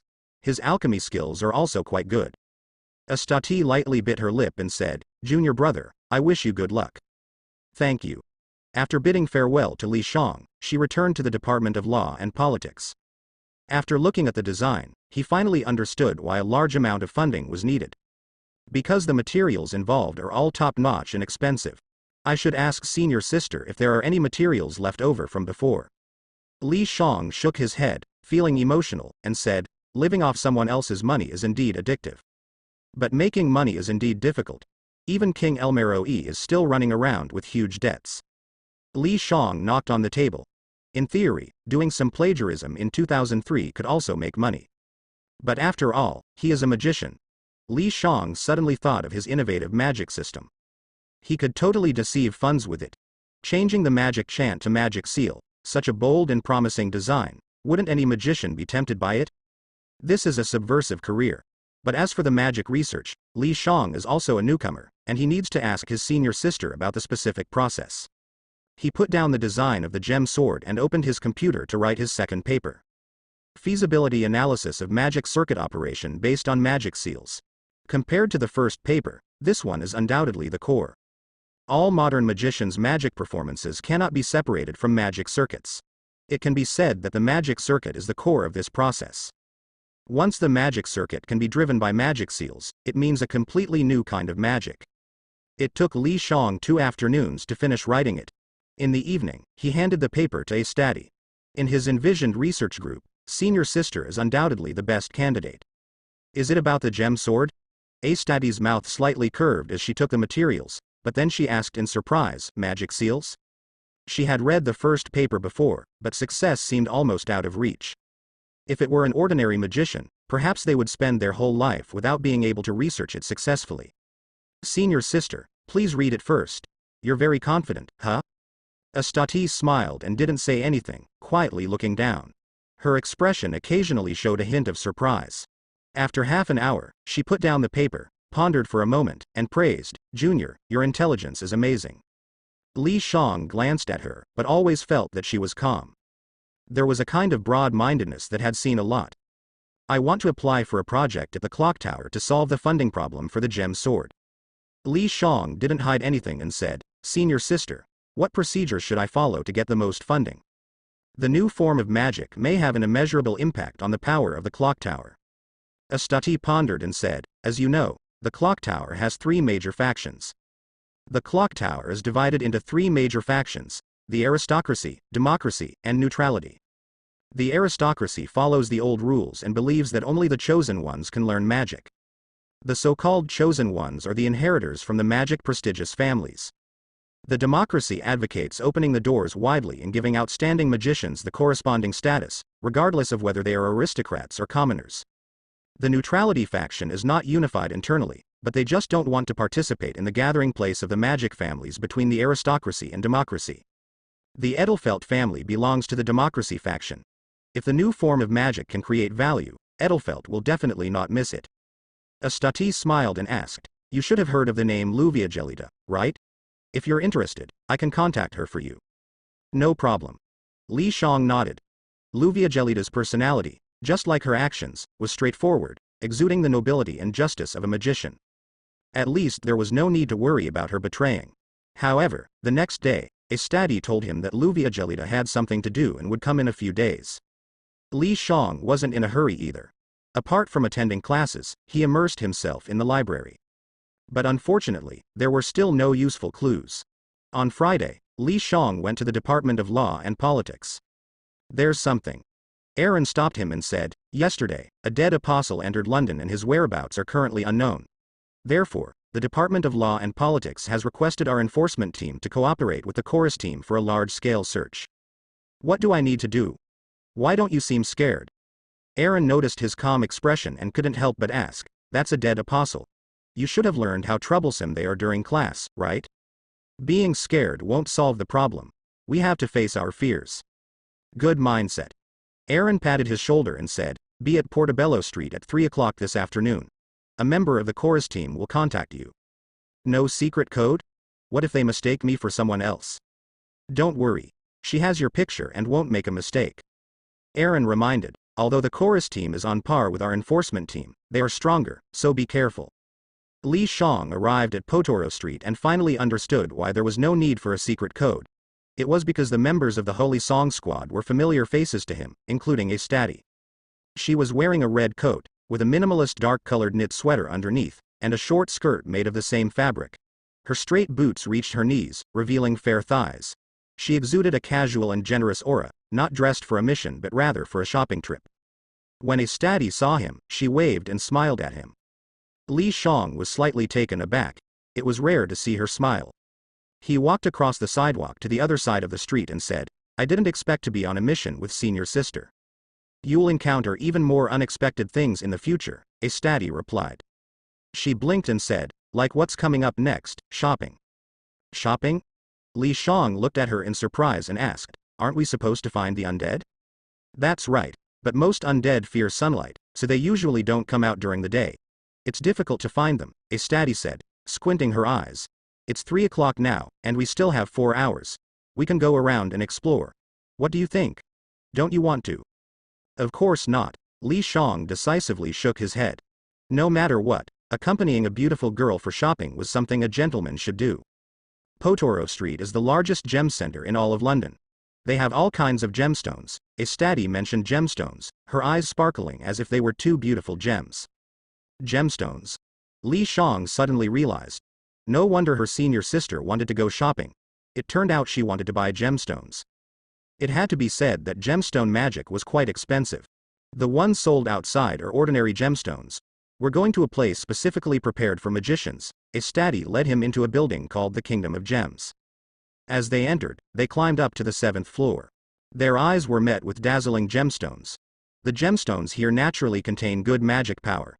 When used for gemstone magic, their power is much stronger than ordinary gemstones, a study explained as she walked. In addition to gemstones, there are also processed talismans and other magical accessories. There were many types of magic, most of which were recognized as legitimate magic by the Magic Association, but there were also some that were not recognized. For example, curses, black magic, and so on. They lean towards evil uses, with the purpose of harming or killing, rather than reaching the source. The existence of talismans was to counteract their effects. Many enthusiasts of the mysterious also liked to use them to deceive people for money. As for the effectiveness, it depended on the sincerity of one's heart. Astati began her shopping spree. Li Shang followed behind her, constantly exclaiming that money really could make one do whatever they wanted. At 5 o'clock, Astati finished shopping. Here. She took out a string of obsidian bracelets and said, "Consider it as a reward for accompanying me shopping." Li Shang waved his hand and said, "It's not necessary to reward me for such a small matter." Astati promptly grabbed his wrist and put the bracelet on him. It fit perfectly. "Let's go. Let's go eat." She smiled, obviously very satisfied. Li Shang glanced at the bracelet and thought, well, I can't refuse the kindness of a rich woman. Dinner turned out to be unexpected hamburgers.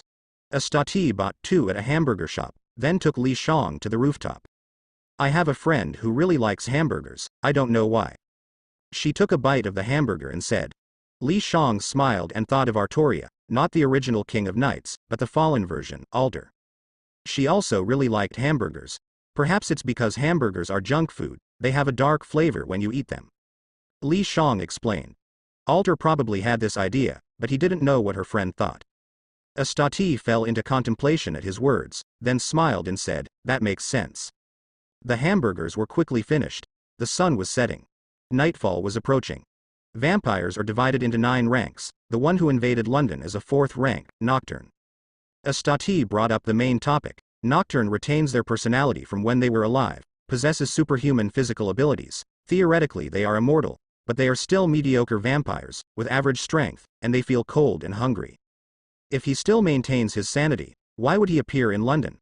Doesn't he know that London is the headquarters of the Magic Association? Li Zhang's thoughts turned quickly, immediately pointing out the blind spot. The ranks of vampires are strict. Higher-ranked vampires have absolute control. The Holy Chorus team speculates that he may have received orders from a superior. The specifics can only be known by capturing him. Astati said, taking out a diamond. Under the activation of magic, the diamond spun in her palm, invisible ripples spreading out. "Follow me." Astati jumped straight down. The falling wind blew through her long hair. "He's quite handsome, but I'm not Rin." Li Shang thought of a classic scene from an anime. Tasaka Rin jumped off a building and was caught by Archer in time. He activated his magic circuits, transparent waves floating beneath his feet, then he jumped down. As he approached the ground, he turned around and landed steadily. Astati threw an emerald into the sky. A barrier enveloped them. Li Shang immediately noticed that the pedestrians on the road seemed as if they were hit by a smoke bomb, completely ignoring them. He immediately increased his speed. Astati entered an alleyway. A vampire appeared, no different from a human. Except for their paler skin, as if they had never seen sunlight. Astati bent her legs slightly, lowered her upper body, and suddenly turned into a shadow, disappearing from Li Zhang's sight. The next moment, the vampire's body jerked and was thrown into the air, crashing heavily onto the ground. But he did not die. Li Shang took out a handgun, aimed at his forehead, and fired a bullet. A whoosh. The bullet traveled through the alleyway. The vampire's mouth curled up, directly grabbing the bullet and throwing it back. Li Shang raised an eyebrow. Compared to the magician, the vampire clearly paid more attention to physical fitness. Astati threw out a red gem, intercepting the bullet, and immediately crushed a blue gem, causing a faint light to float on her body. She jumped up from the ground, her right hand clenched into a fist, and smashed towards the vampire. The tremendous force caused the vampire to be thrown up again, crashing into the wall of the alleyway, leaving a human-shaped dent. It was the first time Li Shang had seen a statue in battle. It was completely different from what he had imagined. It was not the fighting style of a magician at all. After the vampire got up, before he could react, a statue grabbed his wrist, lifted her knee, and fiercely collided with his abdomen. A sound resembling a bone breaking rang out. The vampire had an immortal body, ordinary attacks would not harm his life. But he was not invulnerable, and he would still be injured when he should be. Under Astati's continuous attacks, the vampire was completely unable to resist. In the end, he collapsed on the ground as if he had lost all his strength. Li Shang took a sharp breath. Violence. It would be better not to provoke this senior sister in the future. I have captured him. Astati took out her phone and made a call. After a moment, a young man in a suit arrived. He glanced at Li Shang, took out a sword, and aimed it at the vampire. A holy light enveloped him. The vampire let out a scream and eventually fell unconscious. Li Shang inexplicably felt sorry for him. I leave the interrogation to you. Astati waved her hand and said. The young man took the vampire away. Li Shang finally ended this unexpected encounter. The next day, he received a transfer of 10,000 pounds from Hanyo Rin, as a reward for this mission. Such wealth. Only Li Shang knew that he hadn't done anything, just ran some errands and got 10,000 pounds. He was willing to do it every day. But such good fortune is hard to come by. After returning to normal life, Li Zhang's lucky X came into play, and he actually found the location of that lake. He saw it in a book called Traveling in Wales. The lake is called Bala Lake, but there is no town. Li Shang guessed that perhaps the ever-changing town of Songtian no longer exists. Anyway, he planned to go and take a look. By Saturday, Li Shang flew to Snowdonia National Park in Wales. Snowdonia is an endless range of snow-capped mountains, with a wide area. Compared to Bala Lake, it is like a blue eye. Li Shang arrived at the lake with a crystal flower resembling sakura. But nothing happened. He stood there for a few seconds, clueless about what to do next. Li Shang thought that maybe the timing was wrong. According to the usual routine, he should have discovered a relic. By nightfall, the cool moonlight fell on the lake, as if shrouded in a layer of gauze. Li Shang suddenly noticed that the flower in the glass bottle in his hand was melting. The pink dots spread like conscious beings, eventually imprinting an extremely complex pattern on the lake's surface. A beautiful eye. Not a human eye, but a fairy's eye. Radiating a green light from the lake. Li Shang had never seen a fairy before, but for some reason, this understanding emerged in his heart. So, do I have to go into the water? He waited for a while, but the pattern floated on the lake's surface without any changes. Li Shang saved his progress first, then jumped straight into the water. Because it was night, the temperature in the lake was quite low. But fortunately, his physical condition was good, so this wasn't a problem. Li Shang swam to the center of the eye, and suddenly the entire lake became turbulent. He was slightly startled. Immediately, his body began to sink, and the water flooded over his head. In theory, it should have been extremely uncomfortable, but Li Shang didn't feel anything wrong, as if he had become a mermaid. After a moment, Li Zhang's feet touched the ground. In front of him appeared a bottomless tunnel. You have received the blessings of the lake fairies, and your body has undergone a transformation, acquiring a new talent. Lake's protection. A level. You will become a water fairy and will not be harmed by any water-related magic or ninjutsu. Li Shang fell silent for a moment. This talent sounds really familiar. It's the skill of Altria Pendragon. The lake's blessing is clearly a super advanced version of the water monkey. Although the water monkey gives him incredible water abilities, he still needs to breathe. In other words, he can't stay underwater for too long, or he'll suffocate. The lake's blessing is completely different. Li Shang stood at the bottom of the lake, feeling completely comfortable. It's as if he has turned into a fish, breathing through gills. Speaking of breathing through gills, he suddenly thought of Merlin. Obtaining the lake's blessing out of nowhere, this isn't scientific or magical. If it were that easy, Altria would probably complain. And Li Shang feels like his bootleg version seems to be more effective than the original. Altria's lake's blessing only allows her to walk on water. But his actually makes him immune to water-based damage. In this moment, Li Shang almost feels like he is the chosen one. He silently looks at the dark abyss in front of him. There is no light, as if it can devour everything. If a pair of eyes were to appear, it would be the gaze of the abyss. Li Shang lets out a breath. Several bubbles rise from the bottom of the lake. Since there is a save point, he grits his teeth and dives into this muddy black hole. Li Shang swims forward. The lake's blessing is a blessing from the lake fairy. And its effect is so powerful. There is only one place where fairies are this powerful. Avalon. The sacred land in the Arthurian legends, the fantasy land of fairies. Merlin is imprisoned in the high tower of Avalon. While Li Shang is lost in his thoughts, a faint blue light appears in the tunnel. He looks up and sees the lake water above him. Li Shang secretly wonders if his guess is true. Does Lake Bala connect to Avalon through this tunnel? He remembers that there should be 3 fairies, or rather, nymphs, in this lake. Li Shang swims to the surface of the lake. What he sees is a sky of azure blue, like a gem, radiating beauty. It makes one doubt if this beauty truly exists. He looks around with his eyes. It's a forest. But it's completely different from an ordinary forest. Floating lights resembling fireflies, deer, squirrels, white rabbits, and other creatures move about, like elves. Li Shang is stunned for a few seconds. It's exactly the same as he imagined Avalon to be. Where are the lake nymphs? Li Shang climbs ashore. He has never seen what fairies look like in his life. Just then, ripples appear on the lake's surface. Disheveled hair emerges from underwater. Li Shang takes a step back. This scene could be directly used in a horror movie. In his somewhat surprised expression, the hair continues to rise, revealing a pure-looking girl. Her lower body is buried in the water, but her upper body is exposed, with a figure that would make anyone feel inferior. My, oh my, the lad's pectoral muscles are quite exaggerated. F drive is not enough, it has to be the G drive. A beam of holy light struck the girl, making her look like an angel from head to toe. Li Zhang's eyebrows twitched. Who the hell put together this holy knight? Kick him for me. The girl smiled, and her fair hands pulled out 2 knight swords from the bottom of the lake.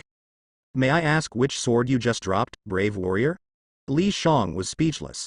This sentence is too classic. The only difference is that this river god is not wearing clothes. He was about to speak when his gaze suddenly froze. The sword in the girl's left hand was Artoria's holy sword, Excalibur. The sword in her right hand also seemed familiar. Li Shang thought for a moment and pointed to the curry stick in her left hand. Brave warrior, please help yourself. The knight sword in the girl's right hand disappeared, and she held the holy sword in both hands, smiling sweetly. Come here. Li Shang twitched the corner of his mouth. Fairy, taste my staff. He swam to her and slowly reached out his hand. In the girl's expectant gaze, Li Shang took out the 7 deadly sins, pried from his prop inventory and pierced her chest with a single sword. This is the legendary Nekoniko Ichito. Li Shang couldn't help but comment, I'm at least an illusionist, how could I be easily deceived? The girl turned into light and disappeared. The 2 knight swords also vanished without a trace. Li Shang returned to the shore. The environment remained unchanged. He frowned. He was still in an illusion. This guy shouldn't be underestimated. Li Shang held the Han sword and continued forward with a vigilant expression. Although it was a forest all around, there was a small path in the front and back. He used the point and deploy gameplay to select the path behind. Although he preferred to go through the front door. After about 10 minutes, Li Shang left the forest and arrived at a large grassland. The site was filled with lush green. Unlike any grassland he had seen before, this grassland seemed to have a green filter applied, resulting in overly saturated colors. In short, it was terrifyingly green. The person who cast the illusion must be a skilled illusionist. After Li Shang finished his comment, a knight in white armor appeared. Did I talk too much today? He observed this knight. But couldn't see anything. Except for the eyes that were exposed, everything else was covered tightly. Like a celebrity on a date in a past life. The knight didn't want to speak and threw a large sword at him. Li Shang quickly jumped away. The huge 2-handed sword was inserted in front of him, trembling continuously. Then the knight charged like an untamed horse, lifting the large sword and swinging it with both hands. Li Shang immediately used his sword to block. The unimaginable force rebounded along the Han sword and into his arms. His body trembled as if hit by a tank, sliding on the grass and leaving 2 grooves with his buttocks. Li Shang stared at the knight standing in place, feeling that his strength was as fake as a 21-year-old. But this seemingly genuine knight did not pursue him when he slid backward with his buttocks. He tightened his grip on the Han sword. Since he couldn't match the strength, he could only rely on skill. If skill didn't work either, he could only die comfortably lying down and then start over. He was a brave man. Li Shang uttered a syllable, and a magic halo appeared under his feet, turning his body into a shadow. The Han sword in his hand was like a spirit snake, stabbing at the knight's eyes. Magic could only assist him. His strongest skill was the killing technique he had developed in the ninja world. But the knight's response was simple. He slightly tilted his head. The Han sword pierced his armor, emitting sparks. As hard as a turtle. Li Shang twisted his body with force and appeared above the knight's head like a swallow. Magic surged from his index and middle fingers, aiming at the knight's eyes. The knight roared. Invisible force spread. Li Shang felt dizzy and his movements became extremely slow. He was startled. Magic circuits surged with magic power. Li Shang formed a seal with one hand, and his body suddenly disappeared. The knight's eyes showed a hint of surprise. Thanks to Shisui for sending the body flicker technique. Li Shang exhaled and once again confronted the knight. Not bad swordsmanship. After half an hour of fighting, the knight spoke for the first time. You're not bad either. Li Shang wiped off his sweat and replied. So, did you learn it? The knight spoke again. Li Shang raised an eyebrow.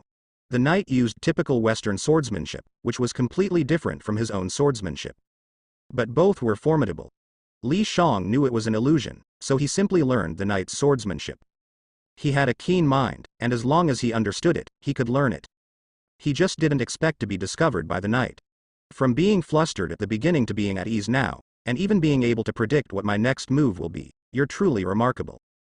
The knight took off his helmet and said, it's just that your strength is too weak, like a woman. Li Shang fell silent.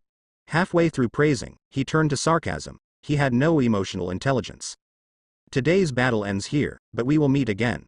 The knight showed a bright smile and said, I hope next time you have enough strength. Li Shang frowned. What does he mean? We will meet again. Although this is the great grassland, you're not the big bad wolf either. Li Shang felt puzzled. He couldn't understand why the knight came running as if to give him a set of swordsmanship. He couldn't figure it out, so he continued walking forward, and soon a tall tower appeared in his line of sight. Merlin. Li Shang looked up and found that there seemed to be no end in sight, like a tower that reached the heavens. Climbing to the top of the tower was almost impossible. He sat cross-legged and fell into contemplation. The tower was not worth thinking about. How should he break this illusion? Hey, young man. A frivolous voice sounded. Li Shang looked up and saw a head of white hair. Although the Chinese people are all fans of white hair, the premise is that it's on a lowly, not an out-of-place middle-aged man. Meeting as fate, I'll give you a pet. He shook a white pet that looked like a squirrel and a cat out of his wide sleeve. Foo. The pet leapt up and kicked the young man in the face. Foo foo? Li Shang instinctively exclaimed. The pet in front of him was exactly the mascot in FGO, Foo. Merlin's familiar. You've gone too far. Merlin rubbed his face and glared at Foo. The latter showed no fear and turned around, jumping into Li Zhang's arms. Merlin shook his head and said, always turning your arm out, am I not good to you? Li Shang and Foo had the same expression on their faces. Can you even say that? Merlin raised his staff and said, take Foo and save the world, young man. Li Zhang's vision blurred. He was back on the shore of Lake Bala. Only Foo in his arms proved that he had indeed met Merlin. Li Shang was stunned for a few seconds. The experience of this night was like a dream, and he was deeply moved. No, he was confused. Save the world. The world has really offended you guys. If it's not being destroyed, it's on the way to destruction. Li Shang left Lake Bala and took the train back to London. Pets couldn't go on the plane. He didn't dare to check it in either. Foo was very angry, and the consequences were severe. After all, it was the first of the 27 dead apostle ancestors, a primate killer. Li Shang always felt like he had brought back a time bomb. Although it looked cute. Master. Astartes suddenly stopped. It was as if time had pressed the pause button. What did you bring back? She then waved at Foo. Foo. Foo jumped out of Li Zhang's arms, ran to her, and rubbed her hand with its head. Behaving like a licking dog. Astartes' lips curled up and she asked, Junior brother, are you interested in joining the Chaldea team? Holy Song team? Li Shang knew that a Stati was a member of the Holy Song team. But she had never invited him to join before. Obviously, it was because he was not strong enough. Now, seeing Fu Fu, she changed her mind, and there was only one possibility. A Stati knew its true identity. One of the 27 ancestors of the dead apostles. Taking it to hunt down the dead apostles was like using an anti-aircraft gun to shoot mosquitoes. His senior sister was becoming more and more mysterious. As for joining the Holy Song team, it wasn't a big deal. With Fu Fu around, it would be difficult for him to get into trouble. But what were the benefits? After joining the Holy Song team, it will be much easier for you to gather materials for the gem sword. A Stati seemed to see through Li Zhang's thoughts and said, the dead apostles have long lives, and they often collect ancient treasures. I'll join.